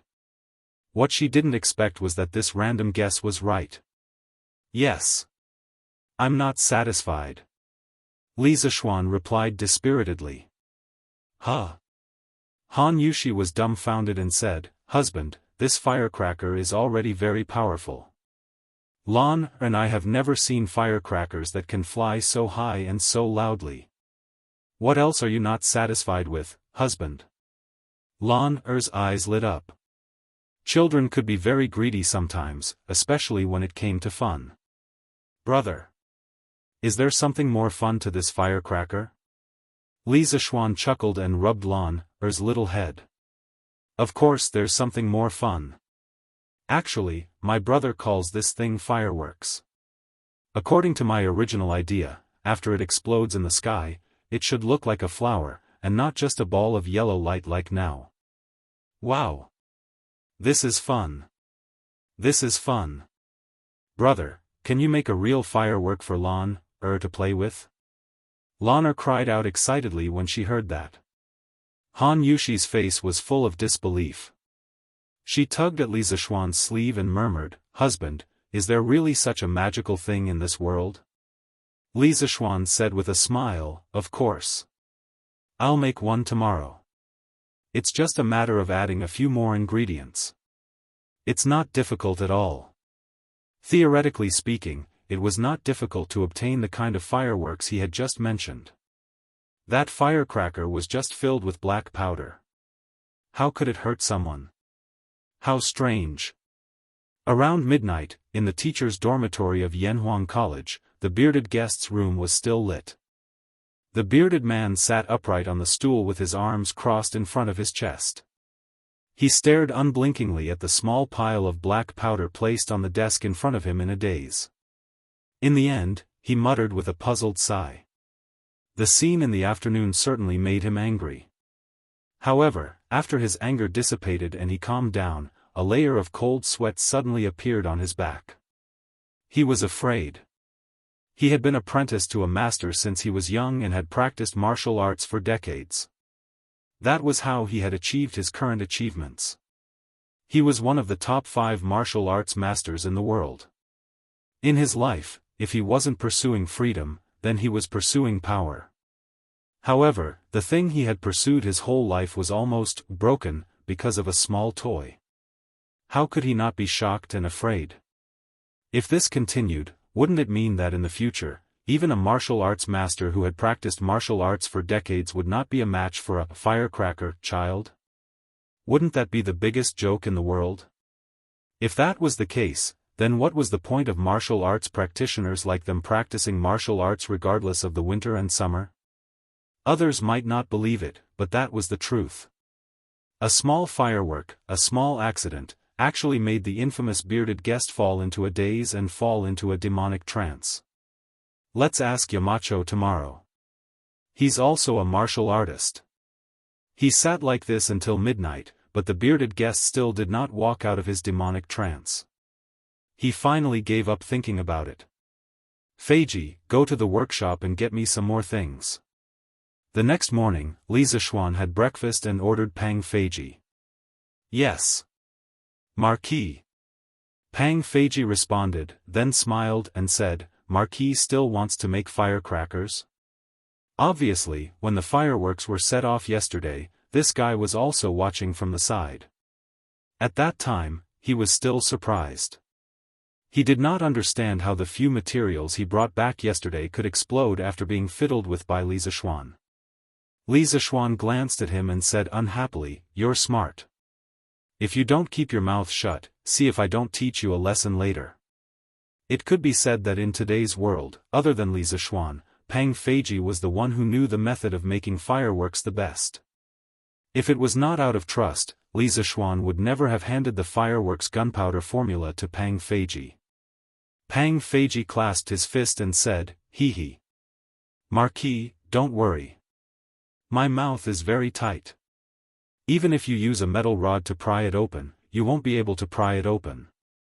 Pang Feiji obviously understood that Li Zishuan was willing to give him this kind of task, so he was very excited. "Go quickly." "What are you talking about?" Hee. "I'll go now." Pang Feiji took the new formula and hurriedly left. "Yo! Good morning, Mr. Zhang-san." Just as he stepped out of the door, Pang Feiji almost bumped into the curly-bearded guest who was striding towards him. He hurriedly greeted him politely. There was no other reason.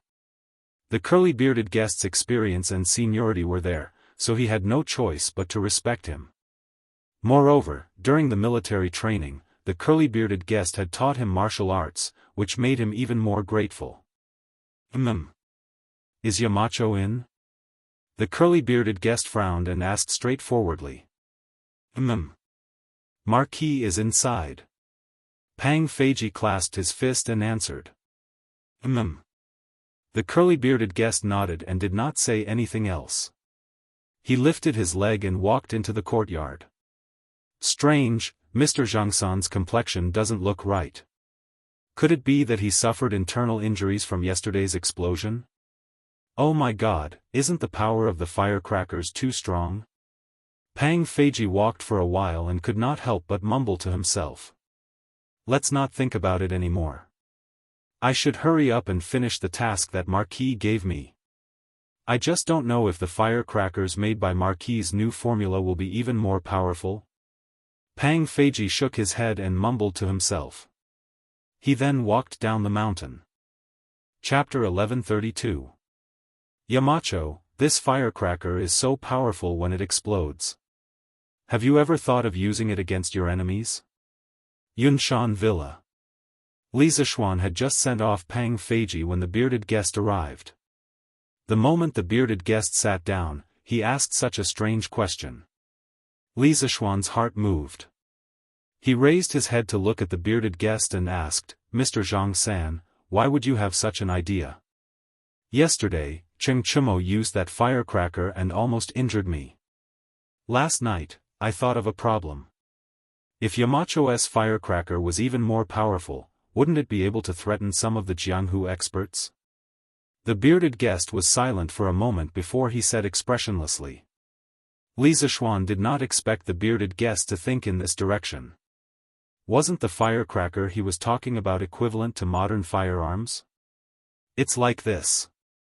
In fact, as far as I know, there is a weapon that works in a similar way to firecrackers. It has something similar to a hidden weapon hidden in it, and this hidden weapon can be propelled by a material. Its speed is not inferior to that of an ordinary grandmaster. This weapon has very low requirements for the user. Ordinary people who have never practiced martial arts can easily use it. I call this weapon a firearm. Actually, the firearm he was talking about was a gun. China was the first to invent gunpowder. However, it was initially used to make firecrackers. Foreigners were inspired by gunpowder and made guns. Li Zishuan felt that when he led Tang Dynasty's industry to a certain level, guns and cannons would definitely be made. The bearded guest was even more shocked. He did not suspect that Li Zishuan was lying or exaggerating. Previously, when he saw the detailed sea map, it already proved that Li Zishuan had some kind of ability to know everything. Therefore, when he heard Li Zishuan describe a firearm, his first reaction was not suspicion, but shock. If the firearm Li Zishuan said really existed, then the matter would be more serious than what he was worried about last night. Firearm? Yamacho, in this firearm, does it also use the black powder from firecrackers? That's right. But I call that powder gunpowder. Different uses would lead to different formulas for gunpowder. Correspondingly, the power of gunpowder would also be different. The gunpowder in the firecrackers is the least powerful type of gunpowder. Li Zishuan said indifferently. He understood that because the bearded man was highly skilled in martial arts, it was inevitable that he would be somewhat arrogant. Now that he had instilled a bit of knowledge on firearms into this bearded man, perhaps it would give birth to a trace of reverence in his heart. The least powerful one. The bearded man's pupils constricted. At this moment, he felt that he was like a frog at the bottom of a well. Right. A few months ago, the Serpent Spirit Mountain was destroyed overnight. Yamacho, did you use those so-called firearms? Having been in Chang'an for so long, the bearded man had already investigated everything about Li Zishuan, so it was not surprising that he knew about the Snake Spirit Mountain. The corner of Li Zishuan's mouth twitched. Was he shooting himself in the foot? Originally, he wanted to open the eyes of the bearded man and make him feel some reverence. He did not expect the bearded man to hit the nail on the head and guess the real reason for the destruction of the Serpent Spirit Mountain. The inside story was top secret at the moment. Only he and Li Er knew about it. More or less. Li Zishuan gloomily gave an ambiguous answer. The bearded man sucked in a breath of cold air. He was really frightened by the power of the firearms described by Li Zishuan. A powerful Jianghu sect was actually annihilated just like that. In the face of firearms, a person's bravery seemed so weak at this moment. Sigh. Doesn't that mean that all the hard work we put into practicing martial arts in the winter and summer is all in vain? In the end, we can't even compare to an ordinary person with a firearm? The bearded man suddenly let out a long sigh, and his aura became much more depressed. Li Zishuan was stunned. Only then did he understand the true purpose of the bearded man's visit today. It turned out that this bearded man was almost hurt by the fireworks yesterday, causing his martial arts heart to suffer a blow. Mr. Zhang San's words are wrong. Li Zishuan pondered for a while, then smiled and said, "Firstly, practicing martial arts is not for the sake of fighting with others. Mr. Zhang San's martial arts understanding shouldn't be so shallow for you to have such great strength today. Secondly, practicing martial arts can strengthen one's body and even prolong one's life. A person's life is short. What could be more important than living for another 2 years? Thirdly, although firearms are powerful, normal firearms will not be able to hurt a martial arts expert of your level. Furthermore, if both parties have firearms, a martial arts expert will definitely be much better at using firearms than an ordinary person. Furthermore, when faced with firearms, a martial arts expert will obviously have a higher chance of survival compared to an ordinary person. Fourthly, if Tang Dynasty can really create firearms in the future, it will only be in the hands of the imperial court. The commoners will definitely not have them. Martial arts practitioners who abide by the law will not have to worry about the threat of firearms. Therefore, in conclusion, martial arts practitioners will have an advantage whether or not firearms exist in this world. Mr. Zhang San, there is no need for you to doubt martial arts. The bearded man seemed to have understood something.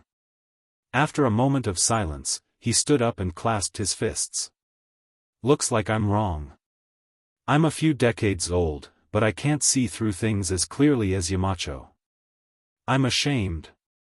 Since that's the case, I won't disturb you any further. Goodbye.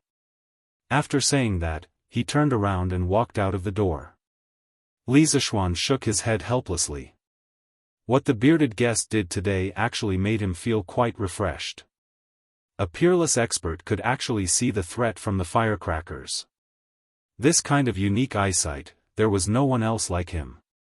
When it was close to noon, Pang Feiji returned with a few bags of materials. Li Zishuan inspected them, then went straight to the backyard to do his experiments. He wanted to create real fireworks of different colors and shapes. In order to achieve this goal, he had to add something to the fireworks. In fact, every modern firework was made up of a pod, and each pod could be called a star. These stars had a diameter of about 1 to 1.5 inches, 3 to 4 centimeters. In a firework explosion, the atoms of each star would absorb energy, and when they lost the excess energy, they would produce light. Different chemical substances would release different amounts of energy, thus producing different colors of light.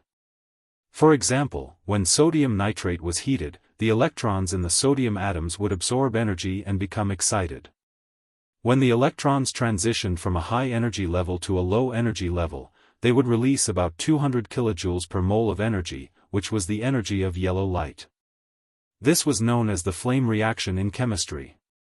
When different metals were burned, the light they emitted was different. For example, calcium's flame reaction was the red color of bricks. Copper's flame reaction was blue, and potassium's flame reaction was purple. There were also many other metal elements that had their own unique colors. Now that he knew the color of the flame, he could understand how the colorful fireworks were made. In fact, different metal elements were put into the fireworks according to different proportions. After the fireworks were ignited, they would produce different flame reactions in the sky and emit different colors of light. As for how to control the flame shape of the fireworks when they exploded in the sky, the person who made the fireworks had to arrange the positions of the metal elements according to a certain order. Chapter 1133. There were many raw materials for modern fireworks, and the raw materials for different colors of fireworks were different. Generally speaking, the raw materials were KNO3, potassium nitrate, KClO3, potassium chlorate, C, carbon powder, S, sulfur powder, senior, NO3, 2, strontium nitrate, and so on. Some of these raw materials were easy to get, and some were difficult to get at the moment. Li Zishuan could only try his best to get what he could now. For example, potassium salt. It was definitely unrealistic to ask someone to find a potassium salt mine, but it was possible to get potassium salt from some of the things around him. For example, there was some in the ashes of plants. Because the ashes of plants were the ashes after burning, it contained almost all the mineral elements contained in plants. The most abundant element was potassium, which generally contained 6 to 12% potassium, and more than 90% of it was in the form of carbonate. The next was phosphorus, which generally contained 1.5 to 3%. It also contained calcium, magnesium, silicon, sulfur, iron, manganese, copper, zinc, boron, molybdenum, and other trace elements. Just like that, Li Zishuan exhausted his brain power and used all the available raw materials around him, and finally made the first batch of fireworks with multiple colors. Brother! Is it done? Can this thing really be as beautiful as a flower? Lan saw Li Zishuan get up and quickly came over to ask. This girl had been circling around Li Zishuan since morning. One moment she asked this, the next moment she asked that, making Li Zishuan's head hurt from all the noise. In the end, Li Zishuan told the little girl that if she continued to be noisy, he wouldn't be able to make today's fireworks. Only then did Lan quiet down. At this moment, seeing that Li Zishuan was obviously going to call it a day, how could she bear it after holding it in for so long? She immediately ran to Li Zishuan to find out what was going on. He. Of course. Li Zishuan clapped his hands and said confidently. Lan said excitedly, then brother, let's see. Li Zishuan said unhappily, Lan it's still daytime now. Even if I let it go, you won't see anything. I'll let it go at night.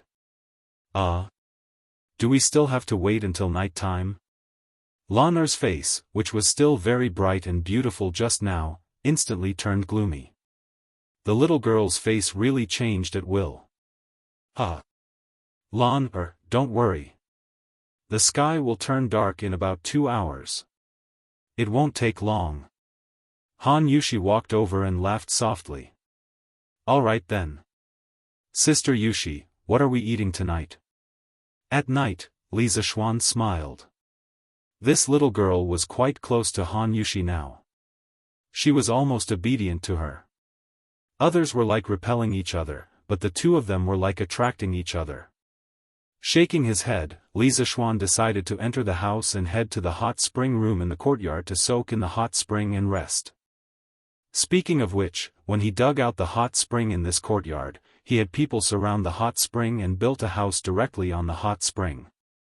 It was specially used to soak in the hot spring during winter. Now that he was grounded at home, it was a good time to enjoy it. However, after building the hot spring room in the backyard, the space was a little tight. Li Zishuan planned to expand this courtyard after the new year. At the very least, he wanted to transform it into a large villa courtyard. This way, even if the whole family moved in, it wouldn't be crowded. Sigh. Lan this little girl, is really a little light bulb. Li Zishuan thought unhappily as he soaked in the hot spring alone. Speaking of which, if this little girl wasn't here, wouldn't he and Han Yushi be soaking in a mandarin duck bath right now? Lan who was outside, didn't feel the slightest bit of resentment from her brother. The little girl had been waiting for a long time and finally waited until the sky turned dark. Tonight's dinner was also started an hour earlier. Therefore, as soon as they finished eating, Lan pestered Li Zishuan to set off fireworks. Li Zishuan didn't refuse this time. He carried a large plate of 64 fireworks and walked towards the open area in front of the courtyard.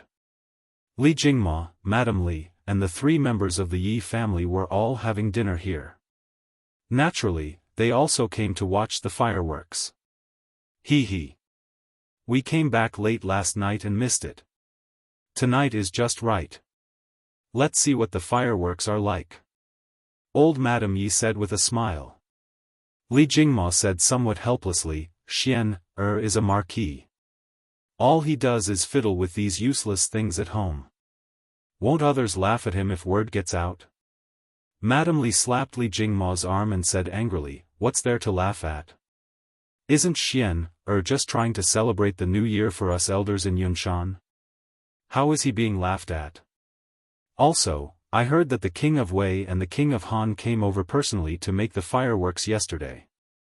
If they can do it, why can't Xian do it? Old Madame Yi laughed and tried to smooth things over. Yuzhu is right. It's the new year. Jingma, don't be so serious. No matter what outsiders say, it can't compare to our family celebrating the new year together. Grandmother, quickly cover your ears. Big brother is going to light the fireworks. Lan ignored the quarrel between the adults.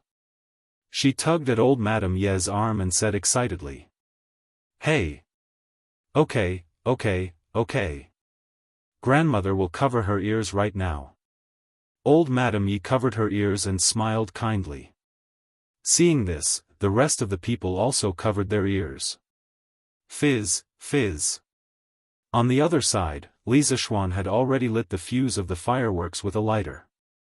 Then, he quickly ran over and shouted, everyone, cover your ears. The fireworks are going off.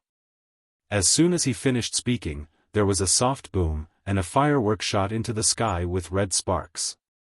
With a loud boom, a beautiful flower bloomed in the night sky. The colors of the fireworks were a riot of colors. There were red, yellow, blue, green, purple, and pink. It looked extremely beautiful. Wow! It's so beautiful. Dad, Mom. Grandmother. Look! The fireworks are so beautiful. Lanner's eyes widened as she chirped loudly. Old Madame Yi, Madame Li, and the others had already looked up and saw the fireworks in the sky. They all widened their eyes. Faced with this beautiful scene, they even forgot to breathe. It was so beautiful that it was tragic. It was so beautiful that it was hard to extricate oneself from it. Boom! Before the light of the first firework had even dissipated, the second firework had already soared into the sky. With another loud bang, an incomparably huge flower proudly bloomed. Red, orange, yellow, green, blue, indigo, and purple, it was a complete collection of colors. It was a gorgeous purple and brilliant red, decorating the night sky beautifully and gracefully, illuminating the earth as if it was daytime. This is the fireworks? Li Jingma's mouth was opened so wide that a duck egg could be stuffed in it. His breathing also became rapid. He could no longer say those words about Li Zishuan not doing his job because the beauty of the fireworks was far beyond his scope of understanding. In his opinion, such a magnificent scene was no different from a miracle. Chapter 1134. Damn! Look! Look! There's something happening at the Yamacho courtyard. Yanhuang College. At this time, the students had just finished eating in the cafeteria and were returning to their dormitories. Suddenly, a loud noise came from the east side of Yunshan courtyard. No one knew who shouted, but the students, regardless of what they were doing, immediately looked in that direction. Finally, they saw a scene that they would never forget for the rest of their lives. Under the pitch-black sky, brilliant fireworks bloomed in the air. The flames continued to spread, looking like giant glowing peonies. They directly lit up half of the sky in the east. Damn! These are not the firecrackers from yesterday. These are probably Yamacho's new firecrackers. Li Tai turned his head to look and was immediately flabbergasted. Wow! These firecrackers are so beautiful. They are completely different from the ones you set off yesterday, Qing. Yes. These are 100 times more beautiful than the ones the Academy set off yesterday. How can firecrackers be so colorful? This is amazing. Li Ku looked to the east and was in a daze. After a while, he said eagerly, Qing, let's go to Yamacho's place to see these new firecrackers. Li Tai also wanted to go, but he was still clear-headed. He said, Ku, are you confused? It's late at night, and the Academy's gate is already closed. Yanhuang College did not restrict students from entering and leaving during the winter holidays, but students were still not allowed to go out at night. This was for the safety of the students. There was a curfew in Chang'an City, let alone a small place like Yunshan. If they were to meet some bad guys or beasts outside, they would not even be able to find their bodies. Sun Zifen laughed and said, why don't we climb over the wall? Just like last time? He had to admit that this guy was really the king of ideas. He could even come up with such a stupid idea. Li Tai rolled his eyes and said crossly, are you stupid, kid? We climbed over the wall last time to look for meat. Why are we going out this time? Going to Yamacho's place to see the fireworks? Isn't that walking right into their trap? That's true. Sun Zifen scratched his head awkwardly and said gloomily. Stop talking nonsense and focus on watching. We can see it clearly from here. The fireworks are almost finished. Li Tai said impatiently as he stared at the eastern sky. Yes. I have to hurry up and read it. The rest of them nodded vigorously. Obviously, they had all seen the nine-bang firecracker from Li Zishuan yesterday, and subconsciously thought that there would only be 9 fireworks tonight. This was also one of the reasons why Li Tai was unwilling to leave the academy to watch the fireworks. Because according to this calculation, before they could climb over the wall, the fireworks on the other side would be finished. Bang, bang, bang. Flowers blossomed one after another under the night sky. Many students ran to the corridor on the 3rd or 4th floor of the teaching building to look as far as they could. 1, 2, 3. 7, 8, 9, 10, Why isn't it done yet? Oh. Today's firecrackers are not only different in color from yesterday's, but there are also more of them. We can finally feast our eyes on them. Tonight's firecrackers are really beautiful. Did Yamacho put the stars in the sky into the firecrackers? It's so beautiful.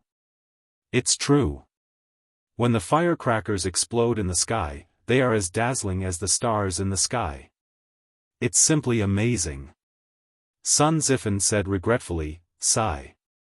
If I had known that Yamacho was going to set off such beautiful firecrackers tonight, I would have just stayed at Yamacho's house during the day. Now, I can only watch from afar and not up close. It's so King unbearable. Hey! Zifen, you should think about Chingchumo. That guy returned to Chang'an yesterday. He didn't get to watch at all tonight. Li Tai also felt a little regretful, but he knew how to comfort himself. When he thought of Chingchumo, he immediately felt happy. He was only a prince, not a crown prince. He had to serve Li Er and Zhangsun every day in the palace. He had built his own residence outside the palace.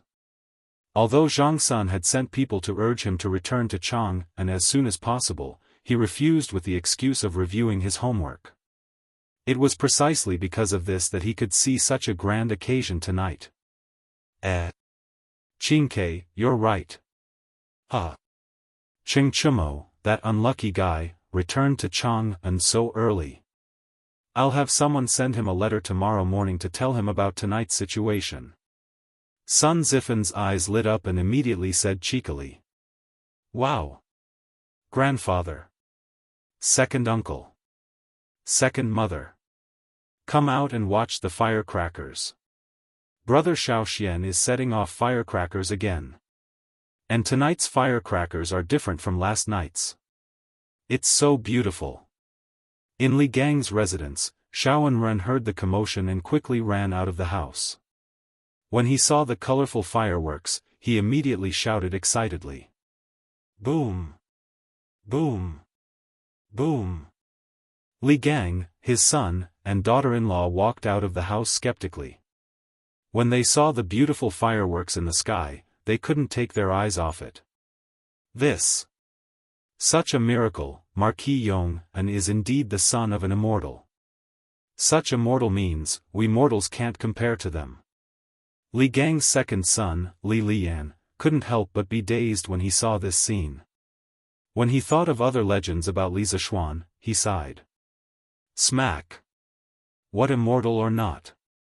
This old man can tell you with certainty that Yamacho is just an ordinary person. It's just that he knows more than others. This old man plans to let Enren study at Yanhuang College in the future.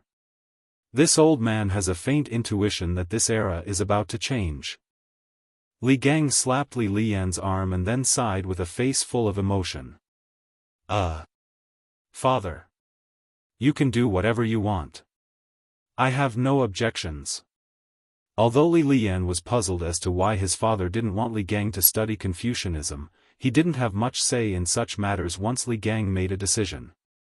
He might as well agree.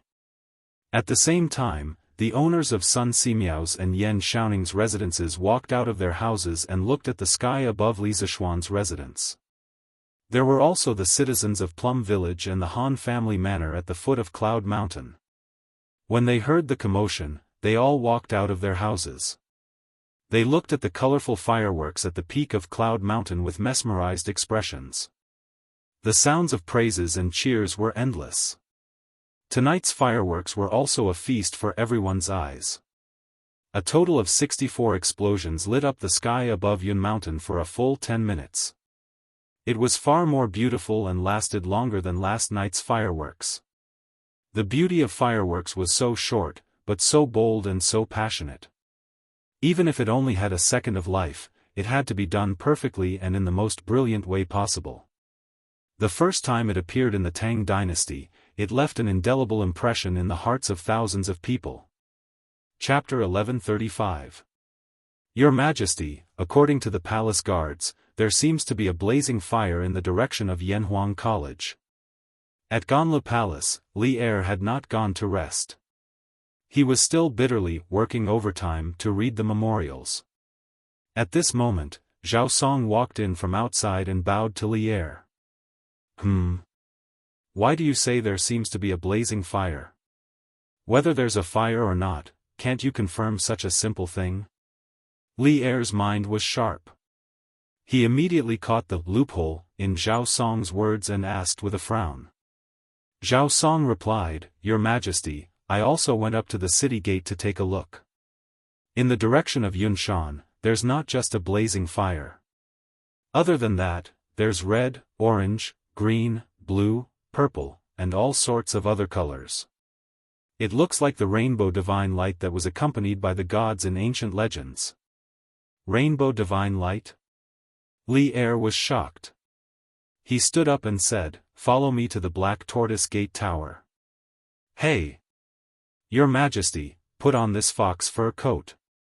Zhao Song took a coat from the rack by the wall and said quickly. Now that the palace was heated, Li Er was only wearing a single layer of clothing. It would be strange if he didn't catch a cold when he went out like this. Okay. Li Er nodded. After he was armed, the master and servant left Taiji Palace and headed north to the Black Tortoise Gate Tower. If Li Zishuan knew that the fireworks he set off were mistaken for the rainbow divine light by Li Er and Zhao Song, he would probably laugh his head off. At the same time, this also showed that Li Zishuan's pursuit of the path of the gods was not completely dead. If he believed in Li Zishuan's atheism, why would he make such a big fuss at night to see the so-called rainbow divine light? Greetings, Your Majesty. Li Er brought Zhao Song to the Black Tortoise Gate Tower. When the general on the tower saw Li Er, he quickly cupped his fists and bowed. Li Er was unmoved. He looked straight in the direction of Yunshan, but all he saw was darkness. There was nothing. That was because the fireworks at Yunshan had already finished. Didn't they say there was a rainbow divine light? Why is there nothing? Li Er frowned and said unhappily. Your Majesty, the seven-colored light in the direction of Cloud Mountain has just disappeared. Zhao Song looked at the soldiers guarding the city. The soldiers quickly stepped forward and answered. Oh. Li Er's face was filled with disappointment. He looked in the direction of Cloud Mountain. After a moment of silence, he said, send someone to Cloud Mountain tomorrow to find out what happened. Zhao Song bowed. Yes, Your Majesty. Li Er flicked his sleeves and turned around to descend the city gate tower. There were no neon lights in this era. Naturally, there was no light pollution at night. Generally, the sky was pitch black except for the night of the full moon. The fireworks show on Yunshan dyed the sky red, which was quite conspicuous in the dark night. Therefore, not only did Zhao Song and the generals of the imperial city see the rainbow divine light in the night sky, but many people in Chang'an city also saw it. Early the next morning, the people in the city immediately started discussing. It was close to the new year, and most people were preparing for the new year. They were busy all year round, and this was the only time they could have some free time. It was normal for them to gossip with their neighbors in the morning. Hey! Old Lu, did you see the rainbow divine light in the east last night? I also faintly heard the sound of thunder over there. Hey! Old Hua, you saw it too? I thought I was the only one who saw it. Hey! Do you think it's the divine light brought by the gods who descended from the heavens? Yo! That's possible. But shouldn't that direction be Cloud Mountain? Could it be that a literary star descended on Cloud Mountain last night? Hey! What you said makes sense. Yanhuang College's students are so outstanding. Who knows, there might be one or two literary stars among them. TSK. Yanhuang College is indeed a godly school. If my little brat can get in, even if I, Lu Dali, die immediately, it will be worth it. With the lively atmosphere close to the new year, more and more people knew that the rainbow divine light had appeared in the sky in the east of Chang'an city last night. There were all kinds of speculations. Some said that a divine immortal had descended to the mortal world, some said that a divine light had descended from the sky, and some even said that a divine treasure had appeared. There were all kinds of different theories, but the most popular one was that a literary star had descended from Yanhuang College on Cloud Mountain. Yanhuang College had been completely pushed to the altar by word of mouth this time. This was something that Li Zishuan had never expected. Your Majesty, after dinner last night, I heard from the servants in the mansion that there was a divine light in the east. I went to the tower to take a look and saw the rainbow divine light in the east. I guess that a divine immortal must have descended to the mortal world where the divine light descended. This is an auspicious sign. I congratulate Your Majesty. I congratulate the Tang Empire. Taiji Palace, Morning Court. After the ceremony, a middle-aged official in his 30s came forward and bowed to Li Er, and said in a loud voice. Hearing this, the officials were stunned. Many of them had indeed seen the divine light in the east last night, but seeing it was one thing. Wasn't he flattering the emperor? Oh, no, he was flattering the emperor. Wei Zheng's face darkened, and he said angrily, Su Sharon, don't talk nonsense. How can a divine light be auspicious? After that, he cupped his hands to Li Er and said loudly, Your Majesty. I impeach Su Jingzong of the Secretariat for flattering Your Majesty and speaking nonsense about a divine immortal. Your Majesty, please punish this person severely. Otherwise, it will hurt Your Majesty's wisdom. Su Jingzong, this person was actually Su Jingzong, the censor of the Secretariat, the person who held the position of Prime Minister during Li Ji's era. Your Majesty, I am innocent. I was just speculating. How can I flatter your majesty? May I ask if Wei Zhucheng saw the divine light in the east last night?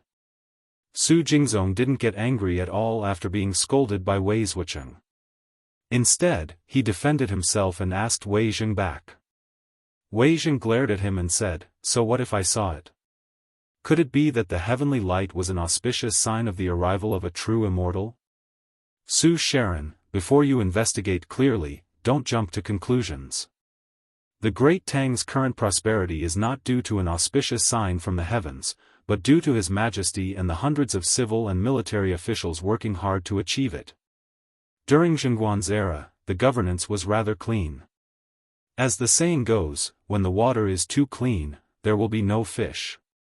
Under Li Er's leadership, the court was filled with upright officials. Wei Zheng's words were so persuasive that they could enlighten even the apathetic. Immediately, he gained the favor of many upright officials. Kong Yingda stepped forward and said, "I agree with Wei Zhucheng's words. Auspicious omens can't be trusted. The Great Tang is able to have peace today because of auspicious omens." Su Jingzong opened his mouth and was about to step forward to argue with Old Kong when he heard Li Er's slightly angry voice, "Stand down. The Great Tang is surrounded by wolves. How can there be auspicious omens? If there's nothing, the court is dismissed." Chapter 1136. Inside the Taiji Palace. Hearing Li Er's angry rebuke, Su Jingzong was stunned. He didn't understand why Li Er rejected his idea so decisively. Was this still the same Emperor Li Er who loved to achieve great things? What he didn't know was that when Li Er woke up this morning, he received news from Yunshan. Last night, Li Zishuan was only setting off a new type of firecracker. Thinking of this, old Li's face burned. Someone else was setting off firecrackers in Yunshan, and he actually thought that there was a real immortal descending with colorful lights. If this matter were to spread, wouldn't he, the emperor of the human world, be laughed at? Now, Su Jingzong's bootlicking had completely failed. The words, "auspicious sign from the heavens," were extremely ear-piercing to Li Er's ears. He had already restrained himself by not throwing Su Jingzong into jail on the spot. "Your Majesty is wise." Wei Zheng, Kong Yingda, and the others cupped their hands in front of Li Er in satisfaction and flattered him. If old Li had made any other choice, Wei Zishuan would probably have said, "You are a tyrannical and fatuous emperor." "Your Majesty, as you wish."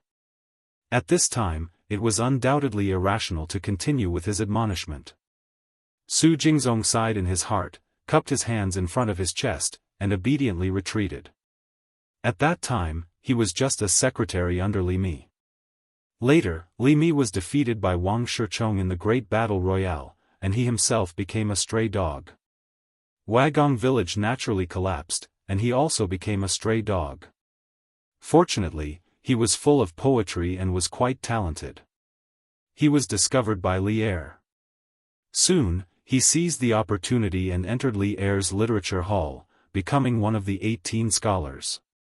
However, what was depressing was that although he was also Li Er's aide, compared to people like Zhangsun Wuji and Fang Xianling, his official fate was a little worse. Zhangsun Wuji had been prime minister for several years, but he was only a fifth-rank imperial secretary. Among the 18 scholars of King Qin's manor, he was the most unknown existence. Of course, he was unwilling, but in terms of strategy, he was not as good as Fang Xianling and Du Ruhui. In terms of foundation, he was not as good as Zhangsun Wuji. In terms of admonishment, he was not as good as Wei Zheng. Therefore, after much thought, he could only take this unorthodox path in hopes that Li Er would remember that he, the 18th scholar of the Duke of Qin's manor, had yet to be entrusted with an important task. If Li Zishuan knew what Su Jingzong was thinking, he might have laughed and said, "Old Su, don't make it so complicated. You are still young. Endure until all the other old officials in the imperial court have retired. That will be the day you rise to prominence. It's not a dream to become an official." Although the truth was not entirely like this, it was not far from it. In the end, Su Jingzong was able to become the prime minister. Of course, part of the reason was that he had no moral integrity, but more importantly, it was because he could endure. Qualifications were obtained through hard work. Cloud Mountain Villa. Even if the outside world was turned upside down, Li Zishuan could only sit at home and watch the flowers bloom and wilt in front of the courtyard. He smiled as he looked at the clouds in the sky. The fireworks last night had left a huge impact on Lan, Han Yushi, Li Jingma, and the others. When they found out that Li Zishuan planned to make more fireworks for the new year, Madame Li agreed with both hands, and Lan even agreed with both hands and feet. At this time, Li Jingma could not say anything against it.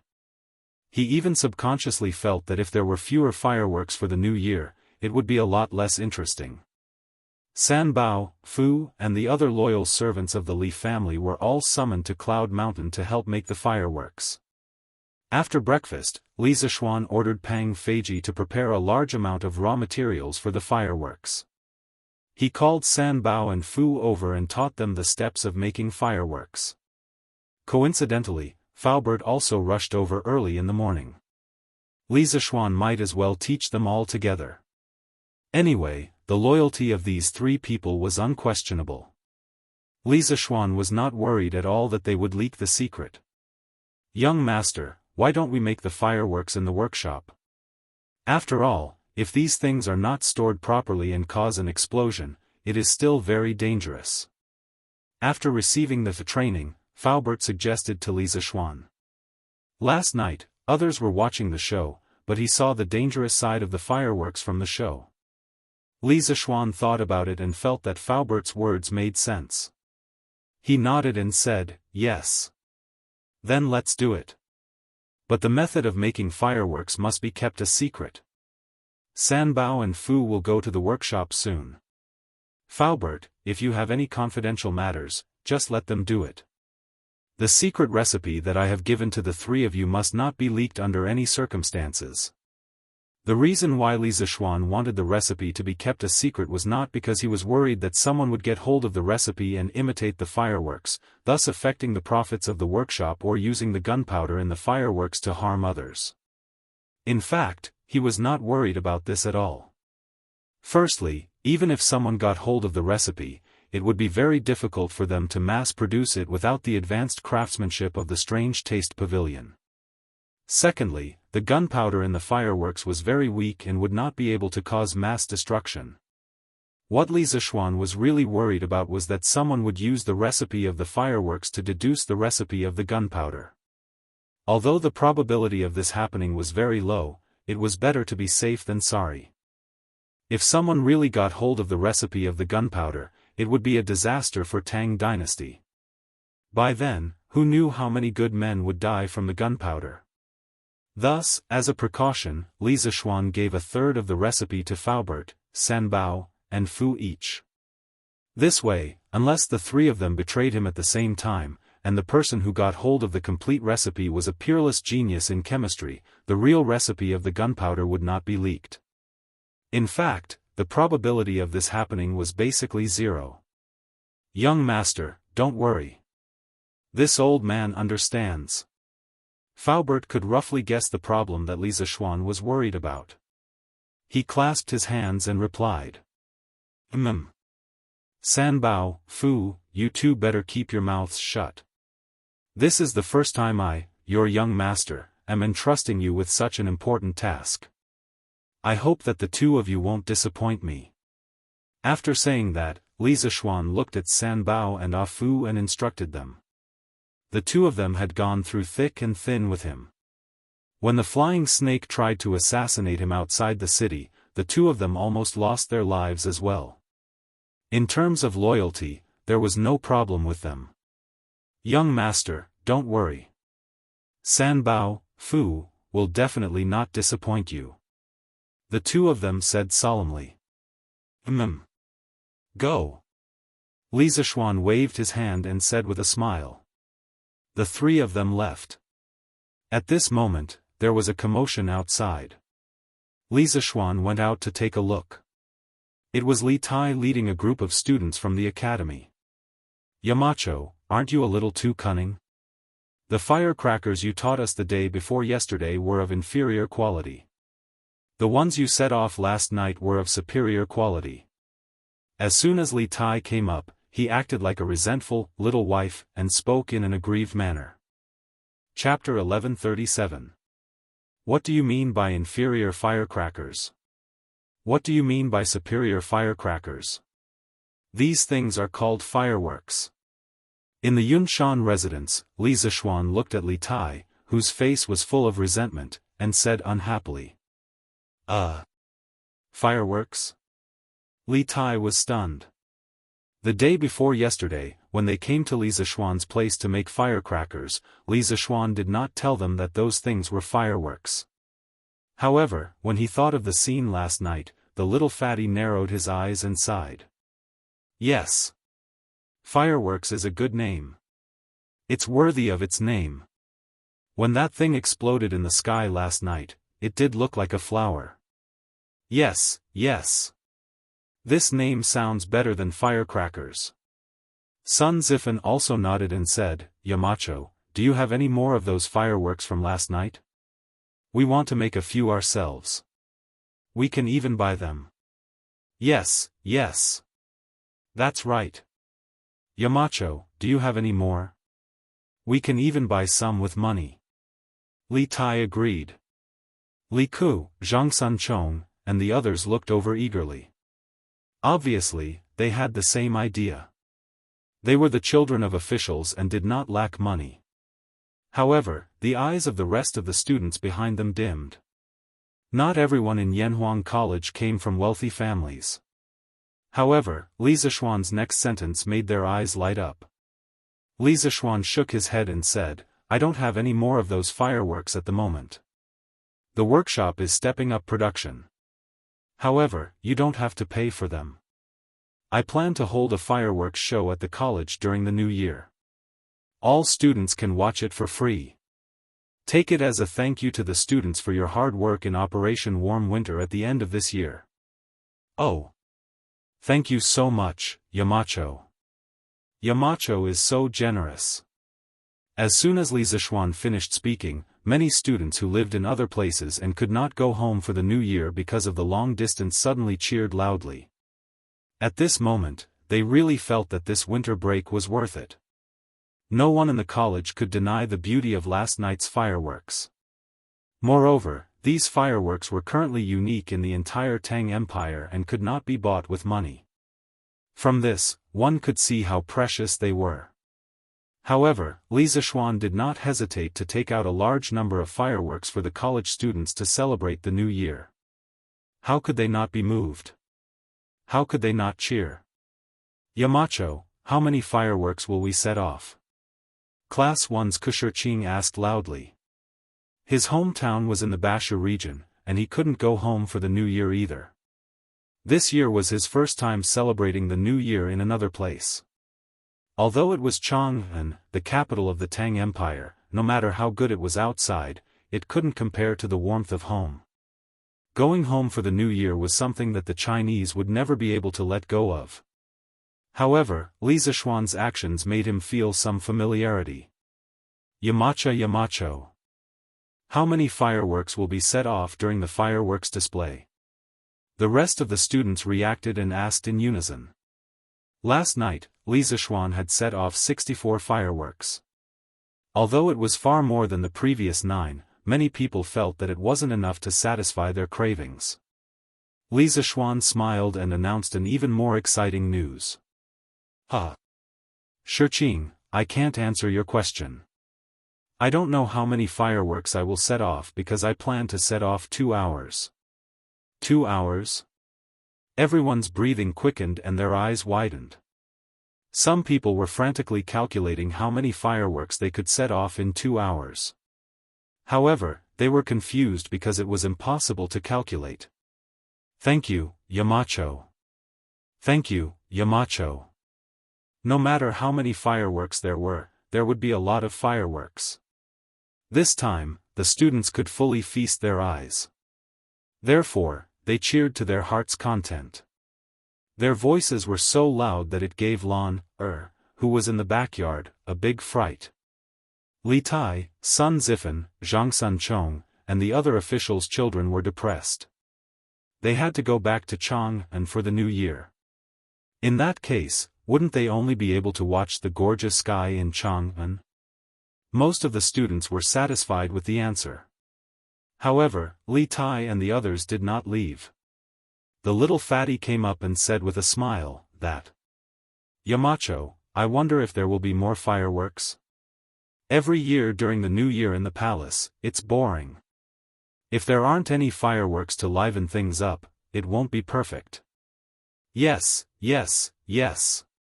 Zhang Sunchong, Sun Zifan, and the others nodded in agreement. Li Zishuan thought for a while and said, it's hard to say. Even if there are some left, there probably won't be many. Qing Ke, if you want some, it's best to wait until next year. Next year? Li Tai opened his eyes wide and shook his head. We can't wait. Yamacho, can't you ask the workshop to send more people to make more? What a joke. After seeing the charm of fireworks, Li Tai felt that waiting for one more day was too much, let alone waiting for next year. Li Zishuan said angrily, you brat, it's easy for you to say that. Don't you know how many days are left until the new year? Do you know how long it takes for the workshop to prepare the fireworks for the academy? If you really want to see the fireworks, just come to the academy. On the night of the new year, the academy will start to set off the fireworks at midnight. You can come after dinner in Chang'an City. Coincidentally, the curfew in Chang'an City will be lifted that night. In order to maintain the security of the capital, the Tang dynasty followed the curfew system of the Han dynasty. Of course, the walls could protect the safety of the people, but at the same time, it restricted their freedom and affected their livelihood. According to the rules, on special days such as the Lantern Festival, the workshop could stay open all night. On these days, the people would be so excited that they would usually celebrate all night. That's the only way. Li Tai muttered gloomily. Suddenly, his eyes lit up and he said, oh right, Yamacho. Why don't you set the fireworks show in Chang'an City? At that time, the people in Chang'an City can feast their eyes. In fact, these were all excuses. He was just too lazy to run errands. After all, Chang'an City was more than 20 miles away from Yunshan City. Li Zishuan frowned and said, there are many people in Chang'an City, and the houses are close together. If we set off the fireworks on a large scale, it will easily cause a big fire. When His Majesty blames us, who can bear the responsibility? Although he said so, Li Zishuan thought in his heart, your master is now grounded in Yunshan City. If the fireworks show is changed to Chang'an City, I won't be able to watch it. The master and disciple looked amiable on the surface, but they actually started a battle of wits and courage in secret. In the end, Li Tai gave up and said, all right then. When the time comes, we'll come to the academy to watch the fireworks show. Oh right. Yamacho. Last night, the people in Chang'an City also saw the fireworks at Yunshan City. My father even sent someone over to ask what happened. Before leaving, Li Tai suddenly whispered to Li Zishuan. Chapter 1138. Oh. What did His Majesty say? In front of the Yunshan residence, Li Zishuan heard from Li Tai that Li Er had sent someone to Yunshan this morning to investigate. Li Tai rolled his eyes and replied, my father didn't say anything. But many people in Chang'an City saw the colorful light last night and mistook it for the colorful heavenly light brought by the deities descending to the mortal world. 7 colored heavenly lights? Hearing this, Li Zishuan almost spat out a mouthful of blood. He had never expected that the first fireworks show in the Tang dynasty would be related to immortals. Wasn't this 2F** king ridiculous? In fact, what he did not know was that Li Tai also thought so at first, but in order to save some face for his father, he deliberately concealed this point. After Li Tai left, Li Gang, Li Anren, and Yan Xiaoning came one after another. Their purpose was more or less the same, which was to see the fireworks. In desperation, Li Zishuan told them about his plan to hold a fireworks show in the academy during the new year. These people were the homeowners of Yunshan and planned to spend the new year in Yunshan. After hearing this plan, of course, they did not have any objections and returned with satisfaction. As for the other native of Yunshan, Sun Simiao, the old Taoist priest brought him to the county at the foot of the mountain early in the morning. Moreover, even if he had time, he would not be so bored as to come and ask Li Zishuan for fireworks. Compared to this, the old Taoist priest was more concerned about the strange medical skills in Li Zishuan's mind. The Imperial Palace. After the court, Li Er returned to the Ganlu Hall. Just as he took off his dragon robe, he could not help but say to Zhao Song beside him, "I asked that kid to shut himself in Yunshan to reflect on himself, but he did it well. Today he has a hot pot feast, tomorrow he will fiddle with some new firecrackers. His life is more comfortable than mine. Is he grounded, or is he on vacation?" It was no wonder that Li Zishuan complained. As a sinner, Li Zishuan did not reflect on himself sincerely all day long. Instead, he was treated like a master at home. On the other hand, although Li Zishuan was the emperor and was in charge of the life and death of the people in the world, he still had to work overtime every day to deal with state affairs. What's more, it's fine if you say you're living comfortably at home, but why did you have to make such a big commotion and make him mistakenly think that an immortal has descended to earth? If it weren't for the fact that he had sent 100 riders to bring back the news early this morning, he might have really believed in Su Jingzong's nonsense in the imperial court and thought that the fireworks were rainbow-colored heavenly light, an auspicious omen, and felt complacent. Then the news on Cloud Mountain would be transmitted back to Chang'an. At that time, as the monarch of a country, where should he put his face? That was as awkward as it could get. Your Majesty, the Marquis of Yong'an has always had wonderful ideas. Otherwise, where would our Tang Empire have the curved plow, where would we have the honeycomb coal and heaters, and where would we have the Yanhuang College? Zhao Song laughed dryly and spoke up for Li Zishuan without leaving a trace. Humph. If it weren't for the fact that this kid is truly talented, would have removed him from his position long ago. Li Zishuan sat on the couch and said unhappily. Is your Majesty angry at the Marquis of Yong'an? At this moment, Empress Zhangsun walked in from outside the hall. She nodded at Zhao Song and indicated that the latter could leave. Then, she walked to Li Zishuan's side and put down the lotus seed soup in her hand. She smiled gently and said, "Your Majesty has just finished the morning court and must be hungry. Your Majesty, please fill your stomach and warm your body first." Li Zishuan's eyebrows finally relaxed. He took the lotus seed soup and smiled as he ate. It's been hard on you.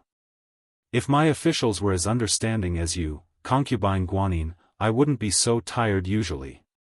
Empress Zhangsun smiled and said, "Your Majesty must be joking. 1,000 people have 1,000 faces. All the civil and military officials in the court have their own talents. Some are more stubborn, some are more tactful, and some are more cynical. They all have their own personalities. How can you expect everyone to have the same personality? This isn't good for handling government affairs." Concubine Guanyin's words are reasonable. Li Zishuan's thoughts suddenly became clear. He put down the soup spoon and laughed. "Your Majesty, I heard that the rainbow sky at Yunshan last night was the Marquis of Yong'an's new type of firecrackers. Is it true?" Zhang Xuan's eyes were smiling as she looked at Li Zishuan and said. Li Zishuan nodded and replied, "Yes. There is such a thing. I also just received the news this morning. It is said that the kid made a batch of firecrackers the day before yesterday. They can shoot into the sky and explode, but only the flames can be seen. Who knew that he would improve it again yesterday, so when the firecrackers shot into the sky and exploded last night, it became a rainbow of colors." Empress Zhangsun blinked and said, "If I guessed correctly, the Marquis of Yong, and making such a new toy at this time should be to prepare for the new year, right? Li Zishuan thought for a bit and felt that Empress Jiangxuan's guess was very likely true. He said unhappily, "Humph. This kid is already a married person, but he's still like a child, fiddling with these little toys all day. He doesn't have any manners of a marquis at all." Zhang Sun shook her head and said, "Your Majesty, I feel that the Marquis of Yong'an's actions aren't just for his personal enjoyment.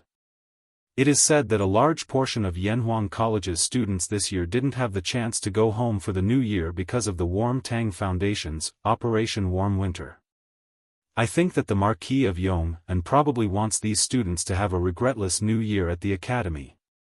As the president of the Warm Tang Foundation, although she was only in name and didn't usually manage things, since the Yanhuang College's students stayed at the academy because of the Operation Warm Winter and didn't have time to go home, as the president, she more or less felt that she owed them. And Li Zishuan's actions of caring for the students made her have a good impression of Li Zishuan in her heart. Naturally, she also had to say a few words for Li Zishuan. Yes. If that's really the case, then this kid did the right thing. Li Zishuan nodded. He was half doubtful and half sure as he said, he has indeed taught this batch of Yanhuang College's students well. In the future, they will all be pillars of the country. We have discovered that this kid isn't good at being an official, but he is very competent as the Yamacho of Yanhuang College. Empress Zhangsun covered her mouth and laughed, "Your Majesty is still the wise one. Back then, you stood your ground against the opinions of the masses and allowed the Marquis of Yong'an to establish Yanhuang College. Only by using people to their fullest can they display their greatest abilities. For a genius like the Marquis of Yong'an, only Yunshan can accommodate his talent. Hey! Maid Guanyin, don't praise him anymore. As long as that kid doesn't cause trouble for us every few days, we will be satisfied." Li Zishuan complained with deep resentment. Chapter 1139. The days passed, and soon it was the 28th of the 12th lunar month. What was strange was that Chang'an did not even have a single snowfall at this time of the year. It was said that a timely snow promised a bumper harvest, but there was not even a single snow seed this year. How could there be a good harvest next year? The children were immersed in the joy of the upcoming new year, but some of the experienced farmers were frowning more and more. Li Zishuan, who was living in seclusion in the Cloud Mountain, suddenly had a trace of worry in his heart. He looked up at the sky and muttered to himself, "If there is no snow for a year, the locust eggs in the ground will probably survive in large numbers. The next year's locust plague will definitely be fierce." Fortunately, the Tang Empire was prepared. The first voyage of the Tang Empire's fleet brought back a large amount of food. After that, Li Shaogong went to Lingnan to take up the position of the Left Commissioner of the Department of Shipping. He was in charge of the trade between the Nanyang countries and the Tang Empire. Gradually, he brought back a lot of food from other countries. Now, the Tang Empire's warehouses were all full, and the warehouse near Chang'an was still expanding. It could be said that the Tang Empire's warehouse had never been so full before. "Young master, according to your instructions, we have distributed the 280 bicycles produced by the workshop to the members of the Chamber of Commerce. They should be selling them today." Faubert came over early in the morning to tell Li Zishuan this news. The workshop was now well staffed.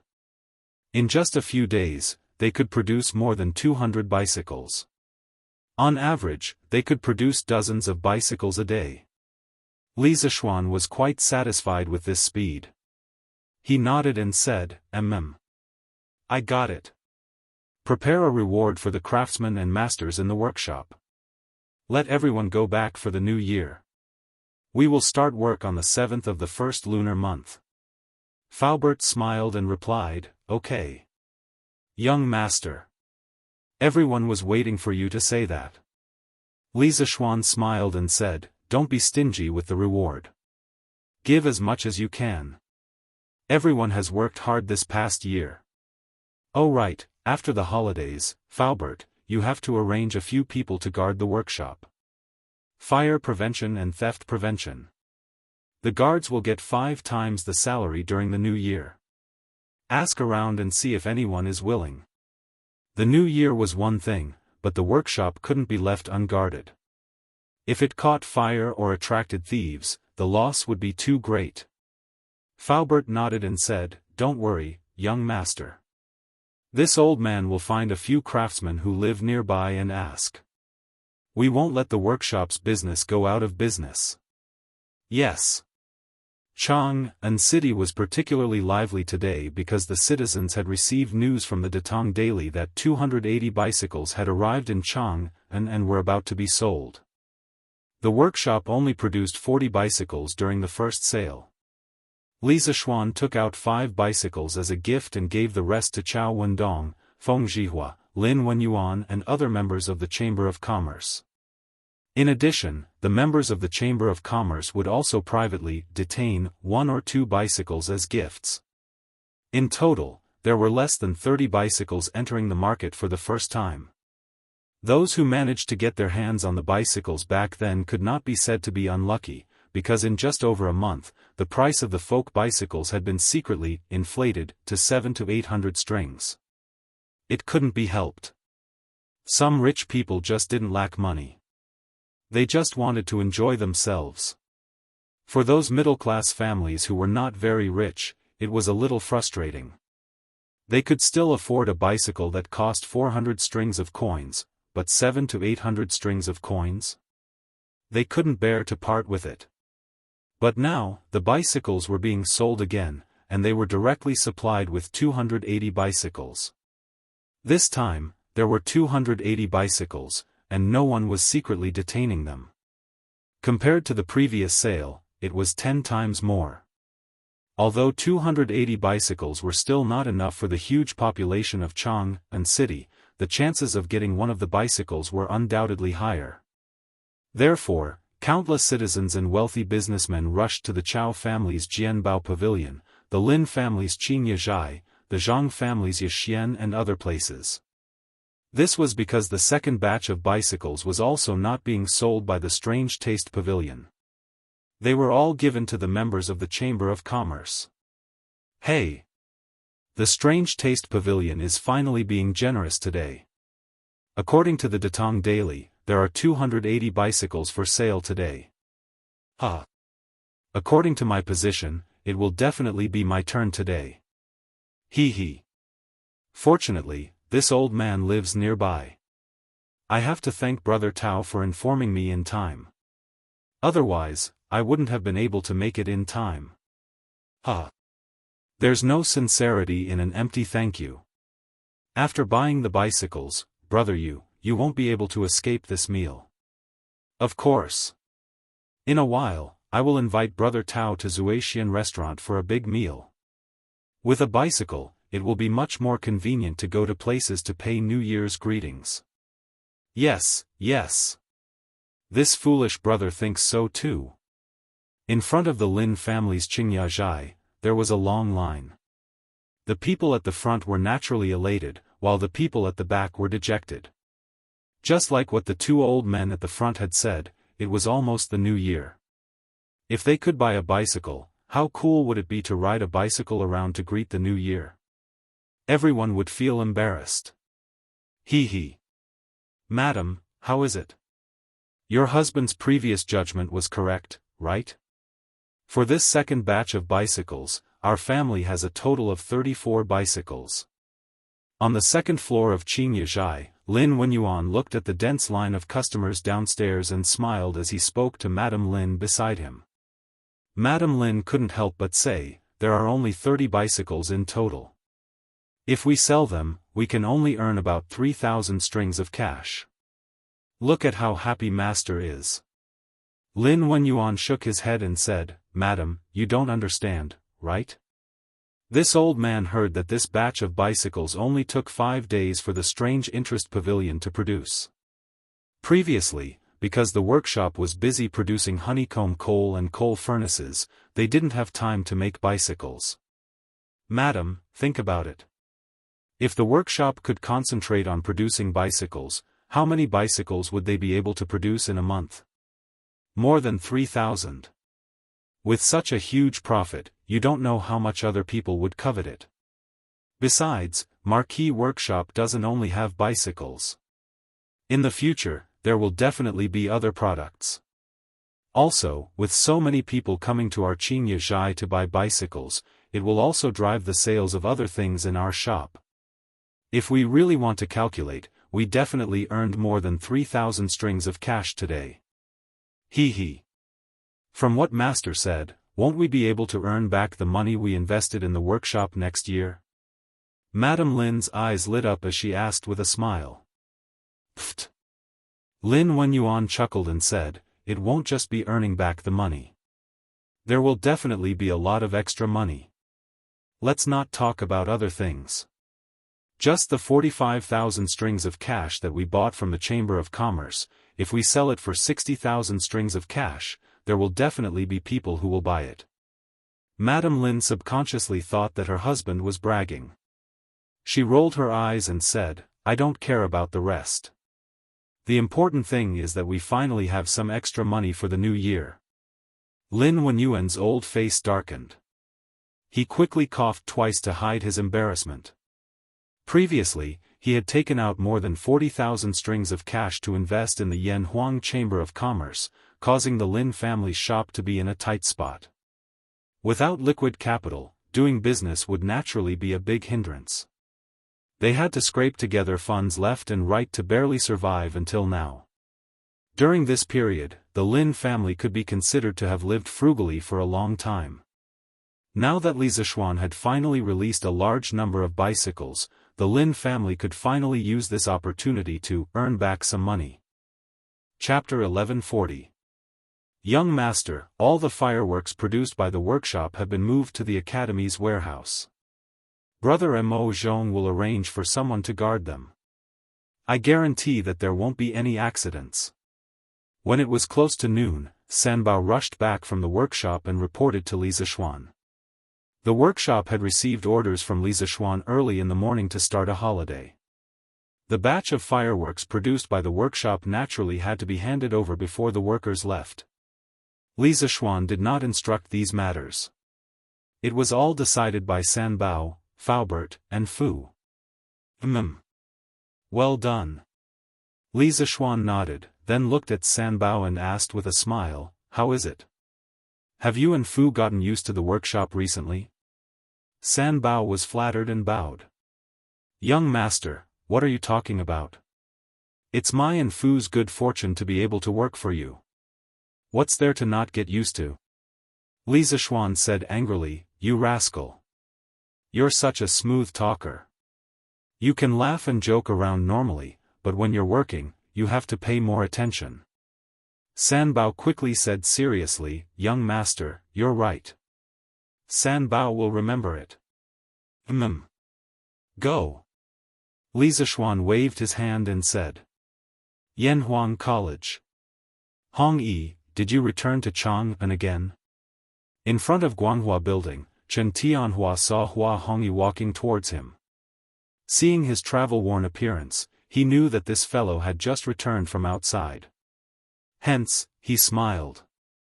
Although the three of them lived in Chang'an, they were already used to life in the academy. Seeing that most of the students did not go home during the winter break, they stayed in the academy.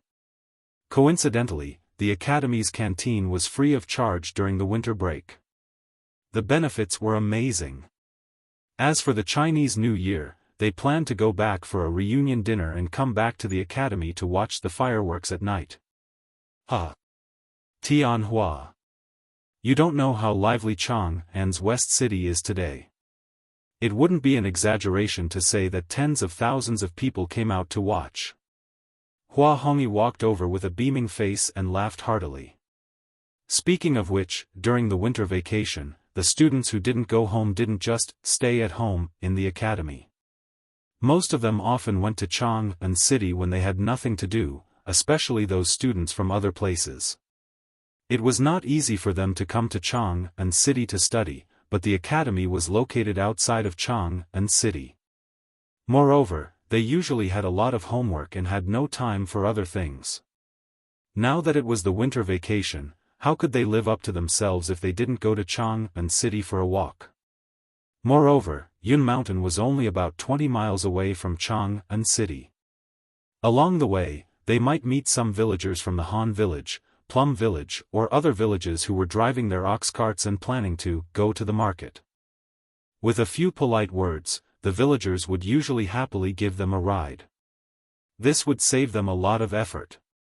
This morning, Hua Hongyi rode on old Hu's ox cart to Chang'an. Is it because of the bike? Chen Tianhua rolled his eyes and said indifferently.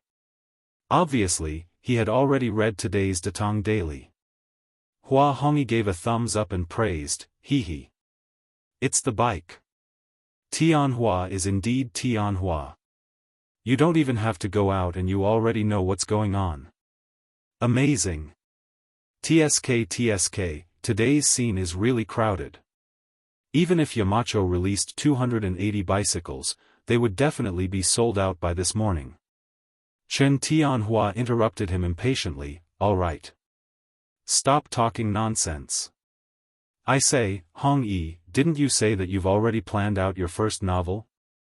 Why don't you take advantage of the winter break to start writing?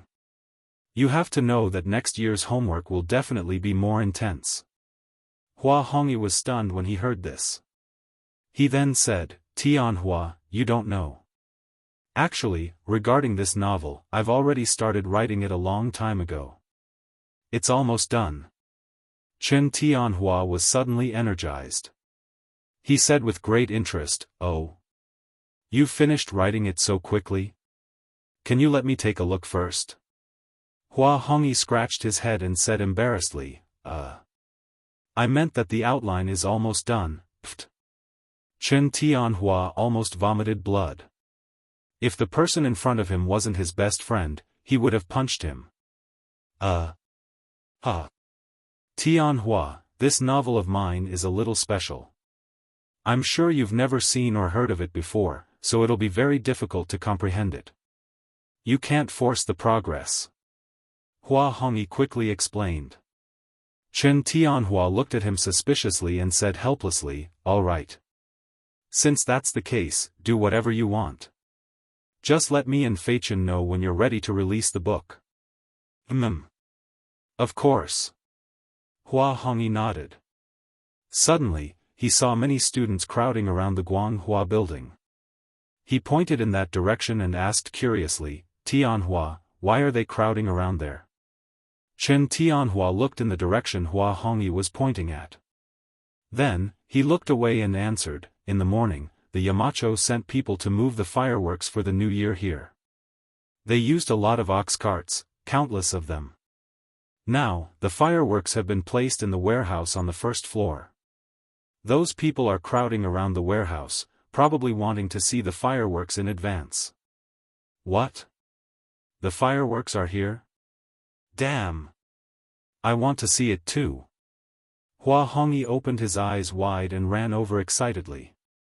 The fireworks were his biggest anticipation for this year's new year. Master, the Strange Taste Pavilion workshop has been established. In just a few days, they can make almost 300 bicycles. The process requires iron, sulfur, and other raw materials. They are completely self-sufficient. This is terrifying. Chongren Square, Zhangsun Wuji's house. The layman just enjoys the show, while the expert appreciates the skill. While the people outside were crazy about the 280 bicycles, the experts saw the terrifying production capacity and efficiency of the Strange Taste Pavilion workshop. From the looks of it, their way of smelting iron is undoubtedly more efficient. It's hard to imagine that Li Zishuan has such achievements in smelting iron. I have really underestimated him. Zhangsun Wuji sighed with his hands behind his back. Master, with the Strange Taste Pavilion workshop, our smelting speed will definitely not be as fast as theirs. If the Marquis of Yong'an wants to snatch business from us, we won't be able to do so. The middle-aged man standing below Zhangsun Wuji, who looked like a manager, complained carefully. Zhangsun Wuji squinted his eyes. If the manager could think of this problem, how could he not? However, don't bother about this. No matter what, during the cholera outbreak, Li Zishuan saved Chong'er's life. If we were to fall out with him because of the business of the workshop, wouldn't we be a joke? Moreover, from the looks of it, the iron produced by the Strange Taste Pavilion workshop is for their own use. Li Zishuan doesn't have the intention to sell the iron to others. We don't need to complicate things. After a moment, Zhangsun Wuji shook his head and gave the final word. Chapter 1141. The largest iron-making workshop in Chang, and was owned by Zhangsun Wuji's family. After all, it was still the era of salt and iron officials. Even if there were iron-making workshops among the commoners, the scale wouldn't be large. Zhangsun Wuji used his status as a relative of the emperor to not only own an iron mine, but he could also forge iron openly. Not only that, the imperial court would purchase large amounts of iron from the Zhangsun family every year. The Zhangsun family could be said to be filthy rich through the iron-making business. Of course, this was the special favor that Emperor Li the second emperor gave to the Zhangsun family. There was probably no other family in the entire Tang dynasty who could do this. However, all of this was already a thing of the past. Now that the Curious Pavilion had become the largest private iron-making workshop in Tang dynasty, the Zhangsun family was the first to bear the brunt. Their business would definitely be affected. If the other party wasn't Li Zishuan, Zhangsun Wuji might have taken action to suppress them. If this happened 30 years later, no matter who the other party was, Zhangsun Wuji would mercilessly suppress them. This was because by then, he would already be in complete control of the imperial court. Why would he have such fear? However, there weren't so many ifs in this world. The reality was that the current Li Zishuan couldn't be suppressed even if he wanted to. Li Zishuan, who was far away in Yunshan, didn't know of Zhangsun Wuji's thoughts. Actually, he was worried that his iron-making workshop would make Zhangsun Wuji unhappy. However, after thinking about it, with his current status and connections, it wouldn't be easy for Zhangsun Wuji to bully him. Furthermore, he had saved Zhangsun Chang's life. Even if Zhangsun Wuji wasn't grateful, he couldn't possibly bite the hand that fed him, right? If that was really the case, the old fox's reputation would definitely be tarnished. However, even though he wasn't worried about Zhangsun Wuji's revenge, Li Zishuan still left some leeway. For example, the iron produced by the Curious Pavilion was never sold to the public. This was because the daily consumption of iron in the workshop was huge. On the other hand, Li Zishuan was taking care of Empress Jianghu's face and didn't want to make things too difficult for Zhangsun Wuji. Ever since he transmigrated to the Tang dynasty, other than his family and elders, Empress Jianghu was someone who took care of him. Li Zishuan naturally respected this woman from the bottom of his heart. On the other side, the 280 bicycles were all sold out in just half a day. Those who managed to snatch the car were still the lucky ones, as they could easily earn hundreds of strings of cash by casually selling it. In the end, there were too many monks and too little gruel. The number of bicyclists in Chang'an was still very large. Unlike the last batch, which only had dozens of bicycles, there were now 280 bicycles in Chang'an. People could often be seen riding bicycles on the streets, which was impossible a month ago. Nowadays, the children in Chang'an city had one more fun, which was to wait on the streets for rich people to come by on bicycles. Once they saw one, these naughty children would crazily chase after the bicycle on their scooters. Speaking of which, these people were really reckless. On such a cold day, they were actually willing to ride bicycles or skateboards in the cold wind. If they were in modern times, they would definitely be idiots. Cloud Mountain Villa. The new year was the day after tomorrow. Although there were few people in Cloud Mountain, the New Year's atmosphere was very strong. Every household had already prepared all the New Year's goods, such as chicken, duck, fish, tea, wine, soy sauce, North and South stir-fried goods, sugar bait, fruits, and so on. In addition to these, every household had to prepare some gifts for visiting relatives and friends during the new year. Families with children also had to buy new clothes and hats for their children to wear during the new year. However, for a big family like the Li family, they did not lack these. This girl, wore new clothes every day, no one would object. What surprised Li Zishuan was that there was actually bacon in the New Year's goods. He thought that this thing did not exist in the Tang dynasty. In fact, this was his own ignorance. Bacon had a very long history in China. At least in the era of Confucius, the ancestors knew how to make bacon. Confucius had a special fondness for bacon. He once said, "As long as you give me 10 strips of bacon, I will teach you." Confucius had 3,000 disciples and 72 followers. If they all gave him 10 strips of bacon as filial piety, this old man would not be able to finish it even if he opened his stomach. Later, it became the custom of students giving their teachers bacon. However, in the ancient language, it was called shu xiu, which meant a bundle of dried meat. Tsk. This bacon stir-fried with garlic core is a delicious dish. Wife, your husband will teach you a new dish in the afternoon. Li Zishuan looked at the bacon hanging in the house and said with joy. There were still garlic sprouts in the winter because garlic was a crop with relatively strong cold resistance. It could withstand a short period of -10 degrees Celsius. If the temperature below -10 degrees Celsius was low for a long time, or if the temperature was extremely low, garlic sprouts would easily freeze and die. However, the temperature in Chang'an city was not that low this year, so it was not difficult to find some garlic core. This was the first time Han Yushi heard of this dish. She thought for a while and nodded. Okay. Hubby, you can tell me later and I'll do it. Hey. That's right, my wife, I asked you to buy more pork. Did you not buy it? His original plan was to buy a batch of pork before the new year and give some to each household in his village as an auspicious sign for the new year. However, he realized that there was not enough pork in the New Year's goods at home. Han Yushi looked at Li Zishuan angrily and said, "Husband, you asked for more than 10,000 pounds of pork. Do you expect to pile it all up at home? Don't worry, Uncle Wang has already taken care of it. He bought more than 100 pigs and temporarily raised them in the field in front of Uncle Hu's house. Uncle Wang plans to distribute the pork to each village tomorrow. Then, the village chief of each village will personally distribute the pork to the villagers." Oh.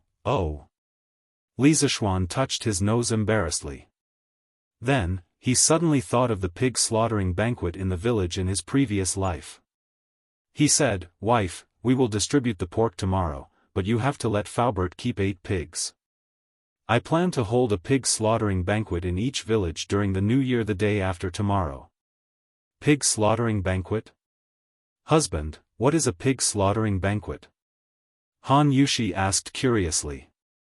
Li Zishuan thought for a while and replied, This pig slaughtering banquet is to put different parts of a pig, both inside and outside, into a big pot, half boiling and half steaming.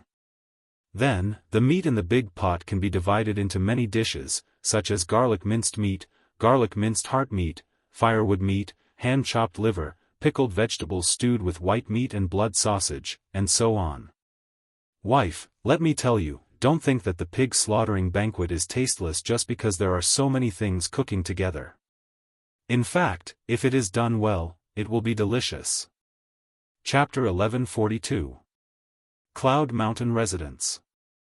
Hearing Li Zishuan talk about the pig slaughtering feast so seriously, Han Yushi was also a little tempted, but, husband, although the pig slaughtering feast is good, don't forget that you are still grounded by His Majesty. Grounding, the desire for the pig slaughtering feast that had just appeared on Li Zishuan's face instantly disappeared without a trace. Once a person was pleased with himself, it was easy for him to forget himself. He was a typical example of this. All right then. Let Uncle Wang distribute all the pork to the villagers. Li Zishuan waved his hand dispiritedly. At first, he thought that being grounded for 2 months was no big deal. After all, he liked to stay at home. However, now that it was close to the new year, he realized that he couldn't even leave Cloud Mountain.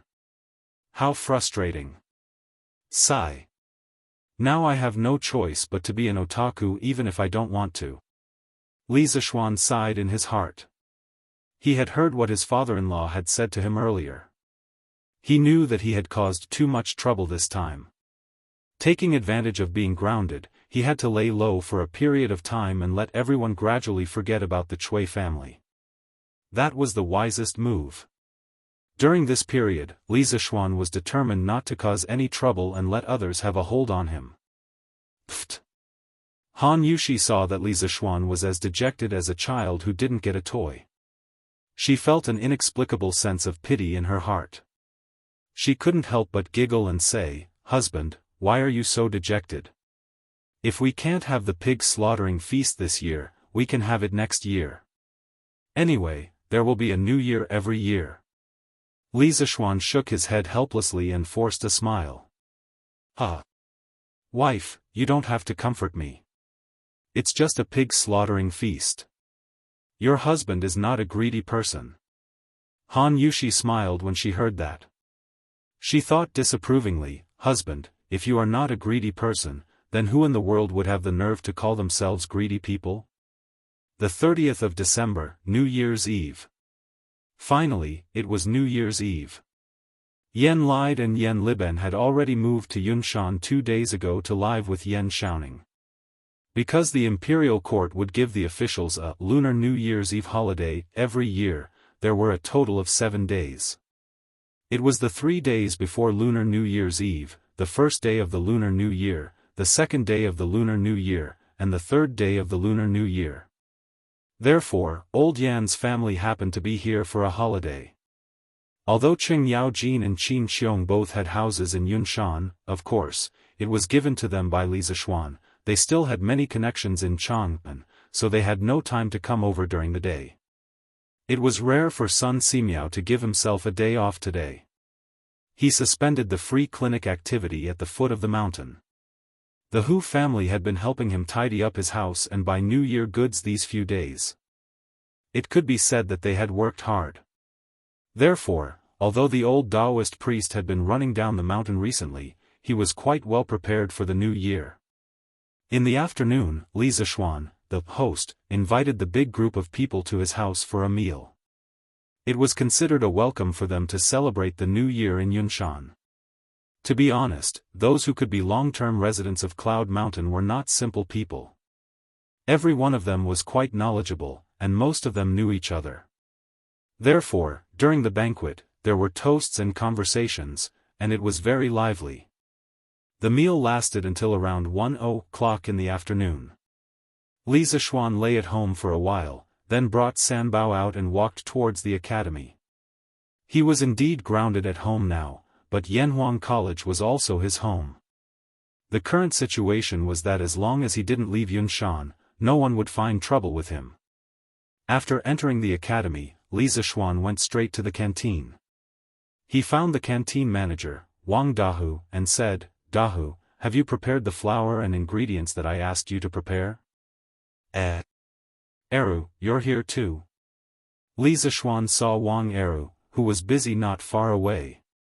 When Wang Eru heard him, he quickly ran over and said, "Yes. Young master. Today, the Drunken Immortal restaurant is on holiday, so I came here to help my brother. At the same time, the whole family will celebrate the new year at the academy." In the modern era, during the new year, the business was the best in the restaurant industry. Usually, the employees of the restaurants and hotels would not be on holiday at this time, because many people were too lazy to prepare a reunion dinner, so they would celebrate the new year at the restaurant. But it was different in the ancient era. In this era, the concept of home was still very strong in people's hearts. During the new year, basically no one would eat a reunion dinner outside. Therefore, Li Zishuan simply let everyone in the Drunken Immortal restaurant go on holiday. Li Zishuan smiled and nodded, then asked, "Eru, you brought your father and mother over too?" Wang Eru quickly waved his hand and said, "How can I? This is the academy. How can my father and mother come in casually? I let my father and mother wait at a farmer's house at the foot of the mountain. After my brother and I are done with our work, we will go down the mountain to find them and have a reunion dinner together. Pa! Li Zishuan slapped the back of Wang Eru's head and said, "It's so cold now. How can you leave your parents at the foot of the mountain?" Although Yanhuang College does not allow outsiders to come in casually, you and Dahu are not outsiders. Hurry up and bring your father and mother over here. Your whole family can celebrate the new year with so many students at the academy today. Speaking of which, if possible, who wouldn't want to have a family reunion? However, the academy was a sacred place for scholars. How could outsiders enter just because they wanted to? Therefore, Wang Eru did not dare to bring his parents directly to the academy. At this time, after listening to Li Zishuan, Wang Eru and Wang Dahu were touched. They bowed and said, "Thank you, young master, for thinking highly of us." After that, Wang Eru ran out of the cafeteria happily. Wang Dahu finally had the time to answer Li Zishuan's question. "Young master, the flour and ingredients that you asked for are all prepared here. The quantity is definitely enough." Li Zishuan laughed and said, "Haha. That's great. Bring everything to the table. Today, I will let the students have a dumpling-making competition." It was the new year. How could it be called the new year if they did not make dumplings?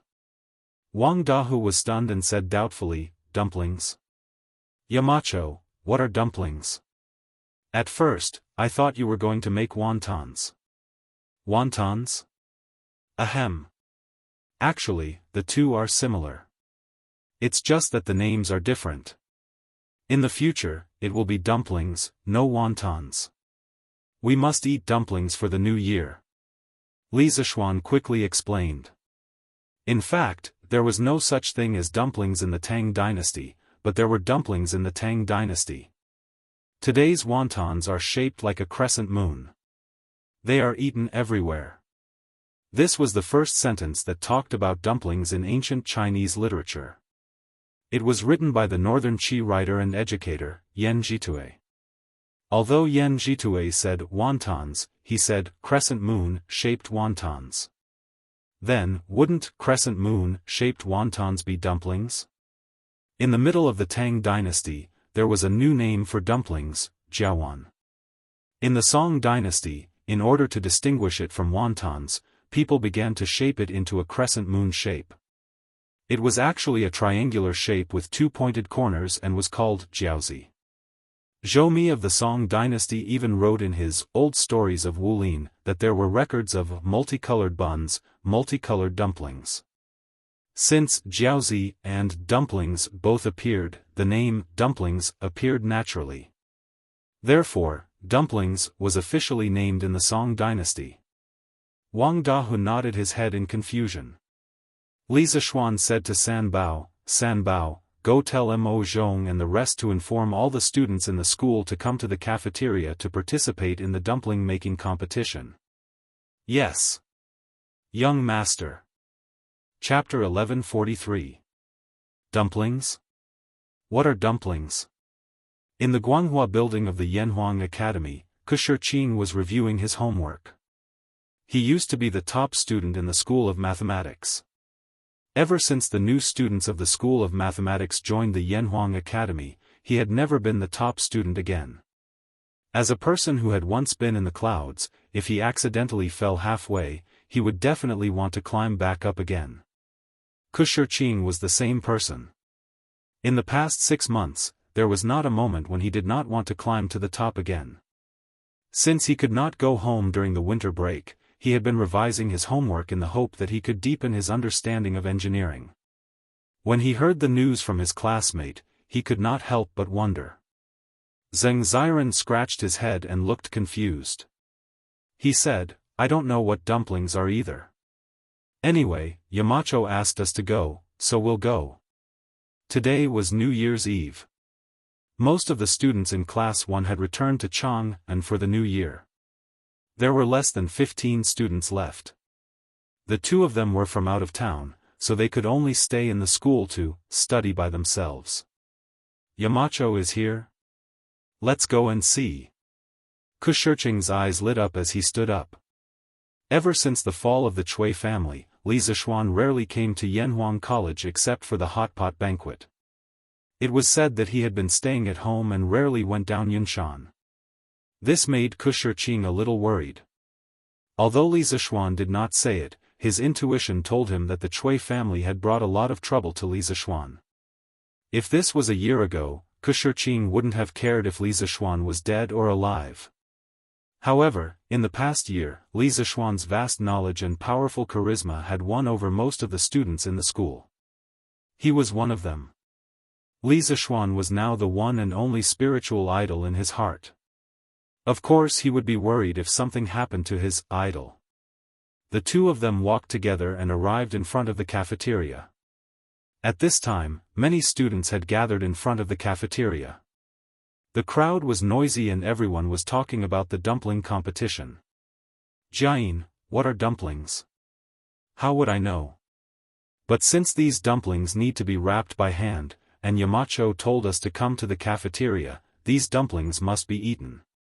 Therefore, I'm guessing that these dumplings are probably food similar to steamed buns or hundun. F***ck. Jiayin, your analysis makes sense. So we're all in for a treat tonight? Huh. Was there even a need to ask? Since it's Yamacho's new food, it definitely won't taste bad. That makes sense. Hey! Yamacho said it was a dumpling making competition. Does that mean there will be a competition later? Yeah.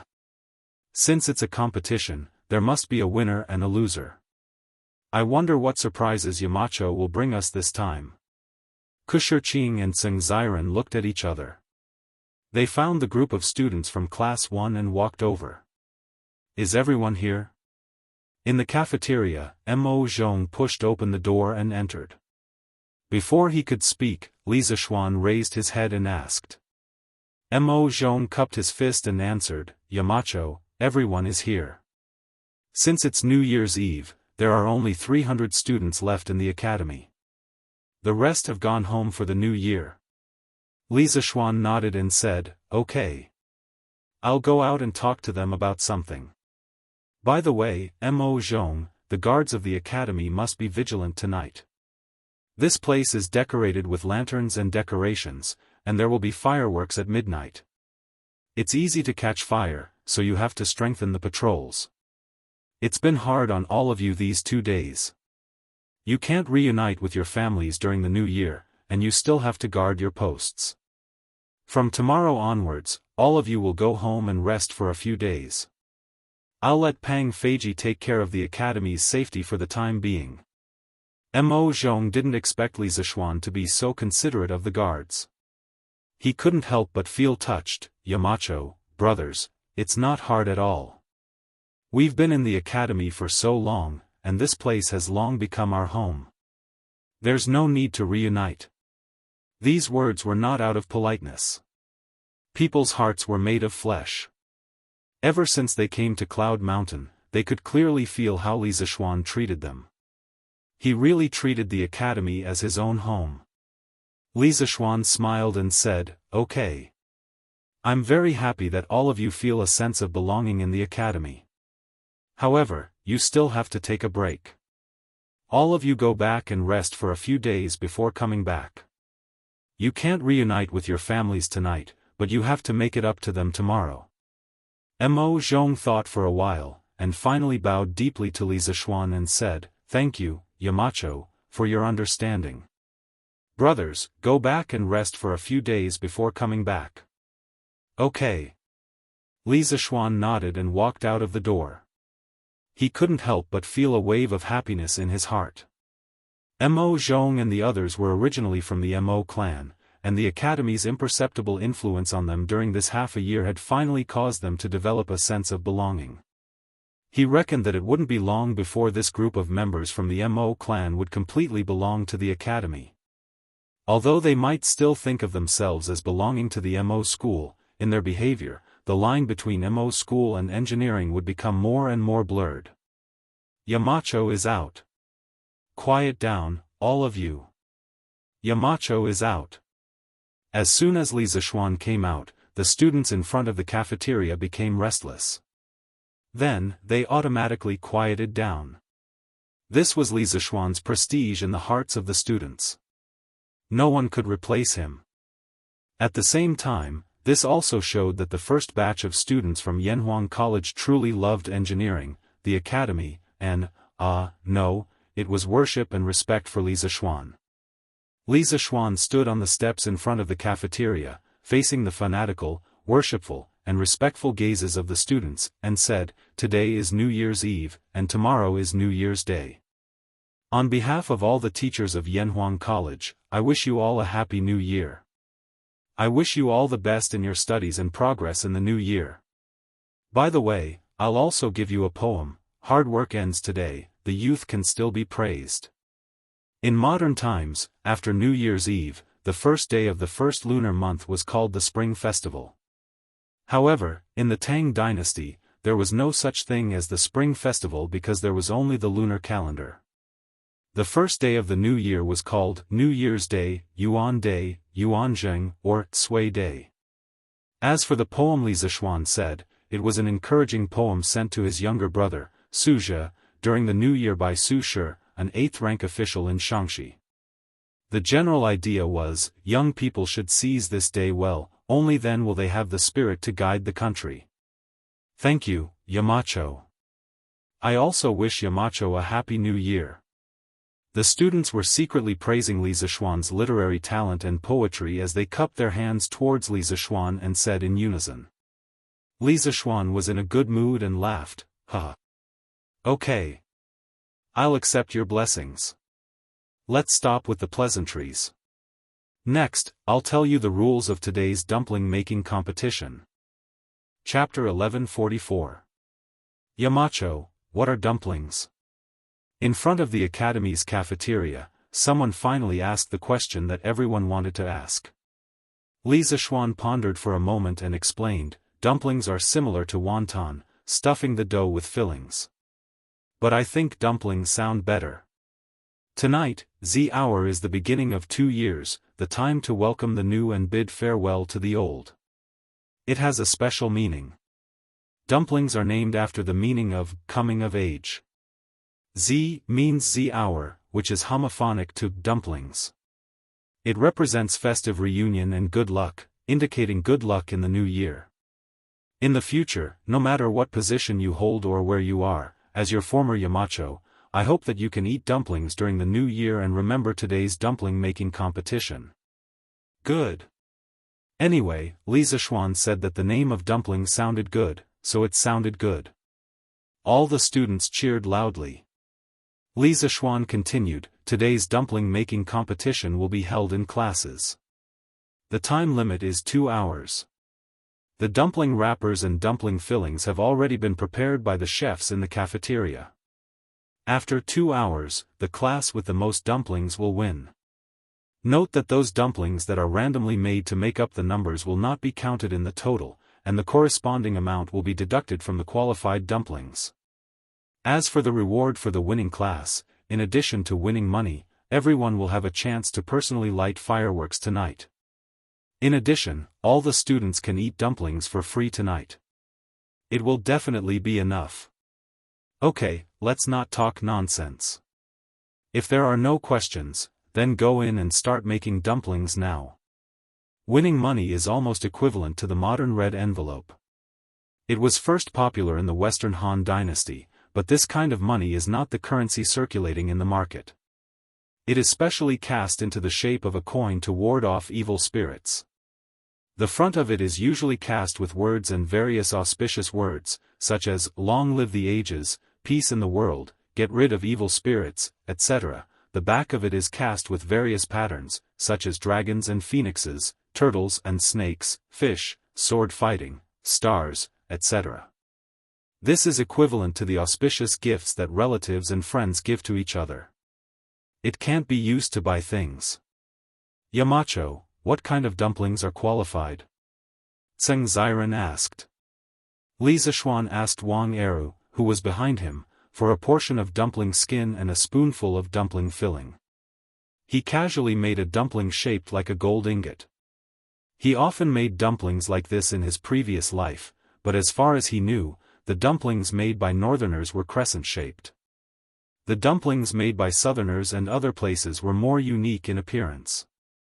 There were pigeon-shaped, willow leaf-shaped, skirt-shaped, cicada-shaped, and gold ingot-shaped dumplings. In Li Zishuan's previous life, this kind of gold ingot was popular in his hometown. Well, this is just an example for you, but it's not limited to what you can wrap up like this. As long as it's not obvious, it's fine. Also, before making the dumplings, all of you have to wash your hands clean. You can't go to the outhouse or pick your nose. Do you hear me? Pfft. Ha. As soon as Li Zishuan finished speaking, the students burst into laughter. But laughter aside, they still accepted Li Zishuan's request. After all, these dumplings would be in their stomachs at night. Shiqing, the situation is not good for our class. Qingke, Zifan, Chengchumo, and the others have all gone home. There are only 13 people left in our class, and I think the average number of people in the other classes is around 20. How can we compare? Zheng Ziren said with a frown. After entering the cafeteria, the students divided up their seats. The others also looked at Shiqing. When Li Tai and the others were not around, Shiqing had the most prestige in Class 1. Shiqing frowned for a moment and said, "Who has made dumplings at home before?" "I have." "I haven't." 8 people raised their hands, and 4 shook their heads. Shiqing breathed a sigh of relief and said, "I have too." Later, those who have made dumplings before, concentrate on making them. Those who haven't, help to distribute the dough. If we work together, we might have a chance. Okay. Everyone roared in agreement, and then they quickly spread out according to their individual duties. Shiqing quickly took the dumpling skin from his companion, and then put a spoonful of dumpling filling on the skin. Then, everyone saw his hands kneading, and a crescent-shaped dumpling was formed in an instant. The speed was so fast that it left everyone dumbfounded. Damn! Shiqing, your speed is amazing. You are a master. Zheng Ziren said in surprise. Yeah. I didn't see it. Shiqing, you have such a trick up your sleeve. Amazing. Now, we might have a chance to get first place. The students of Class 1 saw hope from Shiqing's operation, and were overjoyed. This is nothing. But I can't do it alone. If we want to get first place, we must work together. Shiqing smiled, but he sighed helplessly in his heart. It was said that children from poor families learn to take care of the family early. These classmates only saw his speed in making dumplings, but they did not know that his family used to sell dumplings. When he was young, he often helped his family make dumplings. This was all practice. Shiqing is right. Everyone, hurry up. With his encouragement, the students of Class 1 were suddenly filled with motivation. An hour later, Class 1 had made 10 trays of dumplings, about 600 of them. Shiqing was doing 3 by himself, and his speed was very fast. Class 2 also made 10 trays, and their speed was about the same. The other classes mostly hovered around 9 trays, and no class dared to say that they had an absolute advantage. Damn! Are you all really making dumplings here? I heard that there is a big prize for first place. Hee, I'm not too late. At this moment, a few students walked in from outside the cafeteria. It was Chengchumo, Wang Meng, Li Tai, and the others. They all came over after the reunion dinner at home, but when they returned to Guanghua building, they found that there was no one inside. They asked the academy guards and found out that there was a dumpling making competition in the cafeteria, and that there was a prize, so they hurried over. Because Li Tai lived in the palace and did not have his own residence, he needed to accompany concubine Yang in the palace, so he did not come with Li Tai. Phew! Chumo, you're finally here. Come and help. If we win, we can personally set off the fireworks tonight. Zheng Ziren said with a sigh of relief. There's such a good thing. But I don't know how to make dumplings. Qingke, do you know how to do it? Cheng Chumo was overjoyed at first, but when he saw Kushirching's dumplings, he was immediately dumbfounded. Li Tai opened his mouth, hesitated for a moment, and said, I don't know how to do it either, but I can learn. Shiqing, I'll learn from you. No matter what, one more person means one more chance of winning. With that, the little fatty rolled up his sleeves and prepared to personally participate. If Li Zishuan saw that his son was going to do such a thing, his eyes would probably pop out, and then he would come and fight Li Zishuan to the death. Damn! I'll also learn. When Sun Zifan, Wang Meng, and the others saw this, how could they have the nerve to stand outside and watch? They all joined the battle and began to make dumplings for the first time in their lives. With the addition of this new group of people, the first class, which was not at a disadvantage, quickly pulled away from the other classes. Chapter 1145. Class 1, 1576 valid ones.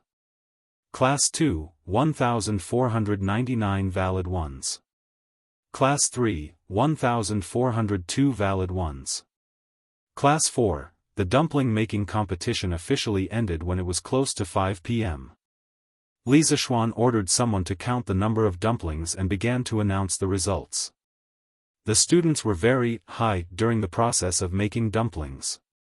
At this time, they didn't particularly care about whether they could get first place or not. However, they still had a trace of hope in their hearts that they could win first place, because the first class could personally light the fireworks. Fireworks were priceless in the whole of Tang Dynasty. They had been eyeing it for a long time. If they could light it themselves, they would be able to brag to others in the future. Class 15, 1327 effective ones. Class 16, 1575 effective ones. Oh!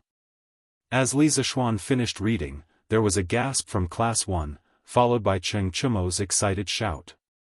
Damn! If I remember correctly, we are first place.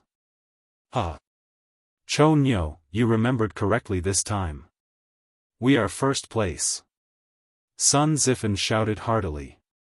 Shiqing. Good job.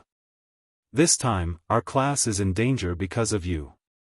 Li Tai patted Kushirching's shoulder and sighed sincerely. However, this little fatty's hands were full of flour. When he patted Kushirching's shoulder, there was a claw mark. However, Kushirching was in a state of excitement at the moment and didn't notice this small detail. He smiled modestly and said, This is not just my credit. Class 16 is only one less than us. Qingke and the others, if you didn't come back in time, our class would have lost. Li Tai laughed and said, No matter who the credit is, as long as we protect the glory of Class 1. No matter what, our Class 1 is the best in every aspect. Huh! The glory of Class 1. Kushirching was startled, and then his heart burned with passion. Their class could be said to be Li Zishuan's direct class. Ever since they were incorporated into Yanhuang College, whether it was military training or ordinary exams, it could be said that they never fell behind. The atmosphere of the entire class was also full of enthusiasm. In the past, Kushirching didn't understand why his classmates were so hard-working, nor did he know why he was so hard-working. Later on, he couldn't figure it out and could only attribute it to the overall environment. However, after listening to Li Tai's words, he understood that these direct students of Li Zishuan all had a trace of pride and persistence in their hearts. They would subconsciously protect the glory of this direct student class. Fight for glory and win every battle. Qingke, you're right. We're all here to protect the glory of Class 1. Kushirching looked deeply at Li Tai and solemnly said. Everyone looked at each other and smiled. Nothing needed to be said. Dahu, quickly get someone to put away these dumplings. Make half of them tonight and the other half tomorrow morning. Li Zishuan pointed to the mountain of dumplings on the cafeteria table and ordered. In this weather, there was no need to worry about the dumplings going bad overnight. It was very convenient to store them. Yes. Yamacho. Wang Dahu responded and asked the cafeteria staff to carry the dumplings. Li Zishuan looked at the students again and said with a smile, "All right. Go wash your hands. The class that didn't get first place doesn't have to be dejected. There will be free dumplings tonight. And I just changed my mind at the last minute. Everyone will have money to bet later." Oh. Yamacho is mighty. Yamacho is mighty. Many students were still a little hesitant, but after hearing the second half of Li Zishuan's sentence, everyone suddenly cheered. Even if they lost the first place, they still had dumplings and money to bet. They didn't lose out this time. This was Li Zishuan's little trick. He actually wanted to give each student a red packet from the beginning. But obviously, the experience of regaining something after losing it made the students happier. The students of Class 1 weren't disappointed because of this. As the champion, they had another special privilege later, lighting fireworks. After 15 minutes, the students sat neatly in the cafeteria according to their class. Sanbao carried a sack from outside and walked to Li Zishuan and said, "Young master, the money is inside." "Okay. You carry it and follow me to give it out one by one," Li Zishuan said. Yes, young master." Sanbao wiped the sweat off her forehead and carried the sack again. She followed Li Zishuan and gave out money to each student one by one. Each set of money was placed in a small pouch sewn with red cloth. It looked very exquisite and festive. This was the red packet that Li Zishuan wanted to recreate as modern as possible. The students received the red packets and quickly thanked him. Then, they solemnly put the red packets in their pockets. After 30 minutes, Li Zishuan gave out a red packet to each of the 300 students in the cafeteria. In the end, there were still some left. He simply let Sanbao give one to each of the cafeteria workers. At this time, the sky outside was gradually turning dark. Wang Dahu just happened to report that the dumplings were cooked. Li Zishuan took the opportunity to announce that dinner was ready. The students stood up and lined up to get their food. Li Zishuan walked out of the cafeteria. He planned to go home and bring his family over for the reunion dinner. The more people there were, the more lively it was. "Have you brought little Yu, and Ma Zhou over?" After walking out of the cafeteria, Li Zishuan looked at Sanbao and asked. Li Zishuan had planned for the whole family to celebrate the reunion dinner at the academy.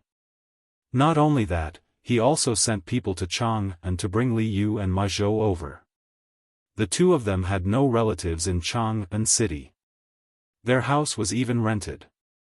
He thought that it would be too lonely to celebrate the reunion dinner alone, so he brought them over to celebrate the reunion dinner together. "Young master, they are here. Miss Li Yu and Mr. Ma are at the side yard now," Sanbao replied. "Good. Then go and invite Mr. Mo, Ink Girl, Daoist Son, Mr. Wenji, Mr. Wang, Mr. Zhang San, Yan Xiaoning, and the rest to the academy. Since we are going to have a reunion dinner together, how can we leave them out? It will be more lively if they are all here." The second floor of the cafeteria was specially prepared for the teachers of the academy and Li Zishuan's family. It was not a special arrangement, but the first floor was really full. Sanbao could feel the joy in Li Zishuan's words. She smiled and replied, "Yes, young master." After saying that, he ran off like a wisp of smoke to make arrangements. Li Zishuan walked towards the side yard. Inadvertently, he saw the moon hanging in the sky. He felt an inexplicable emotion in his heart. New Year's Eve. This was the first time he was celebrating New Year's Eve in this space-time. Chapter 1146. Come, come, come. Don't stand on ceremony. Let's eat. Yanhuang College, second floor of the cafeteria. A few tables were temporarily put together to form a large table. Li Zishuan, Yan Xiaoning, Li Gang, Mo Huai, Li Yu, Ma Zhou, Wang Ji, and the others were all sitting together. The atmosphere was very lively. Oh, there was also Han Lizheng and Iron Egg. Li Zishuan had invited them too. Han Yushi had told him a long time ago that she would invite her father over to celebrate the New Year together. Now that the Li family had chosen to celebrate the New Year in Yunshan, Han Lizheng did not have to travel that long distance. After the dishes were served, Li Zishuan stood up and greeted them. Good, good, good. Everyone, let's eat. Don't reject the Yamacho's good intentions. Among this group of people, Sun Simiao was the oldest, 87 years old, followed by Li Gang, 81 years old. However, Sun Simiao did not like this kind of social interaction, so Li Gang became the opening person. The old man's son, daughter-in-law, and grandson were sitting next to him. Today, it could be said that several families were gathered together at this table. Everyone gave Li Gang face and picked up their chopsticks one after another. Even the bearded guest was no exception. Mr. Li, Mr. Wang, Mr. Mo, Mr. Zhang San, Brother Ma, all of you have worked hard for the students of the college for more than half a year. As the Yamacho of the college, Ziyuan has not fulfilled his responsibilities as the Yamacho. The college was able to run smoothly for a semester because of all of your help. Today, Ziyuan proposes a toast to all of you. Ziyuan was the name Li Zishuan given to him by Li Er. This was the first time he used it in public. At this time, Li Zishuan stood up and solemnly raised his cup to Li Gang and the other teachers of the academy. They quickly stood up. Li Gang stroked his beard and smiled. Yamacho, you're too modest. Not to mention other things, almost all the teaching materials of the college were written by you. Just this point alone, I'm afraid that none of us can beat you. Ma Zhou also smiled. Yamacho, you built the soul of Yanhuang College. Without you, the college is just an empty shell. The bearded man snorted and said coolly, no matter what, my contribution will be the least. You don't have to fight anymore. Everyone laughed. Li Zishuan said, Mr. Zhangsan's martial arts are outstanding. It's precisely because you're overseeing the academy that those rascals don't dare to be impudent in Mount Yun. How can you say that my contribution is the least? He wasn't deliberately flattering him. There were too many secrets in the college that outsiders wanted to know. For example, the telescope. Li Zishuan didn't believe that the other forces didn't know about it. However, they didn't dare to rashly come to Yanhuang College to steal it.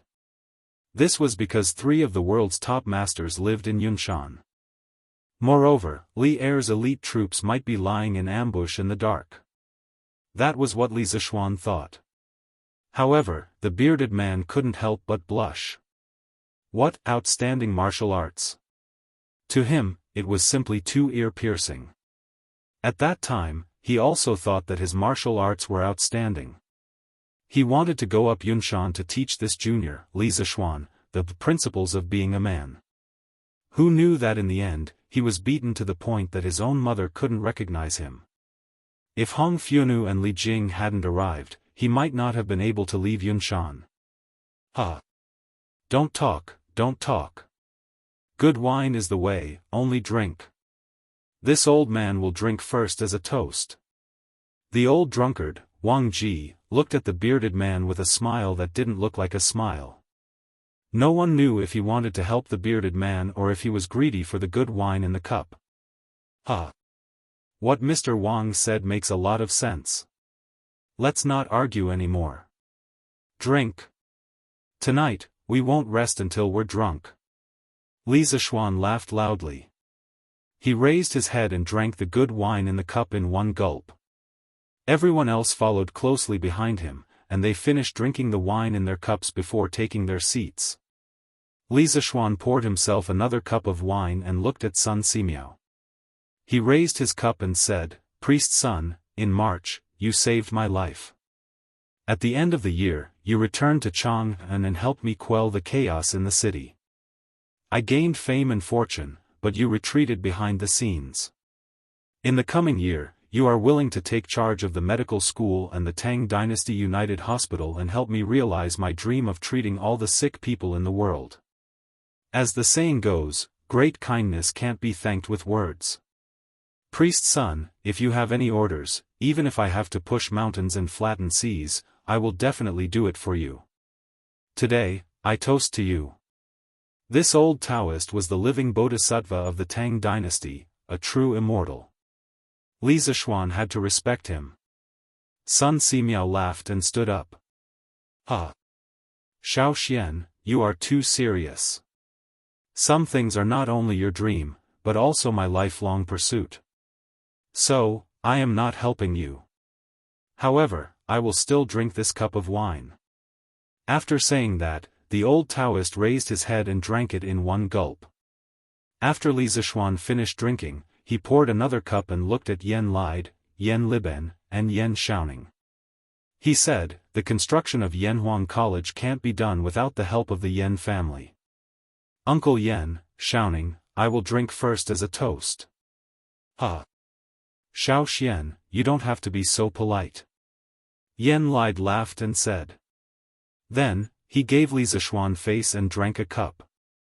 After the toast, Li Zishuan sat down and invited everyone to eat. Tonight's banquet was very sumptuous. The brothers Wang Dahu and Wang Eru used all their skills and made all the new dishes that they had learned or invented in the past year. There were more than 30 main dishes and more than 10 side dishes that filled the entire table. Just smelling it was enough to make one salivate. Eating it was even more intoxicating. The group of people ate and drank as they talked and laughed. The atmosphere was very lively. See. Sir. Little Fishy also toasts to you. Thank you for saving me back then. If it weren't for your kindness, I'm afraid I would still be homeless on the streets. After eating for a while, Little Fishy finally mustered up her courage and stood up to raise her wine cup and said to Li Zishuan. She might have been a fearless person in the past, but today, there were bigwigs of the royal court like Yan Lide and Yan Liben, as well as esteemed seniors like Li Gang and Sun Simiao. Furthermore, she wasn't very familiar with any of them, so how could she dare to be presumptuous? Therefore, since the start of the meal, she rarely spoke. If she did, she would only speak to Han Yushi who was sitting beside her. Ahem. Little Fishy, you don't have to be so polite. Actually, I'm ashamed. You asked me to find out where your parents are, but I was too busy and didn't put in all my effort to find them. Next year, I'll send someone to help you find them. Li Zishuan said to Little Fishy